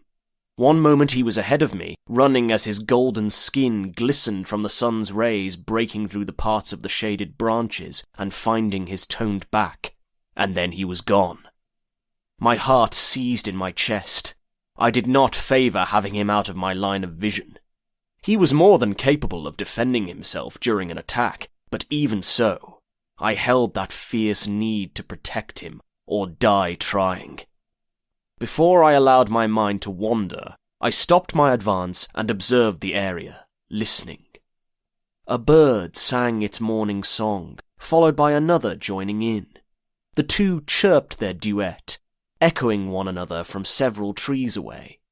A breeze rustled the shrubs, and then moved upward, causing the branches to sway and the leaves to dance to the sound of the flowing stream. I looked up, catching sight of the sun peering through the trees, its bright glow making the green leaves appear even greener. Peaceful. If not for my current situation of trying to find Eryx, I would have stayed there a while and basked in the beauty of it. A snap to my left tore my attention from the sky, and I looked that way. Aiming my spear, I slowly approached the large bush the snapping of the twig had come from, ready to strike. I focused on it, unblinking and searching for even the slightest movements. The anticipated attack did not come from the shrub, however, but from above. A weight landed on my back and sent me crashing to the earth. My impulse reactions were slowed by the shock of the assault, and before I could slice the assailant with my spear, my weapon was torn from my clutch and tossed aside. All of my training for those situations had apparently been for naught, for I behaved like a mere boy who knew nothing of fighting. Do not show your fear. Their knees pressed into my back and shoved me into the dirt.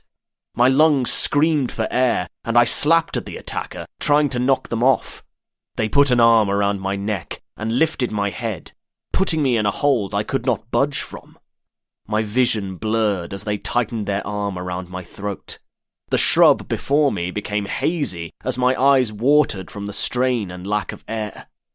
This cannot be how it ends. I never told Eryx how much I truly meant to him. I thrashed around once more, refusing to surrender, but the weight intensified. Green eyes drifted through my mind, eyes I feared I'd never see again. However, then something changed. The pressure on my neck lightened right before a kiss was placed at my ear.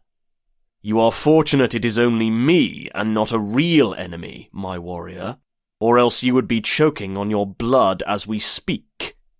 Both relief and irritation washed through me, and I was uncertain which was strongest. I pushed Eric's off me and rolled to my back, glaring at him. His wide grin caused an indentation in his right cheek, and his green eyes held delight and amusement at my expense. "I could have killed you!" I growled, remembering how I'd prepared my spear for the attack, how I'd been intent on striking anything that moved. Eric's chuckled. "No offense, but no, you couldn't have. You move through the woods like you have giant's feet, and your breathing is so loud I could hear every exhale as if you were an overfed child." Not liking being the subject of his jests, I slapped at his arm. "I do not breathe loudly." "You're not only a heavy breather, but your screams can get quite loud as well," he said, with all the mischievousness of the world gleaming in his eyes. "Especially when I touch you in all the right places." "You're an ass." Embarrassment flooded me, as it always did when he mentioned my overzealous moaning during our lovemaking, and I punched his arm, that time harder. Ignoring my aggressive behavior, Eric's crawled toward me and covered my body with his, staring down into my eyes with a softness he hadn't held moments earlier. "You were frightened when I ambushed you." I turned my face away, ashamed. "I was not." His fingers lightly touched my jaw and made me look at him. "Do not lie to me, Axios, please. Even after the shock of it passed, you trembled in my grip. What was it that frightened you?" Putting my thoughts into words was difficult. In the short time where he'd cut off my air and when I was left at his mercy, many things had swarmed in my mind. What came after succumbing to death? Was there an afterlife? Or did our souls die with our bodies and leave us to roam in darkness for eternity? But those questions paled in comparisons to others. Eric's. What would become of him in my absence? His combat skills far outweighed mine, and yet I feared the day I was not there to protect him. I lifted my hand and smoothed my thumb along his jawline before trailing to his slightly parted lips. "Although admitting such a thing goes against everything we are taught as Spartans, I feared death," I answered, still touching him, storing him into memory, for when, one day, if we were ever parted, I could close my eyes and recall every part of his perfection. But what frightened me most? Never looking upon your face again. Never feeling your mouth moving on mine, nor hearing again the sound of your voice whispering my name. All of these things I have memorized of you would be lost to an unknown abyss. Eric's watched me in silence, allowing me to speak as I rambled through my thoughts. Even though his face remained neutral, his eyes glistened and gave way to the emotion I tried so hard to keep at bay. I do not fear death because I'm afraid of dying, Eri. I fear it because it would take me from you. And then his lips were on mine, hot and demanding. It was his way of expressing his emotions without having to speak the words aloud. But I felt his affection in every movement of his body. He pushed my knees open so that he could lie between them, and he started a grind I'd become all too familiar with. I gasped into his mouth, yearning for more of him, all of him. "Wait," he said, pulling back from my lips and panting. "We cannot become lost in each other at this moment. Our orders were to hunt and return home." The indecision on his handsome face made me grin. His warrior mindset won over all other desires, except for when it pertained to me. I waggled my eyebrows as I peered up at him. "You are hunting. Now it's time to claim what is rightfully yours." He growled before capturing my eager lips, before kissing and biting them. His teeth snagged my bottom lip and nibbled it before sucking it into his mouth. The sensation was enticing, and I needed more. Grabbing my arms, he shoved them up and placed them behind my head on the ground. But I wanted to touch him, so I moved them and gripped his back, running my fingertips down his spine. With another growl deep in the back of his throat, he gripped my side and flipped me onto my stomach. Eryx liked dominance, and I liked challenging him. It had become a game for us over the years, fighting for control. I'd never been victorious in my conquest, but unbeknownst to him, I'd never wanted to be. Just the act of fighting his dominance pleased me. I adored the animalistic part of him he kept reserved for me, the one that took me hard, yet also took me gently, depending on our mood.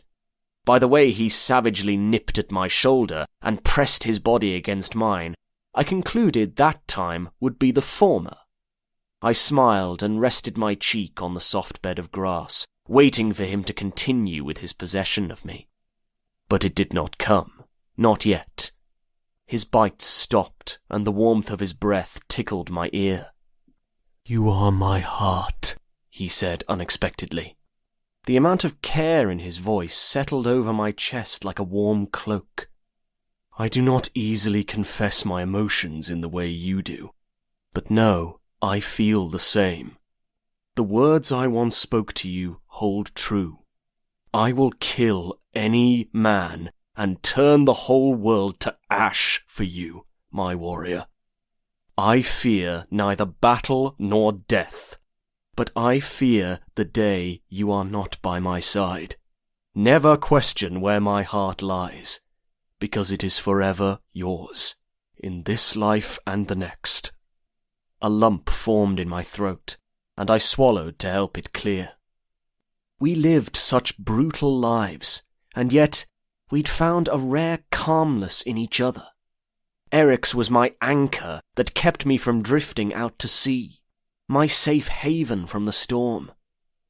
"In this life and the next," I repeated, knowing they were the only words that encompassed everything I felt for him. An oath. Once I was ready, he slowly filled me. His soft whimpers reached my ears as he pushed past the tightness that fought him, one that stopped fighting and welcomed him. The sound amplified my desire. Knowing I was the cause of his pleasure intensified my own. He held my hip with one hand and had the other bracing on the ground as he began a slow grind, allowing me to get accustomed to him before going faster. My fingers gripped the earth, digging into the dirt as Eryx moved inside my body, staking his claim in a way no other man ever would. When we returned home, carrying a few rabbits that we'd caught after making love, we handed them off to a slave to be added to that evening's meal before finding Hayden and the rest of our group. Hayden, who had always been the biggest of us as boys, was a true sight to behold as a man. A beast formed with rippling muscles, sinew, and an unmatched aggression. When he moved past the younger boys in the agauge, towering over most of them by a foot or more, their intimidation reflected in their wide eyes and gawks.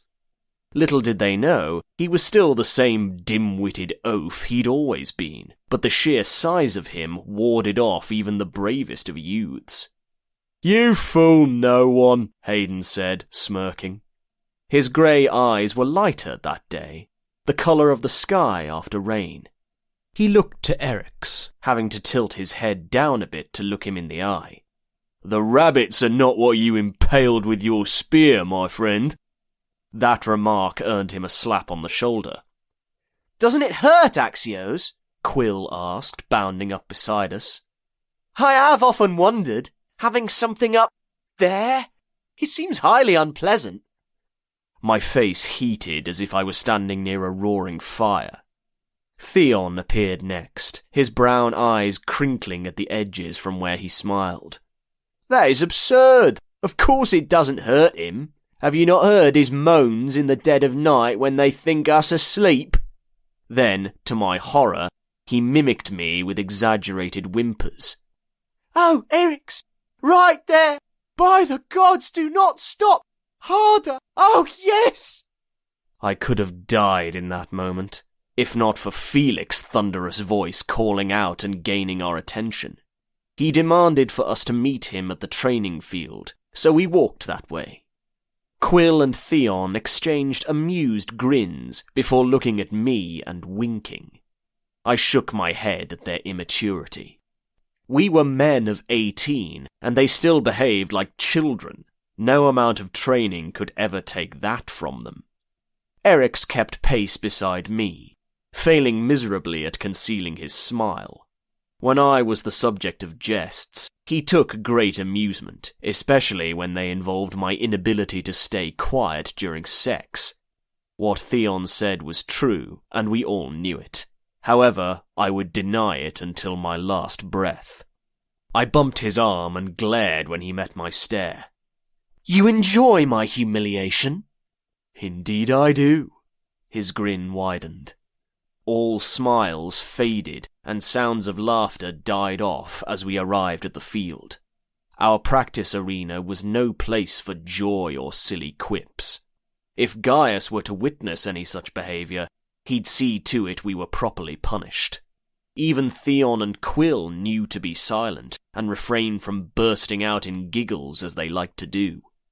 Gaius and Felix stood in the centre, and younger boys were to one side of them. Seeing how the youths stood, nerves racking their bodies and fear ever present in their eyes, made me remember a time long ago where I'd been in their place, before the harshness of training toughened me, both physically and mentally. They looked no older than 12 or 13 in age. Some appeared more confident and stood tall, while others looked ready to piss themselves. I identified all too well with the latter. As shameful as it was to recall, I'd been such a timid and scared child. And then Eric's had saved me from myself. "Observe these young men," Felix said to the boys, motioning to us. "They have lived and breathed the Agauge for many years, having undergone the most challenging of obstacles, and have proved themselves worthy. Soon they will complete their training and join a position. Everything you are about to face, they have faced. Any fears you hold within yourselves, they once held, but have long since thrown away such weak emotions." As he spoke, the youths watched us with admiration. To them, we were what they yearned to become one day. Skilled fighters who had taken every task given to them and excelled. The scars we carried upon our flesh were proof of our upbringing, that we'd suffered, yet survived against all odds. "You," Gaius snarled, pointing at Hayden. "Step forward." Hayden did as ordered.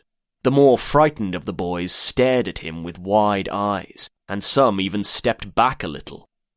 "Tell me, what have you learned of being a soldier?" Immediately, Hayden answered.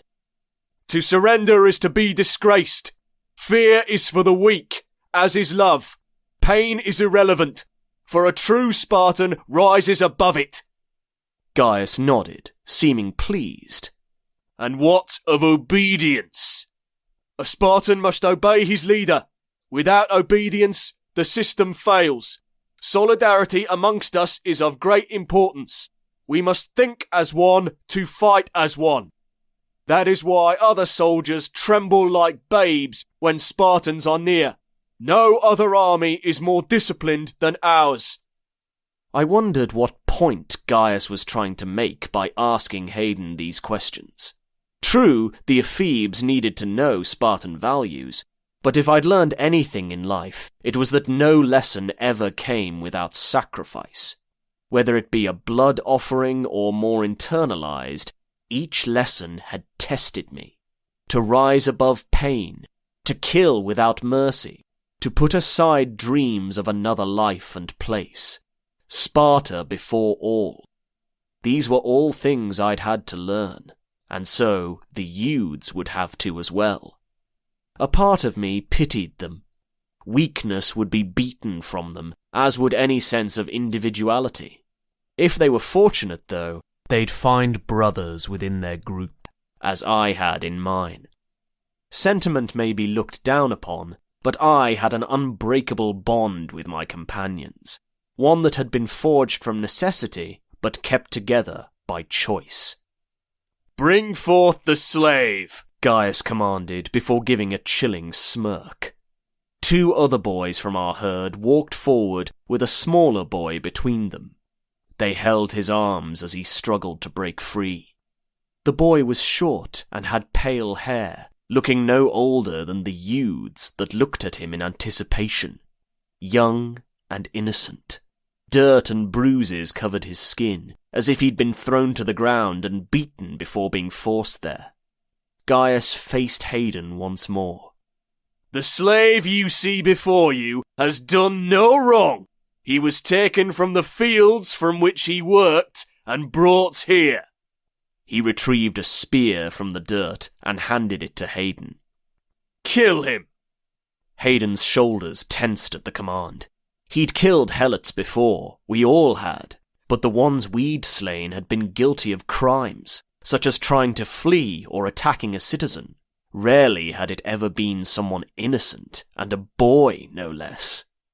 Moving the spear in his hands, he approached the slave. Please don't!" the helot begged as tears streamed down his dirt-stained face. "I work hard in the fields every morn for Sparta. But my mother is ailing, and I have a younger sister whom I watch over. They need me. Hayden struck the slave in the throat in one fluid motion.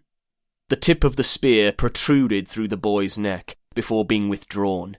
His body collapsed to the ground, and silence filled the air. The youths stared on, their mouths agape, as blood pooled around him. I looked at Hayden. He exhaled and straightened his stance, staring at the boy's dead body only briefly before returning the spear to Gaius and walking back to his spot in line. No guilt clouded his features. With an emotionless expression, he focused ahead. Felix spoke next, but I did not listen to his words. My gaze drifted back to the boy, and I tried to find sympathy for him, for the family he left behind. I couldn't find it. I felt nothing. The years had desensitized me to death. Killing was our way of life, and somewhere along the way, I'd lost hold of the person I used to be. Perhaps it had been the day I'd killed the helot slave to save Eryx, or possibly it had gradually occurred, instances that had slowly built and chipped away pieces of my moral compass, until I was what Sparta shaped me to be. Lost was the Axios who fought the cruelty towards slaves, and in his place was just a shell of the man he thought he'd grow to become.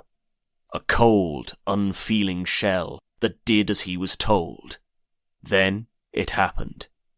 Eryx lightly moved his hand against mine, just as he'd done so long ago before the diamastagosis where I'd been afraid. The action was small and unperceivable to anyone other than us, but I clutched on to the feeling. His simple touch flooded my chest with warmth, and the numbness faded. He knew my internal battle without me having to speak a word of it. I wished we were alone in that moment, so I could pull him into my arms. It mattered not that we'd spent the afternoon making love, touching and exploring each other's bodies until we quaked and were sated. I needed him again, just as I knew I'd forever need him, not only in body, but also in mind. He always found a way to bring me back to myself when I strayed too far. Once I was grounded again, I focused on Felix, who was still addressing us. "Being a warrior is more than knowing how to swing a sword or throw a spear," he said in a deep tone that commanded attention. His dark hair fell freely around his face, instead of being tied back by the leather strap he often used. "Self-reliance and survival, knowledge of battle strategy, wisdom, strength of character, and fortitude are just as vital.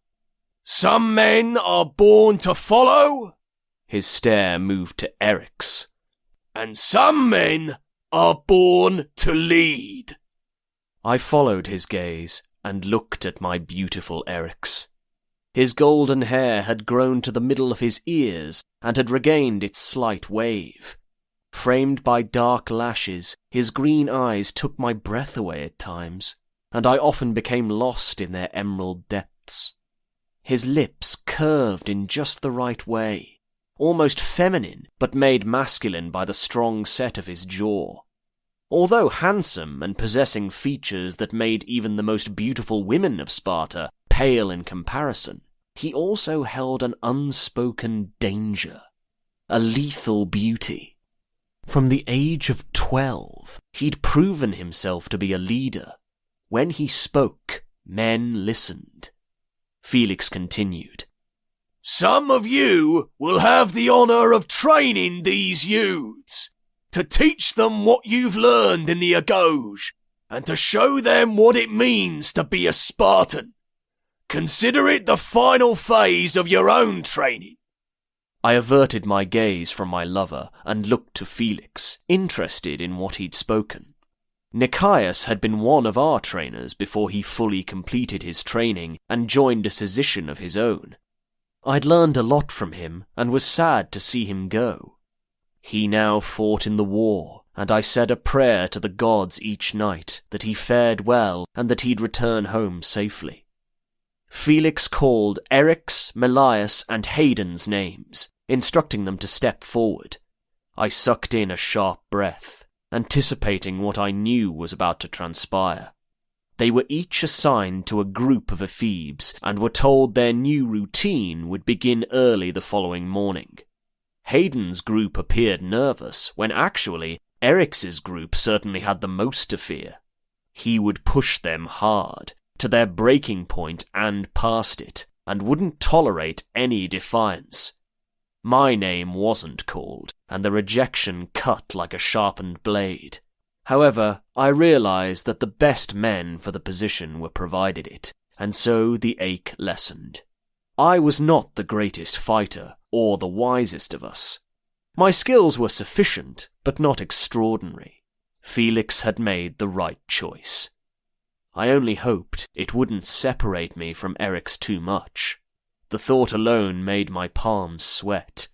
He and I faced every challenge side by side. And now, everything would change.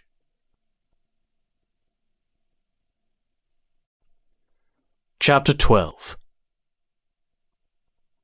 I shall gut him and hang him from a tree, Liana said as she worked in her garden.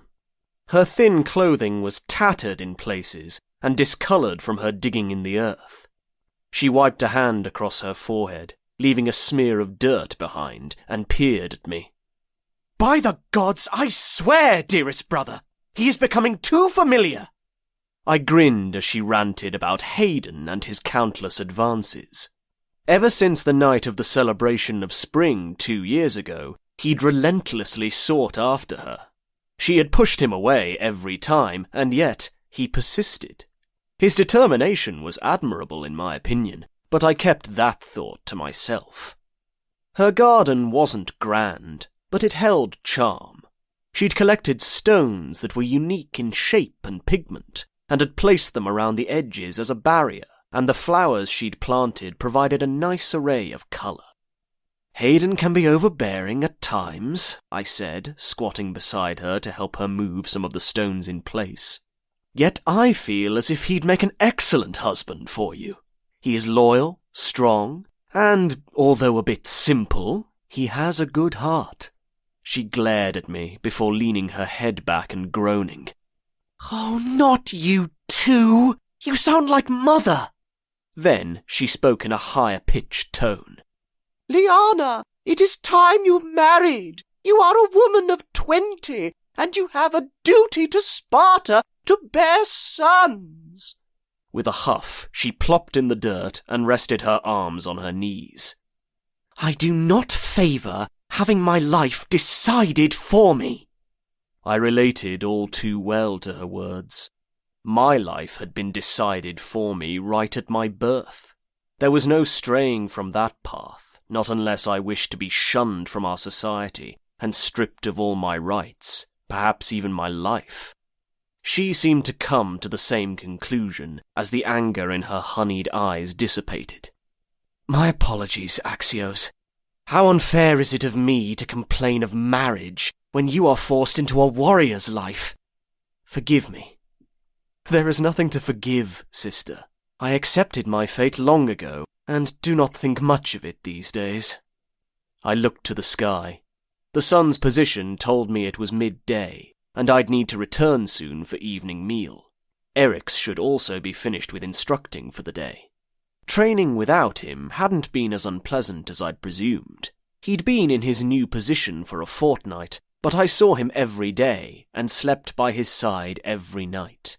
Along with his instructing, he still practiced with us on the field some days, so that he'd keep his strength. However, it wasn't often. At times, if possible, I'd watch him teach the youths, and by the gods, he truly was a born leader. "Where have you gone?" Liana asked, nudging my arm. "You disappeared into your mind again. It is nice to see your time in the Agauge hasn't taken that from you at least. As a boy, you were always lost in your head." She smiled. "I remember you once told me a fantastical tale of a land far away, where men were as tall as trees and could jump to the stars. When I asked you where you got such a silly idea, you told me you saw it in your dreams." I'd forgotten about that. Perhaps that was why I'd become so absorbed in the stories Eric's told me. Even though I teased him about it, I found peace within the tales he spun. They took me away and allowed me to explore other lands, made me forget for just a little while what my life actually was. "Axios, I must confess to you." Her voice had taken on a serious edge, and I looked to her with interest. She hesitated before averting her eyes. "Mother wishes for me to marry Eric's. She has been quite fond of him for many years, ever since you first brought him home to us. He is clever, strong, and strikingly handsome, and she believes he has all the qualities to make a fine husband." My breath seized in my chest, and my skin prickled. The sound of my blood rushing through my veins increased and deafened me to Liana's next words. Imagining Eric's bedding anyone else, belonging to another, filled me with an irrepressible fury. He was mine, only mine. As she reached for me, I jerked out of her hold before standing. The world around me spun a little, but I quickly regained control of my emotions. "No, it is out of the question," I growled. I barely recognized my own voice, full of rage and pain. "You can't take him from me. Brother!" She jumped to her feet and grabbed both of my arms. I was much larger than her, and she had to tilt her head up to look me in the eyes, but she wasn't fazed. "Listen to what I say and calm yourself. I will not marry him. Do you honestly think me so wicked? I have seen the love you carry for him, and I would rather be a spinster for the rest of my days than to take him from you." I had yet to tell my family about mine and Eric's relationship, but of course Liana had detected it. "Then why do you tell me this?" I asked, no longer consumed by fury. An ache remained in my heart, however. Liana released her hold on me and stepped back. "I tell you so that when Mother approaches you or Eric's one day, you are prepared." At the mention of our mother, I looked toward the house. She hadn't even bothered stepping outside to greet me since my arrival. "I should leave," I said, anxious to return home. "Axios, do not fret. I love you, dearest brother." "And I you." Then I left without another word. The conversation had made me ponder things I hadn't considered before. Would Eric's want to marry a woman someday? How much longer could we continue as we were? Men who failed to have children and carry on their bloodlines were looked down upon. Sexual relationships between boys were considered inappropriate once they became adults. I had often agonized over battles separating us one day, but was the real threat to our happiness right there in Sparta? The question haunted me as I walked home, and they continued to distract me all day. During evening meal, I sat with Eric's and our friends at the table as they spoke of their day, but I struggled to follow the discussion, and soon I stopped trying. The food was tasteless on my tongue, as was the small glass of wine that I'd consumed in an effort to help ease my troubled mind. Eric's watched me with concerned eyes, constantly peering at me as we ate. When I met his gaze, I saw his worry. He leaned over and whispered in my ear. "What are you thinking?" I said nothing. The discussion I needed to have with him was not one to be had with others nearby. If I was being honest with myself, I was fearful of where the talk might lead. Once spoken, the words were impossible to take back. When we were returning to the barracks after the meal, his patience had reached its end. He pulled me off to the side and waited for the others to pass before leading me into an empty courtyard.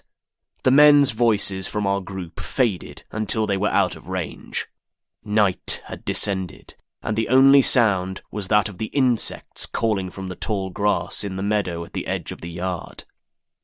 "Eri, we cannot—" "The only words that need to be leaving your lips are the ones that tell me what is the matter with you," he spoke, running a hand through his golden hair, clearly agitated. "And do not even think to lie to me. I know you too damned well." When I remained silent, he grabbed me by the tunic and pushed me against the pillar, pressing his body into mine and resting his arms on each side of me to prevent me from escaping his hold. "Answer me, Axios." The moon shone bright above us and cast light on his pleading eyes. I lifted my arm and touched his cheek, meeting his stare and unsure of how to start the conversation. "I visited Liana today," I said, deciding that was the best place to begin. "Oh?" He was unmoving against me. "How does she fare?" "She is well." I swallowed the lump in my throat, but that only succeeded in making the inside of my mouth dry. "She informed me that my mother wishes you to be wed." Understanding flashed in his eyes, as did shock. Whatever he'd expected me to say, that hadn't been it. "I am fond of your sister, but I am yours, now and always. You are all I yearn for," he said in a lighter tone. His previous irritation waned. "Is this what has made you so distant?" He leaned forward and brushed his lips across my earlobe. "Each part of me belongs to you. Shall I remind you of this?" As tempted as it was to give in and allow him to take me in that instant, I fought the spike of my blood pressure and bit down my desire. I hardened against him, as my body had other ideas, but I shook my head. "That was only a part of what ailed my mind," I managed to speak, battling the lust coursing through my veins and trying to clear my clouded thoughts. To no avail. He continued to kiss my ear before travelling down the side of my neck. His hands moved down my chest and to my hips. I moaned and leaned my head back, exposing more of my throat for him. His kisses turned wet as he ran his tongue along the base of my neck and to my collarbone. The battle for my self-control was lost. When Eric's craved my body, I found it impossible to deny him, for I desired him with the same intensity. I abandoned my need for discussion and surrendered to my passion. When my submission became evident, he growled deep in his throat, a sound that would forever thrill me, and he tugged at the clothing separating our naked flesh. Seeing his bare, muscled chest, I grazed my fingertips across his smooth skin, before leaning forward and taking his nipple into my mouth. He gasped and dug his hands into my hair, egging me on further. I gently nibbled the bud, and his gasps turned to drawn-out groans. We moved from the pillar and onto the grass, near a tall shrub that blocked us from view. His lips found mine once again, and his seeking hands roamed down my torso before finding what they sought down below. I panted as his touches became more adventurous, stroking sensitive areas that ached with need. And then he sent me to the stars. Days later, King Agacephalus returned home with his army. Sparta had a dual kingship system to balance the power, so two kings ruled simultaneously, divided by their dynasty, the Aegeid and the Eurypontid households. King Agacephalus was of the former, and he was young, having just come of age 2 years ago. Eryx and I were sitting on a small hill overlooking the valley when we saw them approaching. Their shields caught the sun's glare and created flashes of gold as they marched in unison. It was an impressive sight, and we stood to get a better look. "How many men do you think there are?" I asked, using my hand to shield my eyes from the brightest of the day. They seemed to go on for miles. "Not all are Spartans," he answered in an informative tone. "Some are periakoi, and some are slaves." I inwardly sighed. "Yes, but they are still men, are they not?" "I suppose so." Eryx regarded me curiously. "However, true Spartans far surpass the skills of others, for we value quality over quantity. 10 Spartiates are equal to 40 other soldiers, perhaps more. Therefore, it is wise to take into consideration non-Spartan units when calculating numbers." His statement was valid. A Spartan's primary occupation was being a warrior. It was all we trained to become since age 7. Other armies consisted of soldiers who made a living in blacksmithing, carpentry, shipwrights, and some were even physicians. They might have learned to swing a sword, but they lacked our discipline and strength. Still, that did not make them any less of men, and all of them returning home had fought bravely for Sparta and deserved recognition for their efforts. "Let us go to the agora," he said, turning his attention away from the army to gaze upon me. "If the king is returned, there is certain to be an announcement." The agora was bustling with excitement when we arrived, as citizens gathered in the square, anticipating news of the war with Corinth. Many had brothers, husbands, and sons fighting, and I could only imagine their eagerness at receiving answers. Eryx and I walked through the crowd, and smells of the marketplace hung in the air like a cloud of the most delicious scents, wrapping around my senses and causing my mouth to salivate. Fortunately, training had taught me how to cope with hunger, and I rarely paid mind to it. My body had grown accustomed to having little nourishment, so although I craved the food, it wasn't a highly unpleasant feeling. Merchants sold their goods in stalls, and craftsmen did the same with their wares and trinkets. There were cloth merchants and a few slave traders. However, unlike agoras in other cities, such as the one from Athens that men had visited and returned with grand stories to tell, Sparta's was small and had little extravagance. Tremblers and criminals were not allowed in the marketplace, and if caught, they were severely punished. Children were not welcome there either, for it was said that the agora corrupted the young. The temple for the Council of Elders, the Gerousia, stood in the distance, but it was close enough to see, and was the only sign of luxury, with its white marble that reached toward the heavens.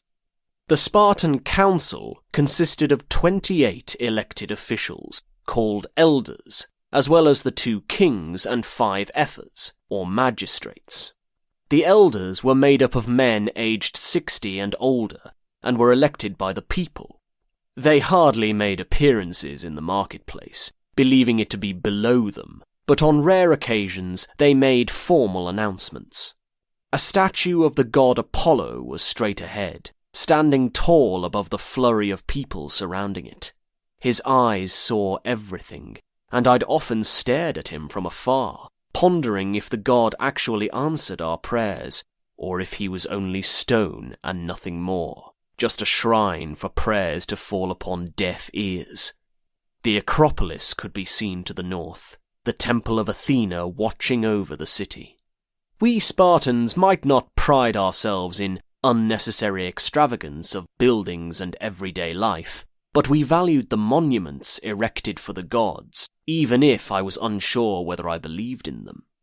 Closest to us was a statue of Leto holding a babe, representing motherhood and the strength of Spartan women. Eryx stopped to observe the goddess.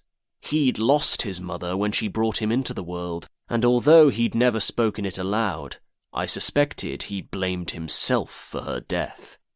Without hesitation, I placed my hand at the small of his back.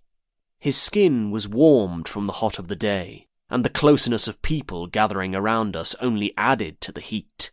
Neither of us wore our tunics, as we preferred not being weighed down by clothing during the hotter months, so I felt the thin sheen of sweat on his bare skin. He looked at me. "We should find higher ground so that we can see." I nodded. As we walked, I kept hold of his side, not wanting to risk losing him in the crowd. His golden hair made him stand out, as did his stature, but I also needed the contact. With the return of the king and his army, anxiety stirred within me. Did they come to tell us ill news? That there was no chance for peace, and all men would need to leave at once, including those of us who had not yet reached age 20? We found a spot near the edge of the arena that had a raised view of the busiest part of the agora. Only once we stopped did I withdraw my hand from him. "Axios, do not fret," Eryx said, moving his gaze from the approaching men to me. His face softened before he touched the place between my eyes. "Your brow always crinkles right here when you worry." I almost lied and denied my apprehension, but instead held my tongue. Eryx would understand, just as he always had.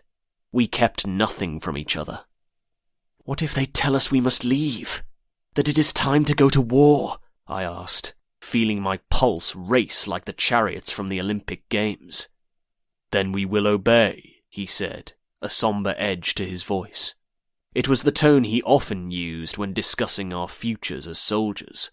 "We shall fight if they ask it of us, and die if we must." "Do you believe us to be ready?" He regarded me a moment in silence, and I knew he was considering his words before uttering them. "Our preparation for war began when we were of age 7, Ax. Battle has been our primary focus for as long as I can recall.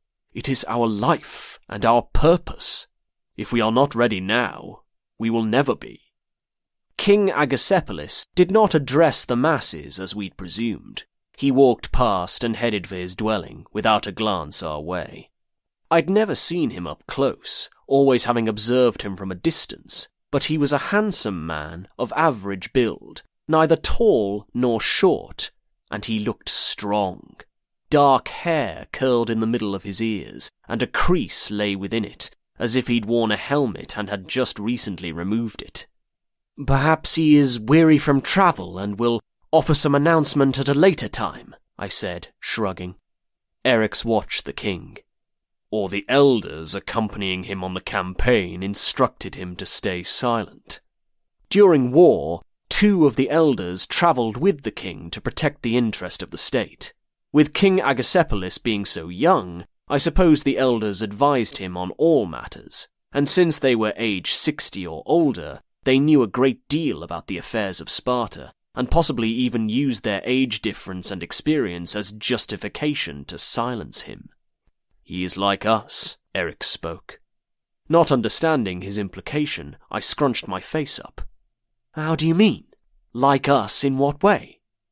"I've heard talk that he prefers men," he answered, meeting my stare with an arched brow. He enjoyed enlightening me and watching my face for signs of my reaction. "They say that while camped, he has men join him in his tent, sometimes 2 at a time." I looked at the king's retreating form, but he was much too far now to see clearly. Amidst my thoughts, a man's voice carried over the noise of the crowd.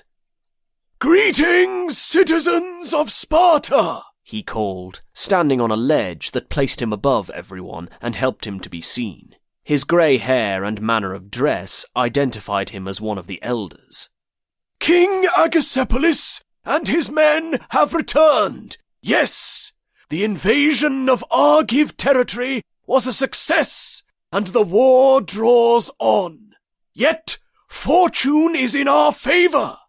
The Persian general, Tiribazus, was restored in his position as satrap, and the Persians are turning against the Athenians.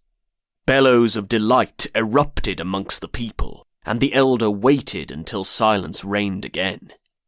Your other ruler, King Agesilaus, has travelled to Acarnania, for they have sued for peace. Word has it that negotiations are in place for an alliance with Sparta. That is all the news for now, he said, adjusting his robes and peering upward. The sun was high in the sky and radiating such heat that every forehead was coated with sweat. We carry the dead with us. The men who died gave their lives for our home, and for that they should be celebrated for their sacrifice. He stepped off the ledge and left the plaza. I was comforted at the announcement, but was soon consumed with shame at feeling such relief. It came from the reassurance that we would not be going off to war soon, and that was the thinking of a trembler. I am no coward. As we exited the agora and headed towards our quarters, I remained quiet. Eryx casually walked by my side, stopping every so often to greet a passing man or a youth from his training group. Physically, I was with him, but my mind was elsewhere. What reactions would I have had if we'd been told to prepare for battle? What was it about war that truly worried me? I'd long since accepted my fate, and I feared neither pain nor slaughter. Soldiers were up ahead, and people gathered around them. As we neared, I saw the bodies upon the grass. There weren't many, less than a dozen. Spartans buried fallen soldiers on the battlefield from which they'd given their lives, but only if it was in territory where the bodies would be safe from desecration. Transporting the dead was difficult. Some bodies found their way back to the city, though, if there hadn't been a proper burial place for them. Eryx stopped, so I did the same. He looked at the scene with a narrowed brow, and I could not read his emotion. Present was the coldness he carried around others, but there was something else beneath the stern set of his jaw and his overall passive expression that I couldn't place. An older woman with long, silver-streaked brown hair fell to her knees beside one of the men. The dead soldier was youthful and looked no more than 20 years of age, handsome, and taken just as his adult life had begun. The woman took hold of his hand and held it in her grasp, her face emotionless. A helot girl stood behind her, young and beautiful. She must have been a slave for the household, for she was dressed better than most, but still distinguishable for what she was. "May the gods smile down upon your son, and welcome him into Elysium," she said, looking on with a melancholy expression. "Such bad fortune." "No, you wretched girl!" The woman snapped her head around and glared at the helot before looking back at her son. She smiled and held his hand on her lap, before brushing a strand of his thick black hair aside, gazing down upon his paled complexion. "By the heavens, it is such wonderful fortune! I gave him life, so that some day he could die for Sparta. His death does not bring tears, but joy, for he has brought a great honour to our family." Eryx left my side and hastily walked away. I caught up with him and touched his forearm, concerned. "Eri?" He halted, but didn't face me. Although he stood still, his chest rose and fell quicker than usual, a sign that something bothered him. His jaw clenched, as did his fists. I was unfamiliar with him behaving this way. Eric's pleat. He looked like you, he said, turning to me at last. Tears pooled in his eyes, but none fell. He reached and touched my hair. Same black hair and build, similar lips, as I saw him lying upon the earth, lifeless and gone from this world forever. I imagined you, Ax. The pain in his voice tore at my chest. But it wasn't me. Taking his hand, I brought it to my cheek so he'd feel the warmth of my skin, feel the life that ran through my veins. I am here with you. It then occurred to me why the thought of going to war caused such apprehension. The reason was not fear of death or reluctance to take lives. It was Eric's. Losing him. Years of training had readied me for battle, but nothing could ever prepare me for living a day without him. I'd admitted such a thing to him before, that I feared being parted from him, but the true extent of that fear hadn't made itself known until then. The sooner we left for war, the closer our time together drew to an end, for death was inevitable. As a soldier, our mortality would loom over our heads like a dark cloud. Each rising of the sun would be a blessing, and each kiss could be our last. Chapter 13. Demetrius, never turn your back on the enemy, Eric's demanded, pacing at the edge of the field as he watched the two youths fight. I'd finished my training that morning and came to watch him instruct his group. He'd looked my way many times in the beginning, and I feared I was a distraction, but he never faltered in his orders to them, and soon he didn't seem to notice me anymore. Seeing him change from my gentle lover early that morning to the aggressive leader I now saw before me made my body stir. He was an incredible sight to behold. The boy, Demetrius, looked to Eric's with confusion. He is not my enemy. He is one of us. My friend. Why should I strike him? His statement reminded me of words I'd once spoken. It had taken me years to embrace the Spartan values instead of rejecting them. Eric's appeared to recall the same memory as his gaze flickered to mine before turning back to the boy. It matters not, he told him in a strict tone. Cassius may be your friend, but when you are on this field under my command, he is your foe unless I state otherwise. Fight or be beaten, understood? Demetrius nodded and returned to his fighting stance. He was slim for a youth of 12, resembling how Quill used to be. By his bone structure, small shoulder width, and overall slender physique, it looked like he wouldn't be getting much bigger either, no matter how much muscle he tried to gain. Even Quill, who worked just as hard as the rest of us, still lacked a dominating appearance. Some men were born slight, but they were gifted in other ways. Where bigger men had strength on their side, smaller men had speed and could move with more stealth. Some lacked battle skills, but excelled in other areas, such as having a strategic mind, one that wouldn't physically aid in battle, but would provide the necessary plans for an army to follow and be victorious just the same. Muscles weren't all that won wars and conquered lands. Wisdom and passion were just as important. A man who fought with his heart was more dangerous than one who merely fought out of duty. And my heart was currently frightening an entire herd of youths who gaped at him as he issued orders. I grinned, for I knew how sensitive he could be when it was just us. How he told me stories and brushed my hair from my face so that he could lean in and kiss my lips. The boys were armed with long sticks. Once they trained enough, they would move on to swords, but still being inexperienced, training occurred with bare hands and blunt objects.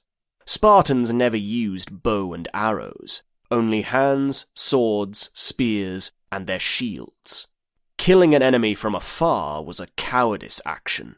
A real man defeated his opponent up close so that he could feel the blood splatter on his hands from the kill. Axios! Eryx did not turn to me, but he lifted his hand and waved me over. Come here!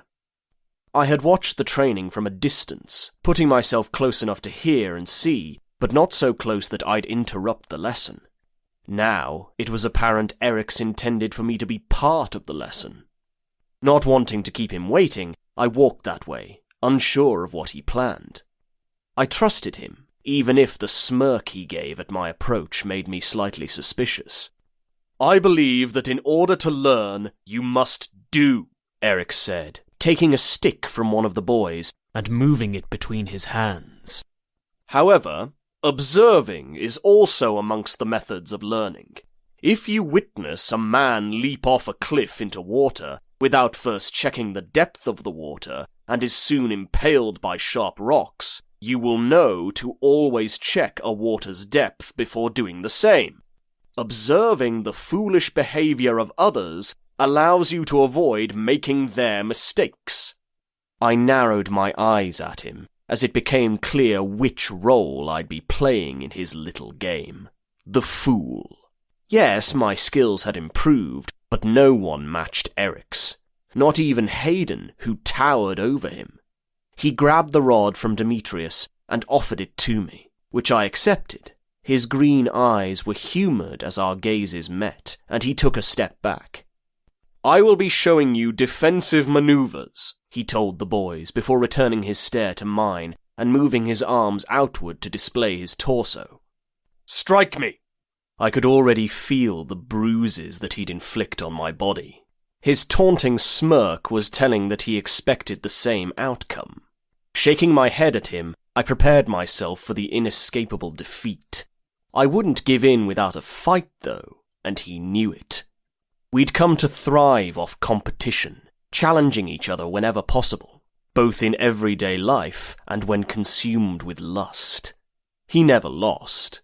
This time would be no different. I adjusted the rod in my hand, getting a good grip on it. It was lightweight, but would deal efficient damage with enough force behind the swing. And then I lunged for Eryx, aiming for his exposed chest. He deflected it with ease, knocking the stick aside before striking his own blow to my stomach.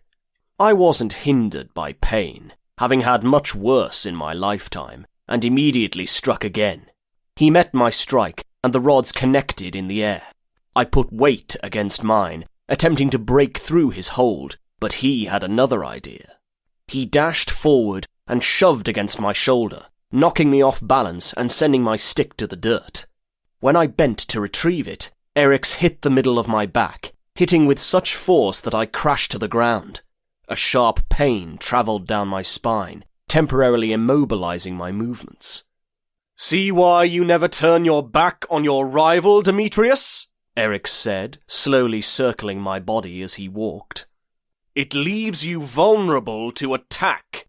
If this were a real battle, Axios would be a dead man for that mistake. He stopped in front of me and nudged the fallen stick with his foot. Retrieve your weapon and rise.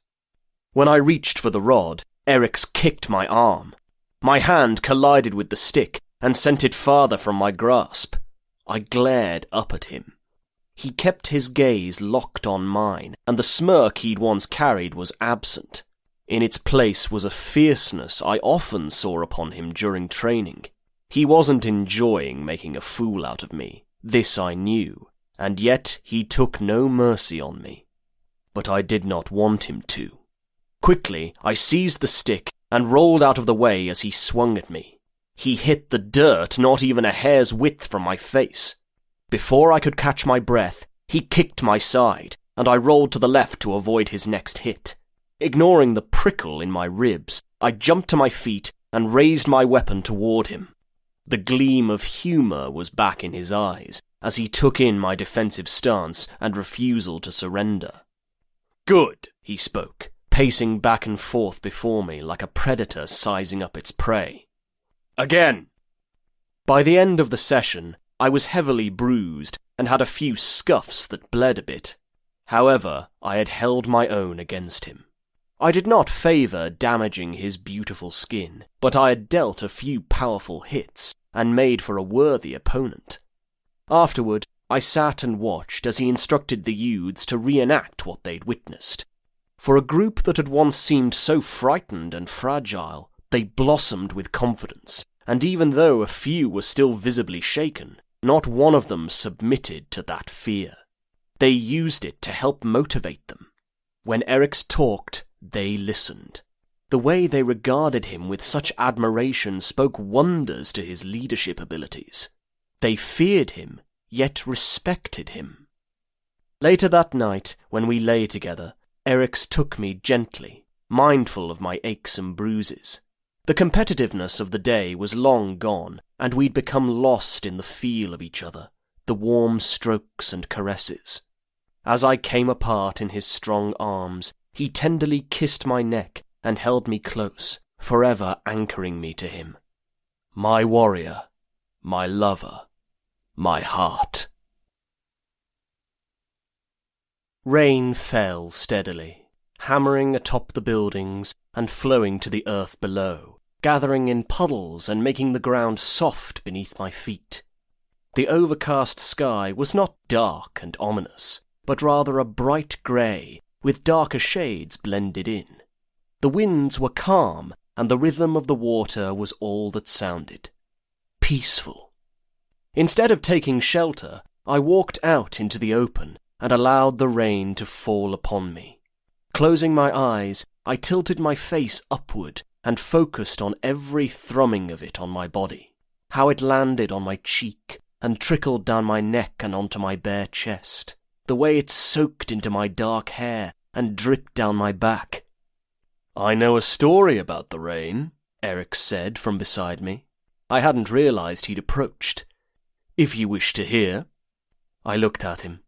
When wet, his golden hair darkened and the bottom of his strands curled. I touched the side of his face and brushed my thumb across his full bottom lip without withdrawing my hand, smiling. "Tell me," I said, craving to hear the excitement in his melodic voice as he did so. The seasoned fighter faded during his story-weaving, and I saw the soul of a poet. Perhaps, in another life, the one where I would have been a merchant at sea, Eryx might have been a philosopher, or someone who touched people with his words as he did for me. He had a gift, just one more to add to his many talents. "Follow me," he spoke, and touched my hand before turning and veering to the right. I followed, admiring the way his muscles moved under his skin as he strolled along the path. He possessed such strength, and yet had warmth that penetrated through his green eyes in private moments where we laid ourselves bare to each other, both physically and emotionally. When I realized where he was leading me, I couldn't help but smile. We went to our tree and climbed up into it. The rain had picked up, but the leaves shielded us from most of it, only allowing the occasional drops to find us. Eryx placed his back to the trunk as I straddled the branch to face him. It was a spot we knew well, having played in that tree when we were young boys, and even sharing our first kiss on the same branch we sat upon. "Once there was a sisterhood of nymphs called the Hyades," he began, his tone rich and benevolent. "They were the daughters of Atlas, a titan who rebelled against the gods and was cursed with bearing the weight of the sky on his shoulders for all eternity. He had many children, and one of them was a son called Hyas, who was a great archer. His sisters, the nymphs, adored him." As he talked, I placed my hand on his thigh and made circles on his skin, listening and picturing what he spoke of. Most of his tales revolved around the gods, but so did our everyday life. Where I had grown to question the gods' existence, Eryx truly believed in them. We used to share that belief, but I'd come to believe that a man made his own destiny. If the gods did exist, they were observers at most, watching but not interfering. Eryx watched my hand before lifting his gaze to meet mine. One day, Hyas was hunting a large boar when he was killed by the beast, a hunter gored by his intended prey. It was a tragedy. Such talent gone from the world. His sisters mourned his death. They grieved for days, weeks, and as time passed, their tears only shed more vehemently. Their grief became too much for them to bear, and they died. I scrunched my face at him. "That's awful. Why would you tell such a story?" He chuckled. "Always such an impulsive one you are, dear Axe. You did not allow me to finish." Biting my tongue, I eagerly awaited for him to continue. Zeus, who had seen the sisters grieve for their brother, pitied them. He may be a ferocious thunder god and king of the gods, but he sympathized with their love of family, and therefore transformed them into stars, so that they may live on and light the night sky. He looked up before shifting his gaze back to me. They continue to weep for their lost brother, and their tears turn to rain. However, rain waters the plants and trees, and provides sustenance for the soil for our crops. It fills our streams and enriches our pastures. He grabbed my hand and entwined our fingers. You see, they lost a beloved sibling, but their grief brings new life. I sat quiet a moment, thinking. Not only did his stories involve the gods, but most dealt with death, lessons learned through sacrifice. "Do you not think that cruel?" I asked at last.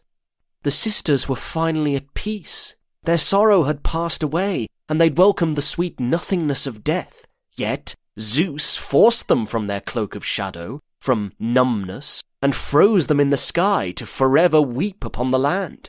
He did not pity them. It was an eternal punishment for a wrong they did not do." "I had not considered that," he said, watching me with a narrowed brow. "To me it is a story of how good can stem from tragedy. And to me it is a story of how unjust the gods can be." He nodded and averted his stare. He did not say more, but I saw the deep contemplation on the planes of his handsome face. What I'd spoken affected him in some way. I almost issued an apology. However, I did not know what I'd be apologizing for. We were so different in many aspects, beliefs, talents, intellect, and physical attributes. One of the only similarities we shared was our affection for each other. Our hearts might have been connected, but our minds were not, other than being able to read each other's feelings. Once the rain stopped, we climbed down from the branch and walked to evening meal. The sun was still hidden behind the ashen clouds, but the warmth of the summer day still lingered, as did the humidity. It clung to my chest and seemed to seep inside my body, filling my lungs with a heavy vapour and weighing me down. When we arrived, the men from our herd were rumbustious, and all speaking in loud, excited voices as they ate. Some roared with amusement as they viewed others reenacting what appeared to be a battle with their pieces of bread and fruit. Theon laughed and slapped Hayden on his beefy shoulder, while Quill sipped his drink and rolled his eyes. Ian and Melias sat side by side, with their heads angled close, speaking only to each other. Eryx placed his hand at the small of my back and guided me to the middle of the table where 2 vacant seats awaited. I wondered if the action was intentional, or if our touching had become a second nature to us, a deed that was done with no forethought. To my surprise and pleasure, we had wild boar that evening, instead of the common meal of black broth. One of the men in our group must have caught the beast that day, for only then could the food be supplemented. "Hayden, tell him the news!" Theon exclaimed, and pointed to me as I sat in front of him. I looked expectantly to Hayden, who sat staring at his food and leisurely picking at the meat. "Well," I said, getting his attention, "what is it you wish to tell me? We can never get you to shut the hole in your face most other days, so don't start a life of silence now." Eryx snorted and used the back of his hand to wipe at the water on his chin from where he'd spat. Hayden's grey eyes flickered up to mine, and he snarled. "Since when did you become such an arse? I expect it from that one." He motioned to Eric's. "But you have always been the most reasonable of the pair." When I remained silent, he sighed. "Very well, I shall tell you. Your sister and I are meeting on the morrow." I gaped at him. Liana? You must be mistaken. She detests you. "Apparently not," Hayden countered with a slight smirk.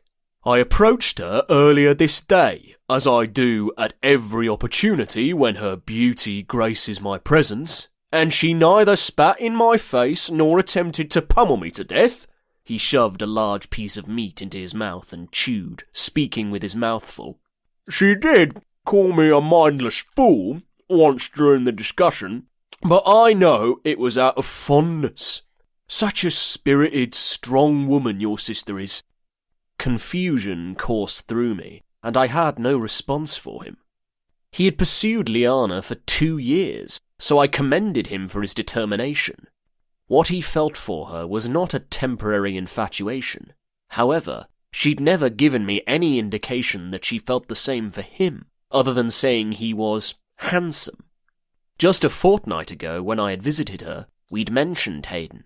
Her views on him and marriage had remained firm. Why had she changed her mind? The hand placed on my thigh brought me from my head, and I looked at Eric's. He watched me with concerned eyes, always knowing when I was lost in my thoughts. "I am well," I told him, "only tired." Suspicion sparked in his green eyes, but he nodded, not pressing the matter further. And then the realization struck. Eric's. Liana had told me that our mother wished to marry her off to him, and she'd seen how upset it had made me. Was her decision to meet with Hayden, to allow him courtship over her, derived from that? As much as I detested the idea of anyone apart from me laying claim to Eric's, the thought of Liana submitting to a man she felt nothing for to aid in my happiness hurt me just the same. But with it also came relief, and I was consumed with guilt at such selfishness. I looked to Eric's. He was speaking to Quill and slowly picked at his food. Although his attention was elsewhere, his leg pressed to mine. He was relaxed, carefree, and so much like the boy I'd fallen in love with long ago. A boy who had grown into the man that still managed to make my stomach flip and my knees weak with just a look. I still had not had the discussion with him about marriage and children. Many opportunities had arisen for me to, but to my dismay, I had been too apprehensive about the answer I might receive. All men were expected to marry eventually. The number of true Spartans was dwindling as the years passed, and the need for more was essential to survival. However, even if it were not a social obligation to marry and have children, I wondered if Eric's would still crave that life. If he admitted he desired a family someday, could I respect his wishes and step aside? Could I let him go?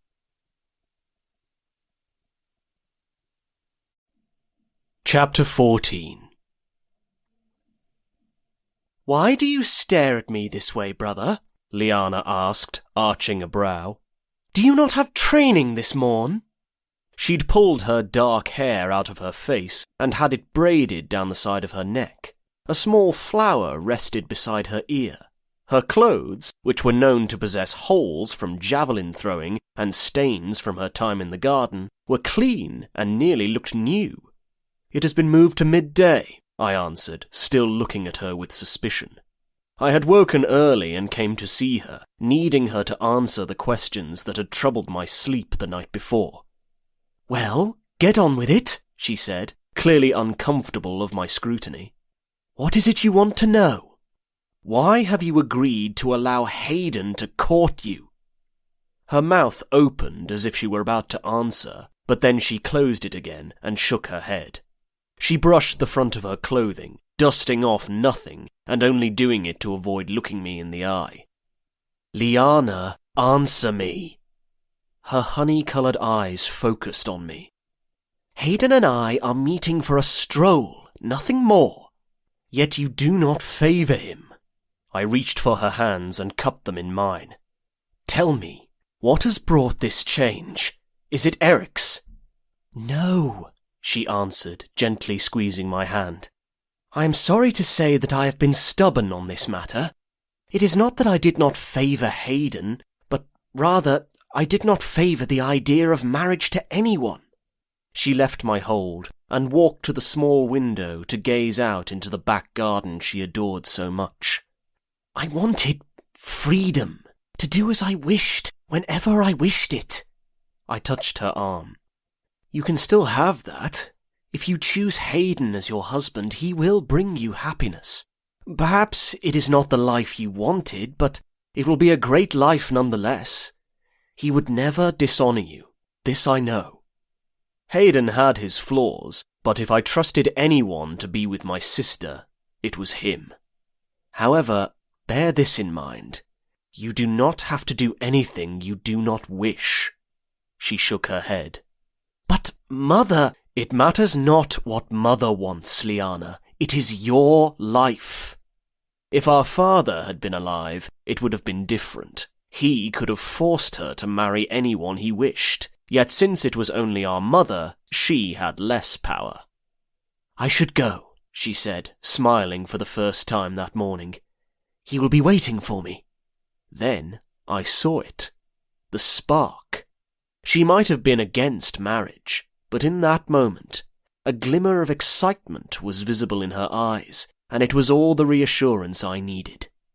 As I walked back to the barracks, I was in higher spirits than I'd been in earlier. I'd left before Eric's had woken, and assumed he'd be wondering where I went. Knowing him, I was sure he already suspected. We'd spoken a bit the night before about my worries over Liana, and even though I hadn't made the decision to see her until I woke, I was sure he knew. When I returned, our quarters were mostly cleared of the other men, who had gone to morning meal. Only Eric's, Theon, and Ian remained.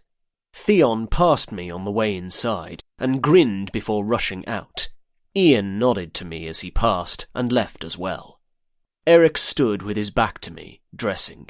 He wore no tunic, but he'd slipped on a pair of bottoms that cut off his upper thigh and showed his long, muscled legs, and the defined curve of his backside.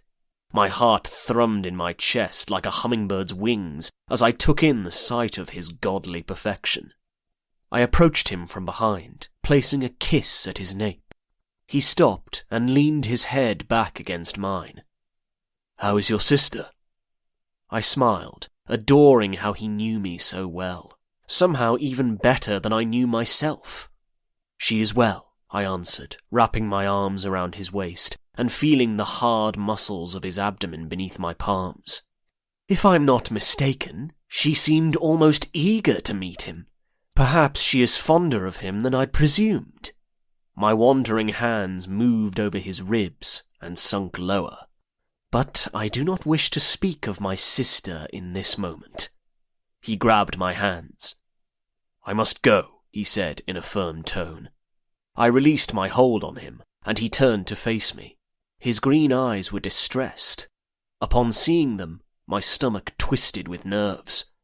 "Eri, why do you refuse me?" My tone betrayed me, and reflected the tension I'd attempted to keep at bay. "Have I wronged you?" "You have done nothing, and I do not reject you." He shook his head. "My mind is elsewhere, on training. I must leave to meet the boys." Even as he spoke the words, I knew they were false.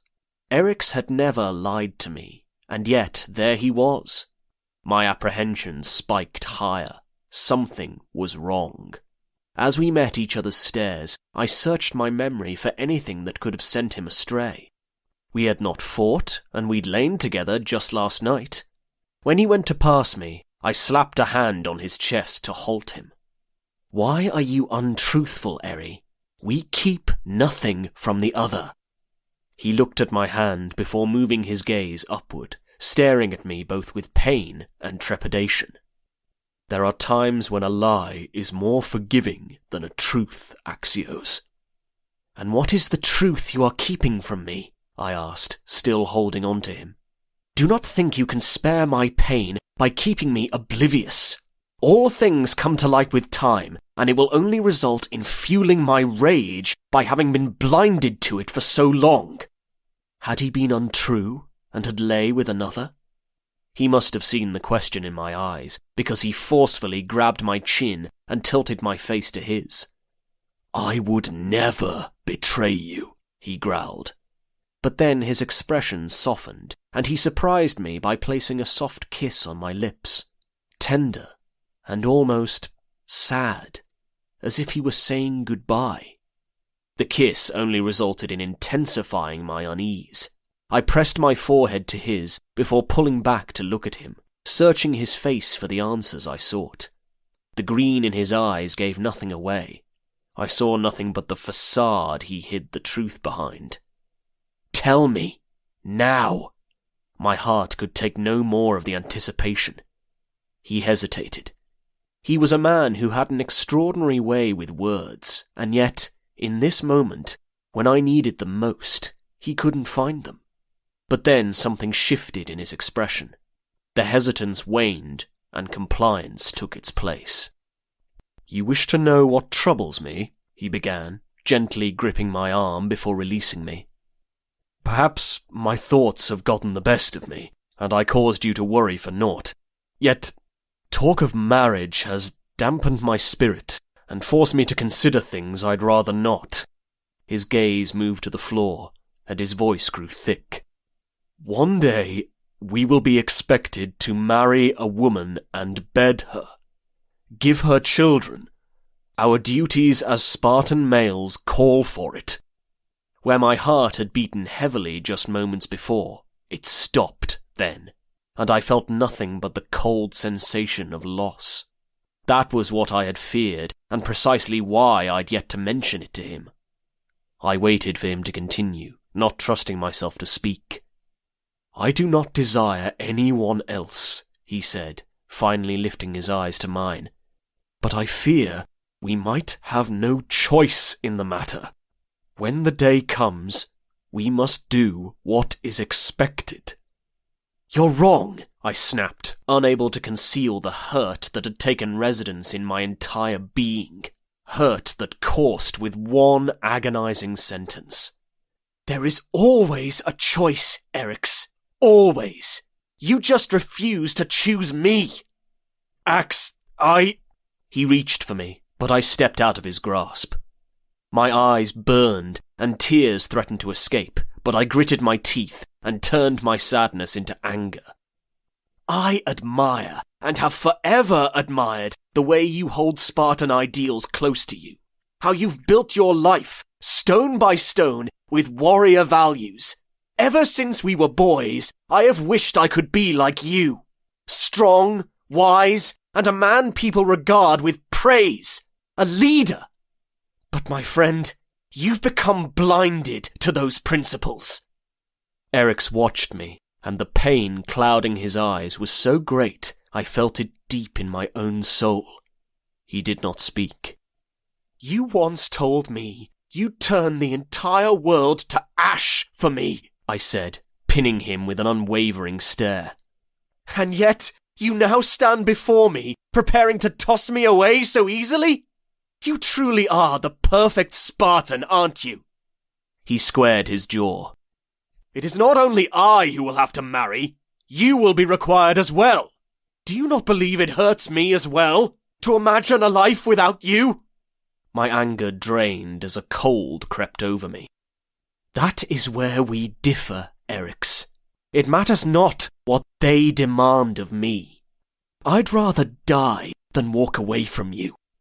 I looked at his golden hair, wishing to run my fingers through the silky strands, but refraining from doing so. His beautiful face was cast in sweet sorrow, and his eyes, which were usually so confident, were unsure. "I knew your devotion to Sparta. I just never imagined you would choose it over me." "Perhaps we could still be together," he suggested, still saddened, but appearing more hopeful. "Even if we are married, that does not mean we have to part." We can do what is expected of us as husbands, bed our wives only to give them children, and then find our way back to each other. No, I shook my head, feeling fury burn through me. I will not be some secret, a whore you sneak away to see in the dead of night. I'm appalled you'd even suggest it. When I turned to leave, he seized my arm. Axios, do not leave this way, he pleaded, his voice so full of emotion that it took me off guard.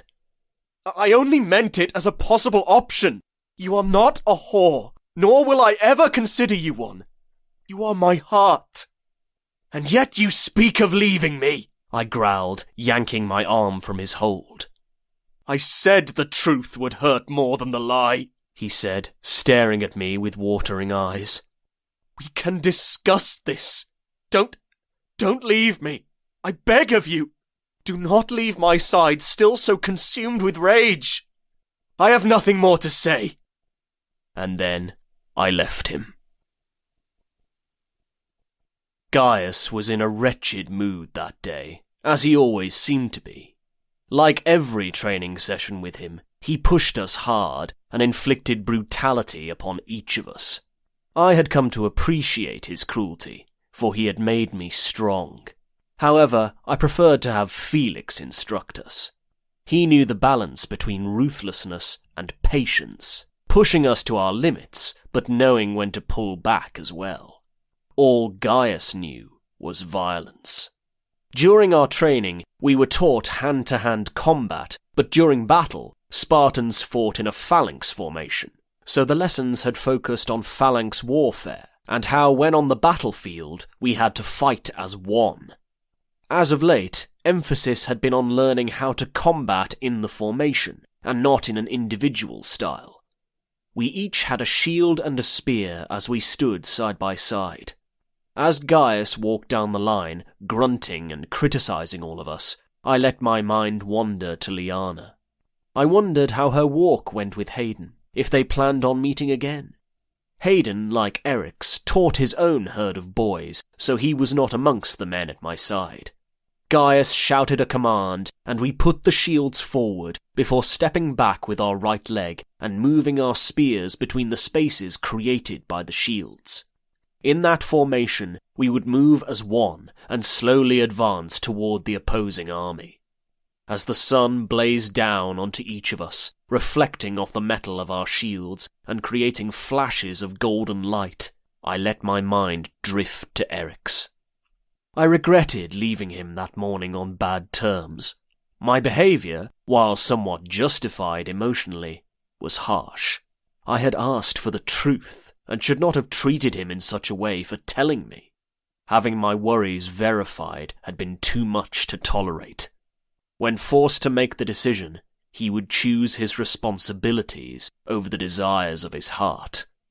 Unfortunately, my ambling thoughts was a mistake, as Gaius issued another order, and he did not take well to repeating himself a second time, when I had still not answered him after the first. You simple-minded boy! He roared, grabbing the back of my hair and yanking me back so hard that my neck popped. He stood at my side and fumed, his hot breath fanning across my cheek much too close for comfort. You think it wise to ignore a command from your better? Or perhaps you are too dim-witted to understand? The sun overhead blinded me, the brightness stinging my eyes and causing me to squint. I tried to turn my head to look at him, but his hand tightened in my hair and held me in place. No, sir, I growled. I understand. You are not my better, was what I wanted to say. But fortunately I did not speak those words. Then he leaned closer and whispered in a low tone that only I would hear. What a shame you do not have your lover here to rescue you. You've always walked in his shadow. Now you are open and bare for all to see just how worthless and weak you are. He finally released me, and I straightened my stance, easily meeting his hardened stare. I stood only a few hairs shorter than him, no longer having to crane my neck to look into his cold eyes, as I'd had to do as a young boy. His words were a blade that cut through me, leaving a gaping wound where it had travelled through my chest and out the other side. A part of me knew he was right. Eric's had protected me all through my time in the Agauge, guiding me when I went astray, speaking encouraging words when I wanted to surrender, and believing in me when I did not believe in myself. He now commanded his own group of youths, and I was left behind. I am not weak. My blood boiled, and I discarded that part of myself that had fallen prey to his provoking words. Gaius was mistaken. His statement might have been true once upon a time, but I was different than the meek boy I used to be. I am a Spartan. When I looked upon him again, I felt a change in my attitude, a shift inside my body that sunk deep into my bones and redefined who I was. Squaring my jaw, I kept eye contact with him, refusing to cower like he wanted me to. Gaius' eyes darkened as he stared me down. You believe yourself tough, boy? I said nothing. Very well, he spoke. His steely gaze announced the challenge even before he uttered the words. He grabbed my shield and tossed it to the dirt before doing the same with my spear. Show me how tough you are. He took me off guard and punched me in the face. My head snapped to the side, and I tasted blood, but there was not a moment to waste. He reared back his arm, and I ducked before he could hit, feeling his swing go over the top of my head. The men who'd been standing beside me moved out of the way to give us room, but none of them cheered or made any noise at all. Many had earned my respect, and I theirs, but their faces were taut and their expressions grim. Only Hayden had ever been able to take Gaius down, so the odds were not in my favour. But surrendering was not an option. I would either win or be knocked unconscious in the process. Yielding to Gaius would give him the satisfaction of mocking my cowardice for the rest of my days, and I'd rather fall with dignity than allow that to happen. He anticipated every move before I made it. I moved to the left, and he swung with his right. I ducked, and he kicked me in the stomach. When I lunged forward to tackle him, he shoved against my back and sent me to the dirt. You make this too easy, he said, amused. After dodging a kick to my ribs, I got to my feet. Blood dripped from my lip, and a part of the skin on my torso was already darkening with a bruise, whereas Gaius remained untouched. I tried to punch him, but he caught my fist in his hand and twisted. If he turned it any more, I was sure it would break. He took joy in the way it strained in his grasp, and he smirked as he searched my face for any signs of pain. I gave him nothing. Taking advantage of his slight distraction, I used my other hand to smash into his arrogant face. He did not move with the impact. He was like a wall of stone, but the hit had clearly surprised him, and he lost the hold on my other hand. As he attacked, I noticed his eyes focused on the spot he aimed for. I moved before he made contact, and flipped back around to face him. When he dove forward once more, I saw him do it again. Soon, I found myself able to anticipate his movements with more ease than I had before. Eric's had often told me that every man had a flaw in their fighting technique, a weakness that once known made them vulnerable and susceptible to defeat. Gaius' flaw was his bulk, along with his arrogance at being such a size. His large body was telling of where he intended to move next. Once I understood how to read him, it was easier to dodge his blows, and I managed to land a few of my own. We continued to fight long after the sun had moved in the sky. My muscles ached, and each of my movements became more difficult. Each twist out of the way became more sluggish, and the impact of my punches weakened. Sweat drenched my hair and trickled down my face, and I wiped my eyes to clear them of it. Some found its way in regardless, and it burned and momentarily blurred my vision. That was the diversion Gaius needed. He rammed his head into my chest and tackled me to the ground. I hit with such force that the air left my lungs, and I gasped, desperately trying to breathe, but unable to. Finally, I drew a breath and gulped in as much air as I could. My arms were weakened, and I could not find the strength to push Gaius off me. Knowing I was at his mercy now, I braced myself for the imminent strikes he would place upon my already bruised and bloodied body. They did not come. Instead, Gaius lifted his weight from me and stood. Peering down at me, he offered me a hand. Shocked and confused, I did not react. "Take my damn hand, boy," he growled. "You fought well." I allowed him to help me to my feet, half expecting him to knock me down again as part of some cruel deception. But he did not. When I met his stare, he did not look upon me with revulsion as I'd come to expect from him. He nodded to me, before moving his attention to the men behind us. "That is enough for this day. Go clean yourself of your filth. The pigs that roll around in their own shit smell better than you lot." I hadn't beaten him, but I'd accomplished what most men could not. I'd earned his respect. The men gathered their shields and spears before exiting the field. They'd return them to the armory before going down to the stream to wash. On a smouldering day like today, a swim in the cool water would be a relief from the heat, and I was eager to do the same. When I turned, though, I froze upon seeing the man that stood at the edge of the arena, not even 10 strides from me. I'd only seen him once before, but his wavy dark brown hair, manner of dress, and royal stance was unmistakable. King Agacephalus, the young king, and he was watching me. Chapter 15. "Good day, my king," Gaius greeted him before taking his leave. The king acknowledged Gaius before turning his attention back to me. I struggled with what to do. With his focus on me, I couldn't walk away, for that might seem as ill-mannered, and behaviour such as that to a king would most likely earn me a handful of lashings. Was I supposed to approach him? Or perhaps I was mistaken and he had no interest for me. Therefore, approaching him might result in angering him. Fortunately, he made the decision for me. "Pardon my intrusion," he said in a deeper voice than I'd expected from someone of his build.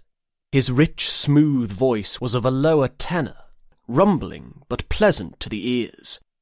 "There are not many occasions for me to watch the men train, and since I had time to myself this day, I took the rare opportunity to do so."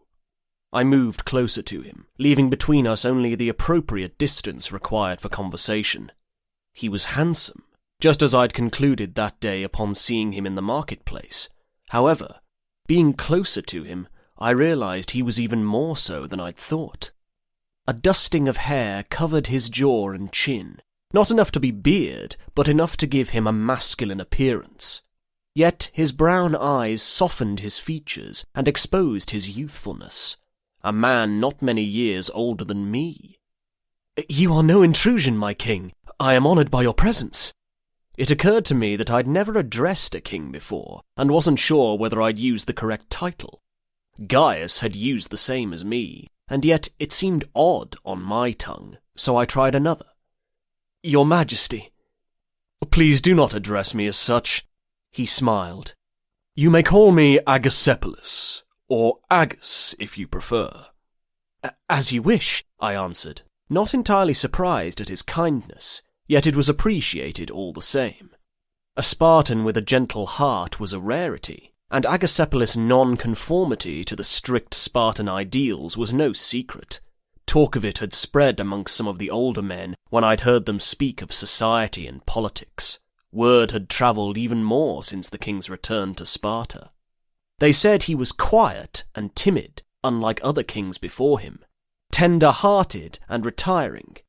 His father, Pausanias, had been exiled, and that's when Agacephalus had taken the throne. Unexpected, and when he was still a boy. Not only was he young, but he was forced to take on the burden of his father's abhorrent reputation as well. "And what is your name?" he asked. I focused back on him, realizing I'd become distracted by my thoughts once again. Excuse me, my unfocused mind, my king, Agacephalus. The sun, along with training beneath its unyielding heat, has exhausted me, mind and body." Ignoring the uncomfortable twinge in my ribs from the fight, I slightly bowed to him out of respect. "I am called Axios." A smile touched his lips. "Join me for a walk, Axios?" I nodded. "It would be a pleasure."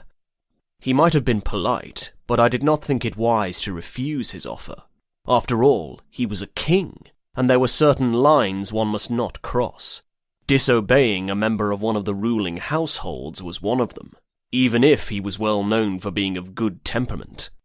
As we strolled through the outskirts of the city, I wondered where his intentions lay. I was but a common young man still in the Agoge, not yet a true warrior nor an adult citizen. What purpose did he have with me? "Do you often become lost in your mind?" Agacephalus asked, looking at me. Although we walked outside of the bustling city, I concluded we were travelling towards the woods near his home. I'd learned the area well throughout the years, and knew shortcuts to avoid coming across many people.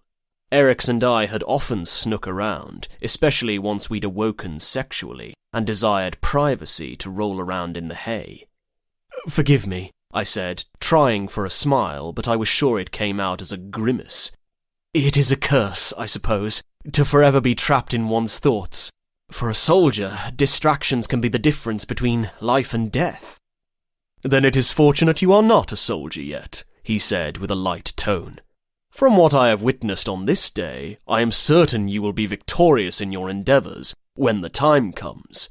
You fight with your heart, and such determination. I have not seen a thing quite like it before." In all my years, I had never been praised for my skills. Not that I felt I should have been. There had always been men who'd excelled far greater than me.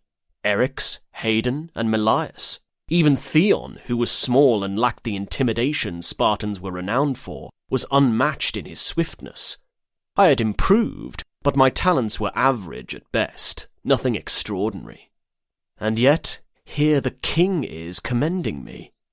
"You flatter me," I told him.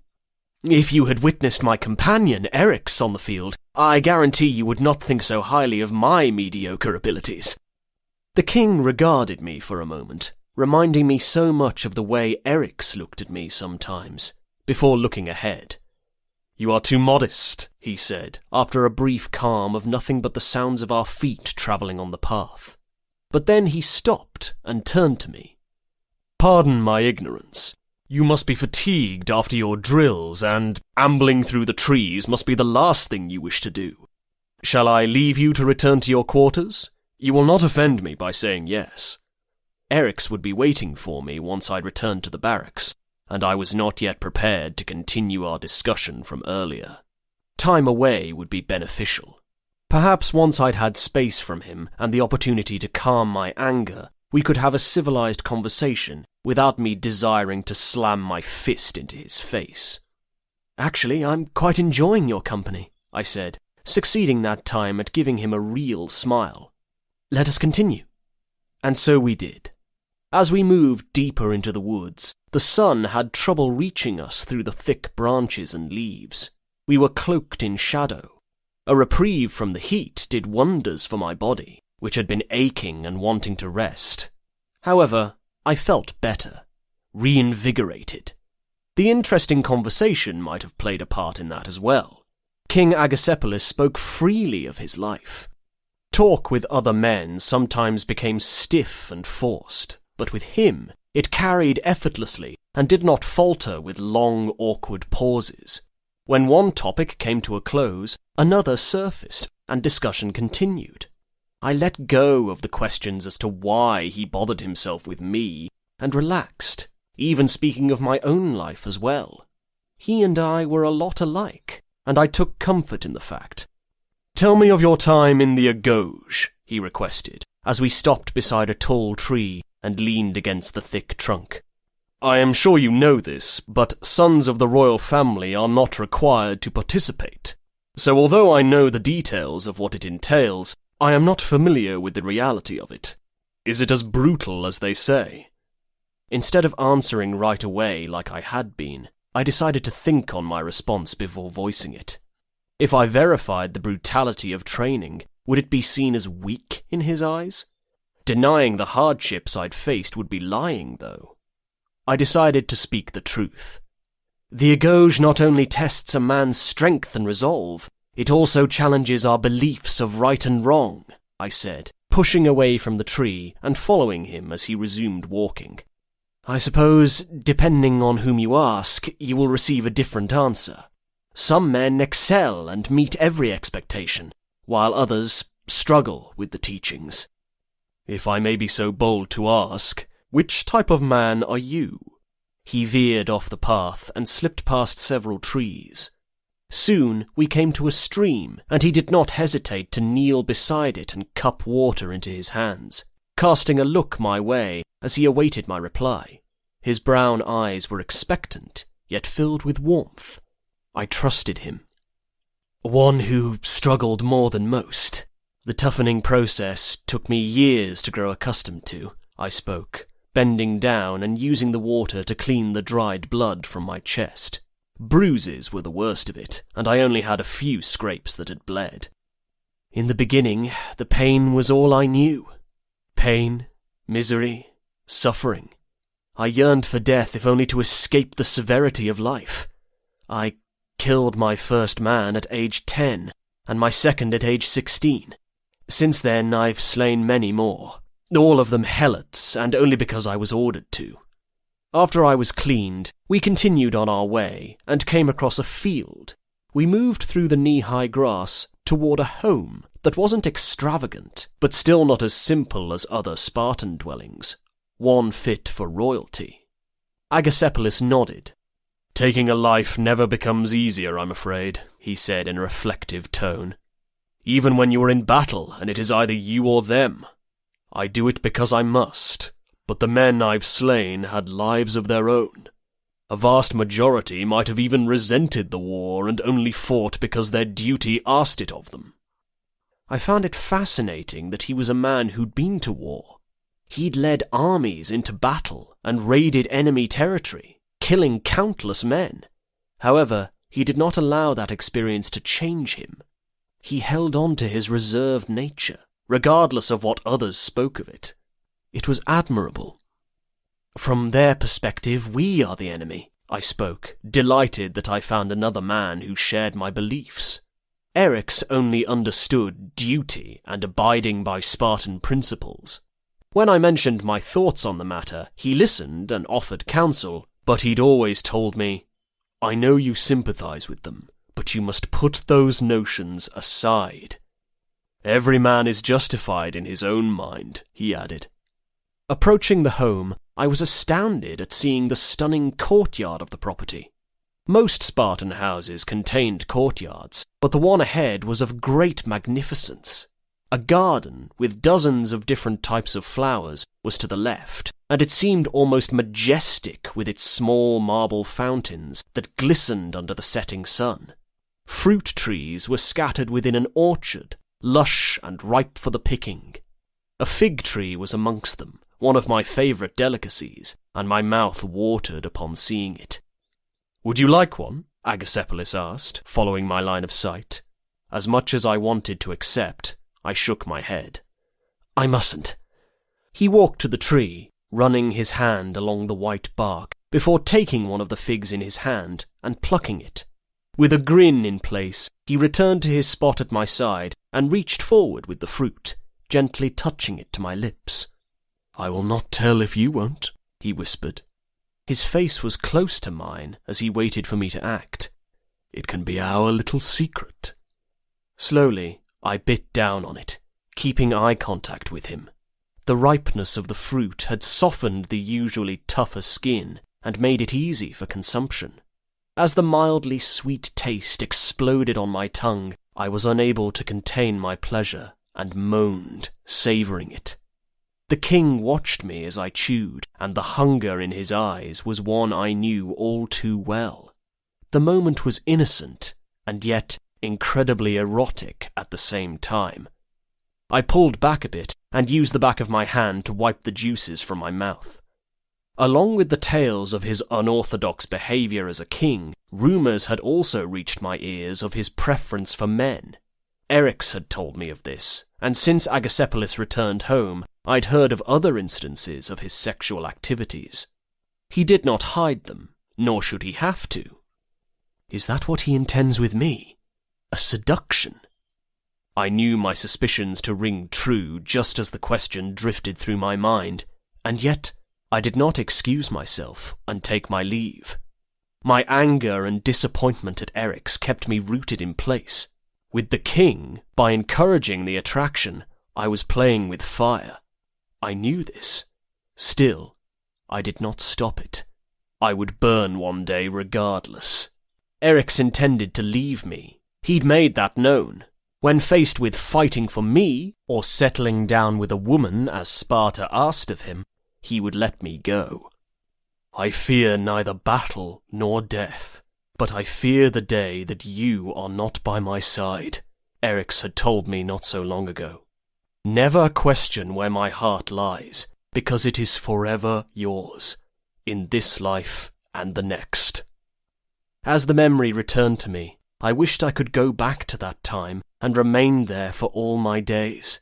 I'd not only seen with my eyes, but I'd felt it deep in my soul that he'd meant the words when he'd voiced them. I should have known we couldn't be happy together, not in a life where our lives were not our own, where at the moment of our birth we were given to the state to control. The years Eryx and I shared would fade into memory, and the broken promises and shattered pieces of my heart would be all that's left. Axios? Agasepolis asked, his brow narrowing. Are you well? Yes, I focused on him, escaping the painful reality of my thoughts. Forgive me. There is nothing to forgive, he said with a reassuring smile. Please, join me inside, and we can find a true meal. I am sure after an exhausting day with drills, figs will not satiate your appetites. Perhaps I was mistaken, but I found a double meaning in his statement. So be it. I do not care. If I was a man who found solace in wine, I would have gladly drank an entire cask just to forget my troubles for a while. I had been injured too many times to recall, but that one hurt the most. A festering wound that could not be healed with oils or soothing sages. A scar no one could see. Eryx and I were not even separated as of yet, but it already felt like the end. I nodded. A meal would be excellent. Then I followed him into his home. After we'd eaten, we sat together on wooden benches, covered in a soft pelt, and resumed our discussion from earlier. He served us wine, but I knew not to drink in excess, for an intoxicated Spartan was a dead one. Nevertheless, the tart yet sweetened flavour was soothing as I sipped from my goblet. Do you usually dine alone? I asked. He shrugged and answered, Not always.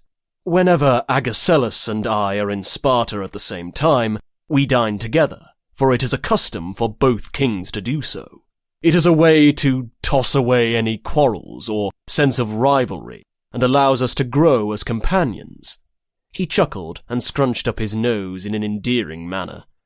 Although Agesilas would probably not consider me as a friend, but more as a pain in his old arse. I laughed into my cup and covered my mouth to stop the wine from spurting from between my lips. I speak the truth, Agasepolis said, and looked at me with wide eyes, his tone expressing the same amusement I felt. His face then grew more serious, thoughtful. He and I disagree on many things, but he is kind to me, and has been my confidant these past years in almost all matters. A faraway look came into his eyes, and I wondered if his thoughts were with his co-king, who was still campaigning for peace. It is not often that I am able to socialize with men my own age, he said, after taking a drink, gaining back his composure.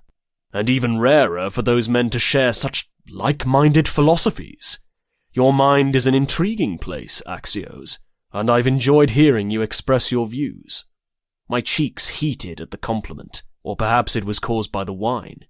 Whichever it might be, I felt my muscles relaxing even more, and I held on to the feeling. I must confess, I said, shifting my weight to better face him. He angled his body toward mine as well, our legs so close they almost touched. When you asked me to accompany you for a walk, I was uncertain as to why. Out of all the soldiers and all the young men training, you chose me of all of them. You must see a thing within me that I do not. His interest in me made me feel wanted, special. You are exceptional.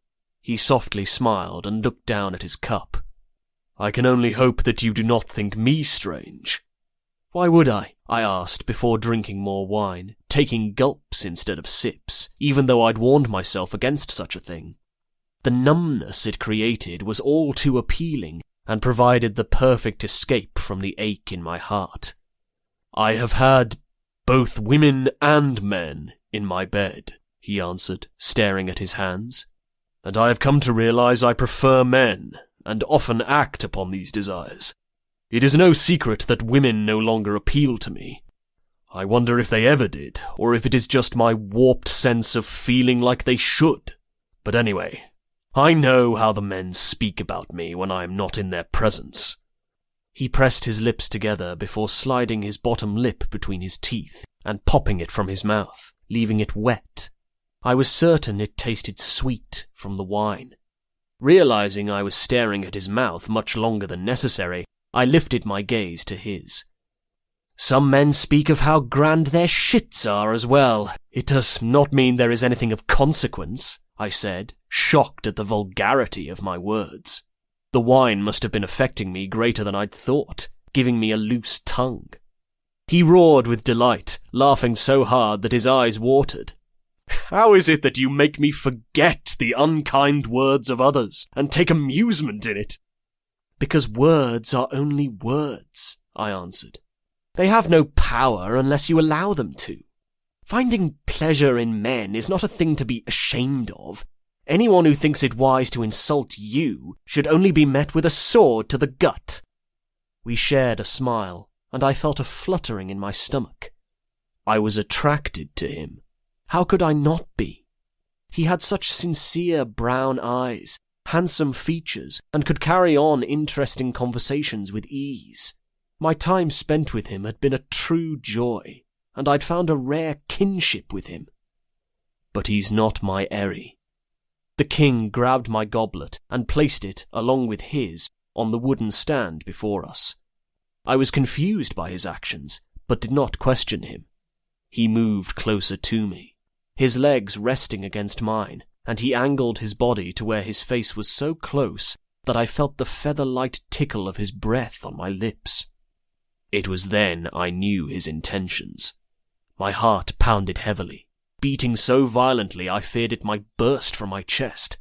I could almost hear the rushing of my blood through my veins as my pulse spiked to new heights. I was uncertain of whether it quickened out of desire or nervousness. Agacephalus gently cupped my cheek, his gaze flickering from my eyes to my mouth and back up to meet my stare. His hands were rougher than I'd imagined, hardened and calloused from war and wielding shields made of bronze, but yet they were soft, gentle, holding my face with such delicacy as if it were made of the most precious jewels. And then he kissed me. His lips tasted of how I'd wondered, sweet and mildly tart from the wine. His skin held its own earthy scent, one I would forever associate with him. The dew that covered the land on a spring morning, the scent of flowers in the midday sun. The pressure of his mouth on mine was light, as if he were waiting for my permission before deepening it. I was unmoving against him, partly with shock and also with indecision. He moved the hand that held my cheek and glided it to the back of my head, entwining his fingers in the strands of my hair. When he kissed me once more, and I had yet to yield, he pulled away just enough to look me in the eyes. "Forgive me," he whispered against my parted lips, still clutching my hair. "I believed you to favor men, and I apologize for placing you in this predicament." "You believe true," I spoke, my voice sounding strange to my ears, gruffer. "Then lay with me," Axios requested, displaying his satisfaction at my confession. "I long to have you writhing beneath me, to see your cheeks flushed with the pleasure I bring you." My thoughts reflected the imagery of his words, of how we'd kiss and tear at the clothing separating us before falling into his bed, how we'd roll atop the plush bedding, become prisoners to the lust driving us both. But then, instead of the king, I saw Eric's. How his skin smelled, the softness of his lips, and the way he held me so close, as if fearful of my leaving. When he'd thrust himself into me, he'd bite his bottom lip and close his eyes, leaning his head back to expose his neck. And when his body shuddered into mine, he'd gasp my name and bury his face into my shoulder. No one could ever replace him. No one. In that moment, it did not matter that I was angry with him. I needed to hear his voice and see his smile. I needed him beside me to feel whole again. "I cannot," I told the king, shaking my head and slightly pulling from his hold, "for I belong to another." Sadness momentarily shone in his eyes, and he placed a bigger gap between us, staring down at his hands. "I suppose I should have known a man such as you would be taken." He looked upon me once more. "How could you not be?" Guilt burrowed itself in my chest. "I apologize for not telling you sooner," I said, feeling the numbing effect of the wine fading away as regret took over. "Perhaps it was selfish of me, but I was enjoying your company too much." He nodded as another sad smile passed over his handsome face. "He must be quite the man for you to refuse the advances of a king." There was no anger in his words or in his tone of voice, only disappointment. If my heart had not belonged to another, perhaps we could have been happy together, or as happy as a man could be in Sparta. As I met his brown-eyed gaze, I was certain he was envisioning the same. "I should leave," I announced, standing from the cushion. "The men will be expecting me back in the barracks." "Of course," Axios said, and stood as well. We faced each other, both of our stances awkward and unsure. Where talk had come so easily once, it was difficult then, and I struggled for words. Saying goodbye to him felt greater than a mere sentiment of temporary farewell. Once we parted ways that night, I doubted we would cross paths again. And if we happened to, then I suspected we'd give the other nothing more than a nod of the head and go about our business. It would be too painful for him and too remorseful for me. One wonderful evening we'd shared of companionship, food, and laughter. But that would be all we'd ever share. We both knew it. Taking my hands in his, he said, "Thank you for this day. It has truly been—" He searched my face, his brown eyes sorrowful, yet also containing a small glimmer of his joy from earlier. "Unexpected, and one I shall not forget. Today I was not a king with the weight of the city on his shoulders. Worries of war and politics could not touch me, and I was able to breathe, truly breathe, for the first time in a long while." My stomach fluttered again in warmth. I'd forever remember the day as well, but perhaps for different reasons. He'd given me attention when I'd felt myself slipping away, when it had seemed as if the world had been swallowing me whole.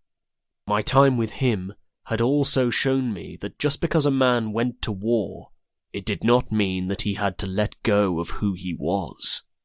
He'd given me hope. "Today, I was only a man," he said, bringing my hands to his face and placing a kiss upon my knuckles. "And it is because of you." I said goodbye then, and headed for the door. But before I exited his home, I turned to look at him. His stare was on my own, and he offered me a parting smile, which I returned.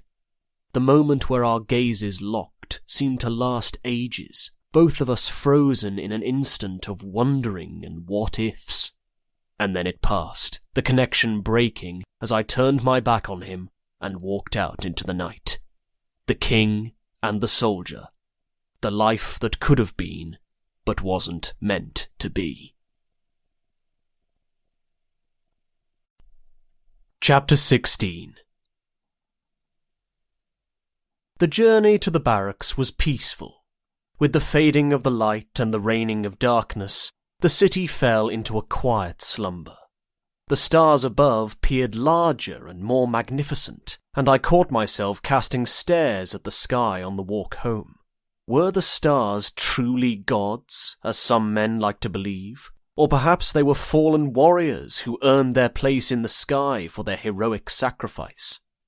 I passed through the army's quarters, slipping past open doorways where faint light pierced through the dark, and men's low voices softly murmured. Catching pieces of their conversation, my curious nature got the better of me, and I stopped, standing beside the partly open door and hiding myself in shadow. Antilcides was appointed as commander of the fleet, and the Athenians thought to intercept the ships carrying him to his new post, a deep voice growled before breaking off with a somewhat sadistic laugh. The scum surrendered and retreated when they discovered they couldn't win. Then we took 4 of their triremes. More laughs followed his statement. It seemed that was one of the few times most Spartans did find humour at the expense of their enemies. Antilcides. The name ignited a memory. He'd been the one discussed years ago when our group had attended the Syzytion. He was a diplomat of Sparta. If he'd been returned to his position, then it was fortunate for us, I hoped. Their conversation then shifted to their time in battle and to the women they bedded while travelling through the cities. I quickly lost interest and continued on my way. The path curved around the courtyard outside of my barracks, but instead of following it, I made my own to avoid detection, keeping to the darker areas beside the high shrubs. The hit came out of nowhere, hitting me from my left side and sending me plummeting to the grass. After hitting the ground, I swung at the body on top of me, but stopped when Eric's scent enveloped my senses. Where have you been? He practically roared, glaring at me. The downward angle of his head made his hair swoop over one eye, and his mouth was set into a grim line. Even when enraged, he was beautiful. I do not have to answer to you, and I am not a piece of property for you to do with what you wish. I shoved against him, but he grabbed my forearms, pinning me down. By the gods, release me, Erix! Do you realize how crazed I've been at not knowing where you were? He asked, his voice cracking. When I pushed against him again, his hold loosened and I broke free. I rolled out from under him and sat up, meeting his anxious eyes with a scowl. I had been prepared to have a calm discussion with him about the topic from earlier, but his barbaric ways of tackling me had ignited my anger once more. You truly wish to know where I've been all day? He nodded, no longer consumed with a possessive wrath. With the king, I said, getting to my feet and peering down at him. He watched me train and asked me to accompany him for a walk. I accepted. Eric stood as well, closing the distance between us and pushing me against the column. The same one we'd been pressed against before. We'd been in the midst of an argument then as well, and it had been resolved by making love. That will not happen this time. With the king, he repeated, with the fire ablaze once more in his eyes, along with suspicion. What transpired between you? I knew what he was asking, and a part of me wanted to hurt him just as he'd hurt me, to make him feel small and insignificant. Before he'd told me about his decision to do as Sparta requested of him, I had agonized over it. Yet even while consumed with the cloud of doubt, I had truly believed he would choose me. The possibility was in the back of my mind that he'd wish for a family, but I'd held on to hope that I'd be his family, that he would not wish for more. His confession had thrown my sense of trust and security off balance, and I didn't know what to believe anymore. The future I'd imagined for myself was gone. Tell me! Eric's demanded, gripping my upper arms. Then he leaned his cheek against mine before speaking in a much softer manner. Please, Ax, you cannot even begin to fathom the atrocious thoughts in my mind. Speak the truth so that I may lay them to rest. His pain-laced tone sliced into my chest, and I yearned to take away his sorrow, to comfort him as he'd done to me so many instances before. There are times when a lie is more forgiving than a truth, I said, echoing his same words from earlier. He lifted his head and looked at me. You lay with him, he spoke calmly, his face devoid of all emotion.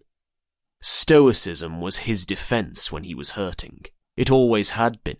When he was uncertain, upset, or struggling with any situation, he turned to indifference to make himself seem above it, as if his nonchalance attitude would soften the blow of any approaching trouble. He might fool others, but I knew him, and he could not hide the grief reflecting in his eyes. Not from me. No, I did not lay with him, I answered, seeing the immediate shift in his expression from indifference to relief. My next words were on the tip of my tongue, and I almost didn't utter them, but I needed him to know. Though I considered it, he kissed me, and I let him. And when he suggested that we go to his chambers, I nearly said yes, if only to spite you. Eric's looked as if I'd plunged a dagger into his heart. He opened his mouth, but no words escaped. He could only stare at me with betrayal gleaming in his green eyes. You wounded me deeply, I continued, attempting to justify my actions. The ache in my chest returned. You confessed that you would toss me away without a moment's hesitation for marriage, for the profession you love more than me. Angry tears dripped down my cheeks, and I wiped them away, loathing the display of weakness. Gods be damned, Eri. You are mine, and I am yours.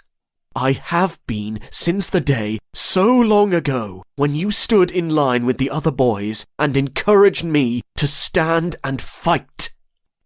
A lot has changed since that day, he spoke, finally finding his voice. But that never will, I said, my throat tightening with the intensity of my feelings for him.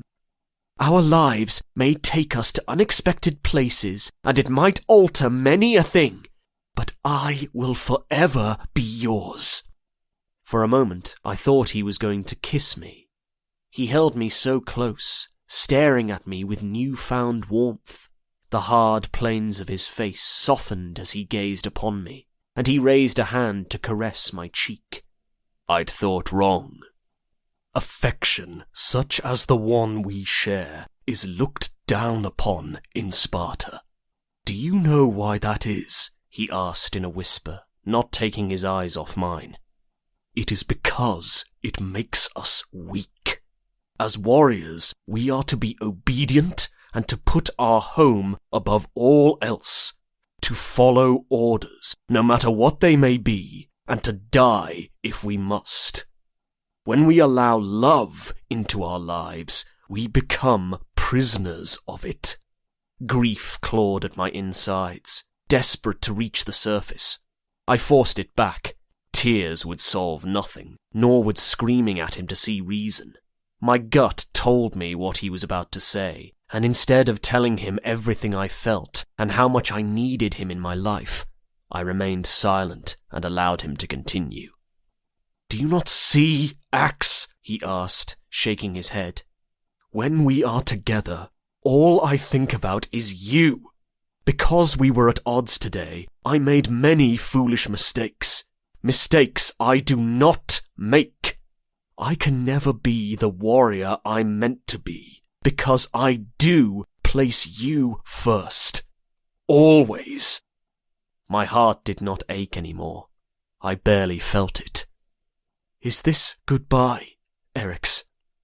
If it is, tell me now, so that I may spare myself this torment of anticipation and leave your sight. To grieve in private. He studied me in silence. The night air was warm, but it did nothing for the cold seeping into my bones. How could he do this to me, after all we'd been through? We had both been in the wrong that day, him with his ignorant decision to marry out of duty, and me with kissing the king. But it wasn't too late to mend those mistakes, to save what we had. His next words could either heal my wounds or tear them open wider. I beg you, do not force me to walk away from you twice in one day. It would be wise for me to let you go, he spoke, barely above a whisper. The melodic tone of his voice was deeper as he fought through the emotion he so carefully hid. I braced myself for the moment my heart would shatter in my chest, the moment he no longer wanted me. His eyes displayed the same grief I felt in my entire being, and I knew it was the end. Then, something shifted. Sorrow was overpowered by a sudden resolve, and he lifted his hand and gripped the side of my neck. But I cannot. My life is nothing without you by my side. And then he kissed me with so much force that I stumbled backward into the archway. My body slid against the marble, and I tumbled to the ground. As I fell, I kept hold of him, and he plopped on top of me with an oof. Before I could even catch my breath, he started laughing. The sound was contagious, and I laughed too. It reminded me of when we were young boys, climbing in our favourite tree and falling atop each other when I pulled him from the branch. We were mad, the pair of us, crazed out of our minds, fighting one moment and laughing the next. My laughter was a combination of amusement at our position and also intense relief at his words. He was my truest friend, confidant, and so much more than my lover. He was my heart. While we lay on the path, I kissed him again, that time gentler. His lips touched mine, and I melted into his intoxicating scent, burying my fingers in his hair and pulling him closer. Slow kisses built into something greater, feverish, and soon we both needed more. My guilt lingered in the back of my mind, though, and ate away at me, keeping me from fully enjoying the moment with him. "Tell me you forgive me," I said, breaking away from his lips. I did not have to explain my meaning. He peered down at me with such intense affection in his eyes that my breath caught in my throat.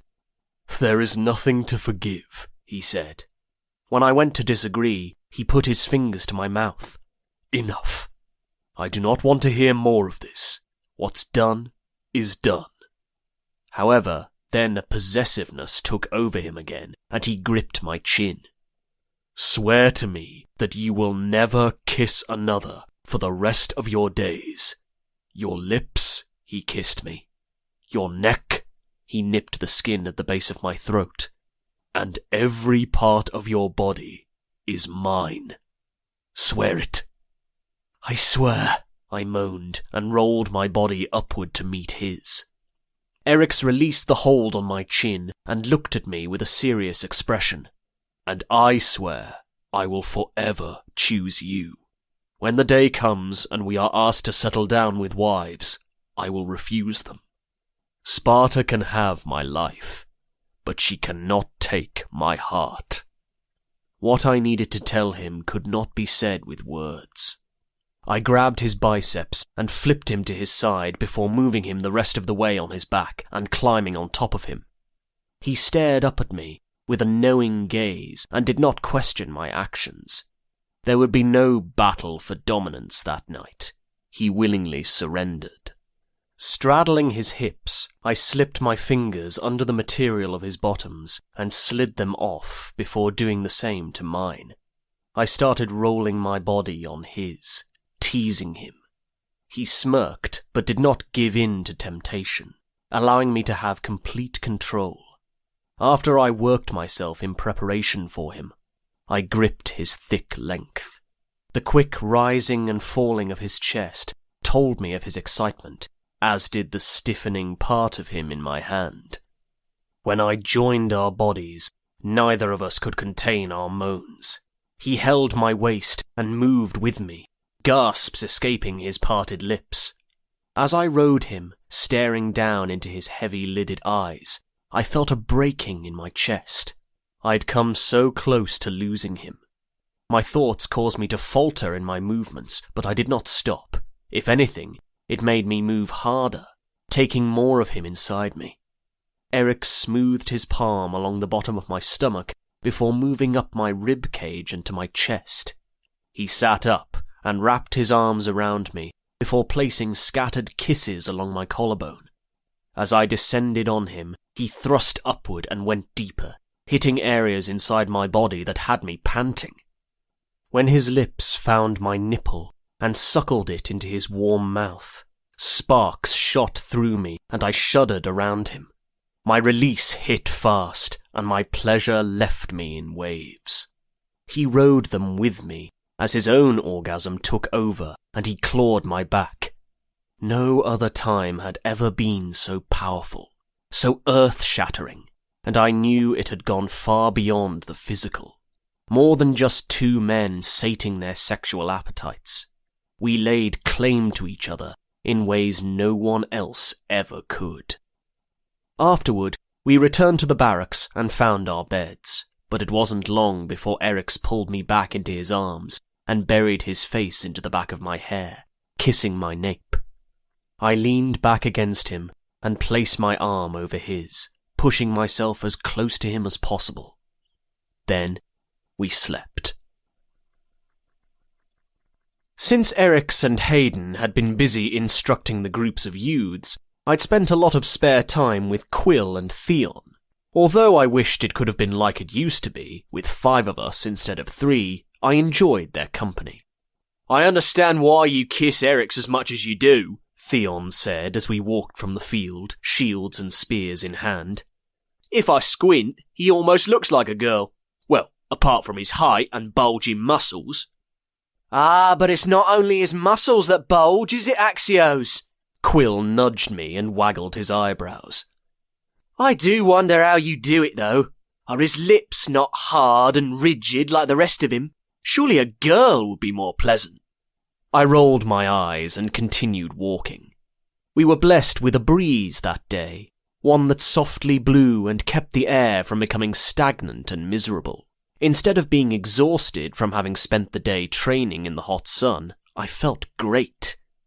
"Have you two even kissed anyone before?" I asked, looking at the pair of them. Theon was between Quill and I, and they exchanged a look between them before moving their gazes to me. "No," they simultaneously spoke. With their similar small build, dark hair and brown eyes, they could have passed as brothers. They had their own connection, much like the one I had with Eric's, except theirs was not of a sexual nature. A shared look was all they needed for them to understand the other. They were never apart, always by each other's side, and sharing into the other's mischievous schemes and nonsense. "Then you have no idea what a girl's lips feel like, and cannot give opinion on the matter." "Neither do you," Quill countered before busting out into a laugh. "You've not ever kissed a girl, only Eric's, who I still believe looks like a girl sometimes with that pretty face of his," Theon added. I sighed, trying to keep my own laugh at bay. They knew how to lighten any mood. "His are the only lips I need to kiss to know I want no one else," I said, once I was composed. No point in telling them about the instance with the king. Some things were better left unsaid. When they swooned in exaggeration, clearly mocking me, I bumped Theon with my shield and sent him tripping into Quill. As they hit the dirt, rolling around in a tangle of arms and legs and trying to stand, I finally allowed myself to laugh.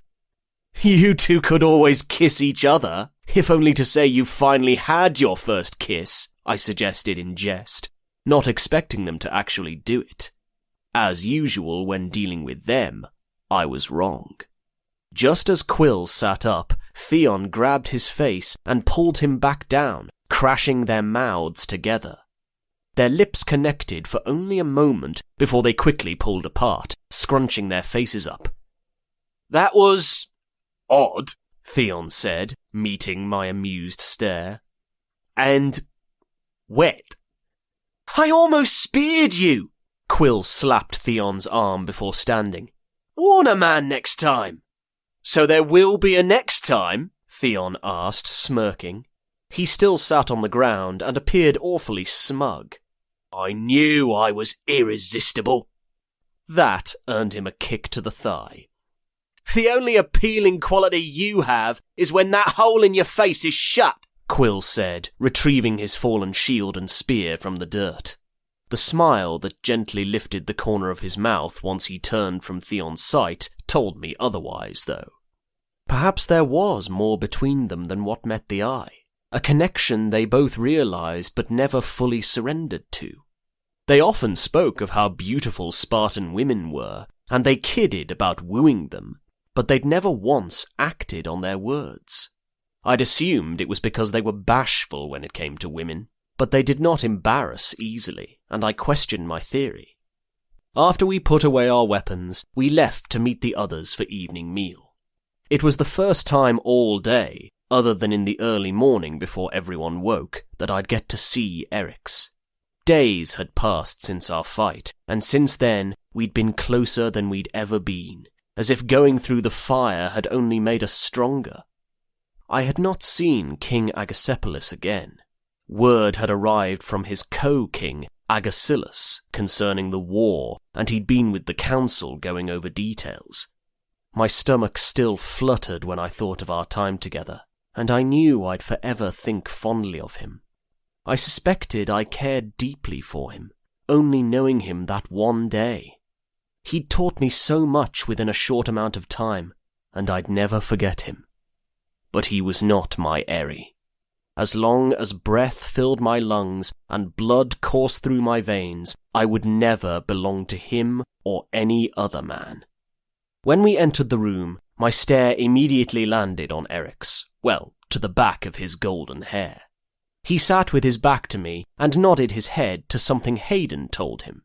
Hayden's eyes found mine, and he grinned. Obviously following Hayden's gaze, Eric's turned and looked at me, his emotionless face instantly faltering as a smile took its place. I approached him and took my seat to his left. His green eyes appeared lighter that day, more of a pale green rather than their darker moss shade. In sight of the whole table of men, he leaned forward and pressed his lips to mine. The kiss only lasted a second, but it was enough to jolt my heart into frenzy and cause heat to spread to my groin. I scanned the faces of the men around us, and none of them gazed upon us with anything more than slight interest. Most of them knew about us, but others, ones from different training groups, did not. However, it fazed none of them, and they went about their business. "How was your day?" Eric's asked, sitting as close to me as the seat allowed. "It went well," I answered, before picking up a piece of bread, tearing off the corner, and eating it. "And you? How does Demetrius manage in training? Is he still stubborn and too much like me?" He smirked. "I'm afraid he is too much like you." He placed a hand on my upper thigh and squeezed, doing nothing to ease the strain in my bottoms. "But he is learning, and I suspect he will make for a fine warrior someday." "Does no one wish to know how my day went?" Hayden asked, feigning sadness. "My heart breaks about your unfeeling attitude towards my well-being." Theon, who stopped mid-conversation with Quill, scoffed and said, "You have no heart, Hayden. No, Wait, that is brains you do not have. Carry on with what you were saying. Eryx jumped between them as Hayden lunged across the table to try and grab Theon, and he pushed Hayden back into his seat, grinning. After huffing his dissatisfactions and snarling at Theon, who beamed with a smile, Hayden continued. Anyway, during training, I had one boy who did as I'd instructed and finally managed to tackle his opponent by carefully watching the other's movements and seeing a weakness in their form. He sat back and leaned against the wall behind him, crossing his arms and moving his arrogant smirk to me. Also, I talked to Liana again. I waited for him to say more, but he didn't. And? I pressed further. You cannot say that and then not provide me more information. Is he always so impatient? He asked Eryx. Eryx shrugged. Depends on the day. I slapped my lover's arm and met his amused stare with disdain. For that remark, you shall sleep a foot apart from me tonight. Someone is being cast aside like a whetstone, Quill said, looking between me and Eryx. Shaking my head, I focused back on Hayden. What did my sister say? Hayden slowly chewed his bite of meat, purposefully dragging out the moment. Just as I was about to throw my goblet of water at him, he said, She wishes to continue seeing me. At first, when we began speaking, I thought she only did so to appease my persistent pursuit of her. But now, I think it's different. The arrogance vanished from his face, and he gazed down at his plate. I believe her to fancy me as I fancy her. I recalled the way Liana had smiled at the mention of Hayden the day I'd gone to see her. Warmth settled in my chest. I wish you two the best, I announced, taking everyone for surprise by the change in my tone of voice. If anyone were to make her happy, I know it is you. Thinking the moment to be too serious, I added, Even if you are a bit dim-witted and clumsy. Hayden smiled.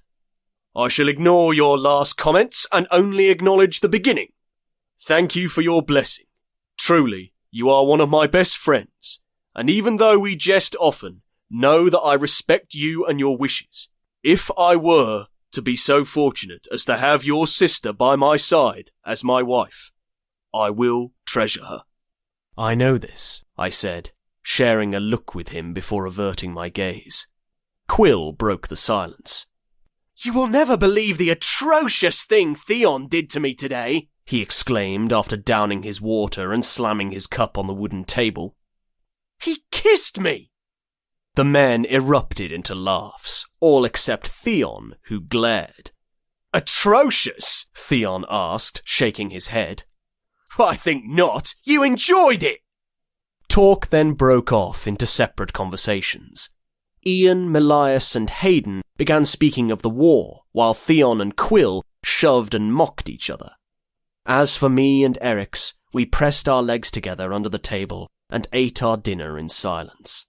His left hand rested near my knee, and I reached down to interlace our fingers, holding on to him as I picked at the small amount of meat on my plate. He moved his thumb in circles on the top of my hand, and he did it so easily, as if it were a natural act instead of an intentional one. I was uncertain what the future would bring, but I knew Eryx would be beside me to face whatever it may be. Chapter 17 386 BC 2 years later. For 2 years, we'd lived each day wondering when we'd be sent to war. A Spartan naval commander had been ambushed by the Athenians, and he, along with 350 of his men, had been killed. When the news came of that, I prepared myself for our departure. But it never came. Then, when Sparta sent its other commander, Teleatius, to gather the survivors from that attack and raid Piraeus, a port in Athens, I assumed we'd be called to join them. We hadn't been. Last autumn, word had reached Sparta that Tiribazus, the Persian general, had summoned all the major Greek powers to the Persian city of Sardis to announce peace terms. Sparta, along with the other Greek cities, had responded to his request by sending diplomats. Very little of the new terms had reached us, as it was still being discussed amongst the leaders, but it was clear that all of us were ready for peace. Nothing could be done except wait for further news. We were now men of 20, and our preliminary training for the military was completed. Adulthood had finally found us, and with it came the responsibilities of a true soldier, which meant we'd be obligated to go to battle now that we were of age. I no longer feared war like I used to. When the day came, I would greet it with my head held high, and if death wished to part me from this life thereafter, I would fight with every ounce of my strength and make it difficult for him to do so. The final stage of leaving boyhood was to find acceptance into a Sizician, a group that consisted of 15 members of the army and required us to not only dine together, but to share our home with for many years. It helped forge bonds between us men and fostered loyalty. Fortunately, we'd all been accepted into the same one: Eryx, Hayden, Theon, Quill, and me. Since we were no longer in the Agauge, we had more time to ourselves. We still trained each day, but it wasn't as it used to be, with Gaius constantly looming over us and snarling like our very presence insulted him. It involved working on phalanx maneuvers and moving as one unit. Some days focused on strength training, and others were basic drills. Eryx and Hayden continued to train their herds of boys, and I'd even been selected to teach alongside Eryx, just as Gaius and Felix had taught us together. He and I worked well as a pair. When he taught them survival skills and combat, I taught them pain endurance and how to be bold when faced with their doubts. "Your mother came to speak with me," Eryx said as we sat atop a hill at twilight after a long day on the field with the youths. Winter had passed, but a slight chill remained in the air with the setting sun. "I've been unsure of whether I should mention it, but I do not wish to keep it from you." "What was it she wanted?" I asked, keeping my face fixed ahead. Shadow crept over the valley as the sun inched closer to the horizon and sunk below the peak of Mount Taygetus, and I watched as the golden light faded and surrendered to darkness. The fact my mother had spoken to Eryx and not me was of no surprise. She'd always favoured him, and did not hide her dissatisfaction that I was her son. "Lyanna and Hayden are to be married," he said moments later. There was no shock at the revelation. We all knew it would happen, and Hayden had asked for my blessing before he decided to ask my sister. "Your mother wishes for me to convince Lyanna to marry me instead. I would give her strong sons with sharp minds," she told me. I clenched my jaw, expecting nothing less from my darling mother. Part of me wondered if she was so determined to have Eryx wed Lyanna because she knew it would hurt me. Once upon a time, she had perhaps cared for me, but as I'd grown, her attitude had changed. It wasn't enough that I'd proven myself a warrior, that I'd excelled in the Agauge and met every challenge. She'd expected more, and wanted me to become a leader like Eryx. "And what did you say to her?" I asked him, already suspecting he'd denied her wishes, but wanting to know anyway. I had such a curious nature. "I agreed to her request," he answered. My breath caught in my throat at his response, and it felt as if my heart had been crushed with a heavy boulder. I looked at him, bewildered and hurt. Why would he do such a thing? Had I unknowingly wronged him? Or was it a revenge on me for my time spent with Agacephalus? Then I saw his smirk.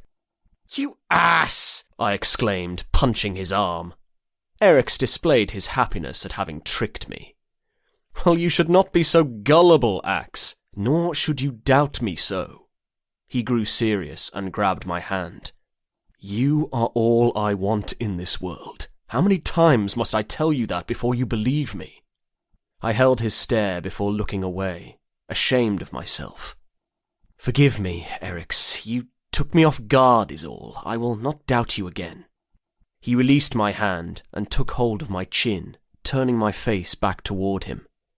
No, it was cruel of me to even jest about it, he said with such sincerity that I saw it reflected in his eyes.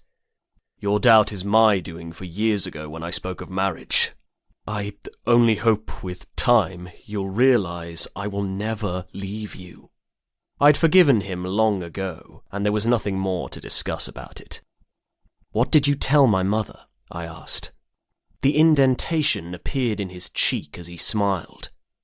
I told her I would not take Liana, nor any other woman, as my wife, for I already belonged to someone. When she inquired as to whom it was, I told her the truth, that I loved her son. My eyes widened. I wasn't sure what shocked me even more, that he'd told her about us, or that he'd just confessed he loved me. We'd declared our feelings for each other, but had never uttered love to explain those feelings. It was a word that invoked thoughts of romance, and was not meant for the brutal lives of Spartan males. Yes, I'd thought it on countless occasions, when he'd tell me his stories, and I'd see the excitement light his eyes, when our lips touched in the midst of our passion, and when I'd lay in his arms while we slept. But I'd never expressed it aloud, knowing how out of place it was in a world such as ours. And now, he's said it first. You love me? I asked, unable to stop myself. My mother's reaction was of no consequence, because she had no bearing on my life. All that mattered was the man before me, and knowing the workings of his mind and heart. Yes, his words were but a whisper, soft like the breeze that blew around us. I imagined the word being swept away from the hilltop and carried through the meadows before leaving Sparta and travelling to other cities, finding other lovers in the midst of confessing their love and giving them the courage to answer with honesty. Somewhere there must have been others like us, two souls who could never be parted and who found solace in the other. His eyes met mine, affection shining in their green depths, and then he kissed me. His mouth gently pressed to my lips before becoming heavier, his tongue seeking mine. I opened to him, submitting to him in all meanings of the word. I'd never forget the moment when I truly knew how Eryx felt, a moment I'd been awaiting for many years. I had a way of reading him in ways other men could not, yet I'd often found myself questioning small things. Small, but not insignificant. There were times he'd tried hiding his feelings from me, and I'd never understood why. Now I do. He expressed himself differently than I do, and he held on to his Spartan values so sternly that any straying from those beliefs caused him to struggle. Love was one of them. "Do you wish to know your mother's response?" he asked, after pulling away and grinning impishly. Humour was alive in his eyes, giving him such a youthful appearance, one consumed with mischievous deeds, and so unlike the toughened warrior he truly was. "I half expected her to faint by how stunned she was." I nodded, even though it was difficult for me to focus on anything other than the desire to have his mouth back on my own. But his eagerness was too great for me to refuse, and the side of him was too rare. As he dove into his story, I suspected he exaggerated the tale with how enthusiastically he told it. When he told of my mother's reaction, he acted it out in a higher tone as if mimicking her voice. His contagious smile and carefree spirit touched something in my chest, and I leaned in further, seeking more of the warmth. I barely registered his words. I was too invested in the man speaking them, and how, even after all those years, he still managed to astonish me. "Are you listening, Ax?" Leaving my thoughts, I focused on him. "Of course." "Good," he said with a smile before continuing where he'd stopped. "I do not expect your mother to come around us again any time soon. Even when her confusion turned to disgust, I remained polite toward her." His playful grin slipped from his face and was replaced by a scowl.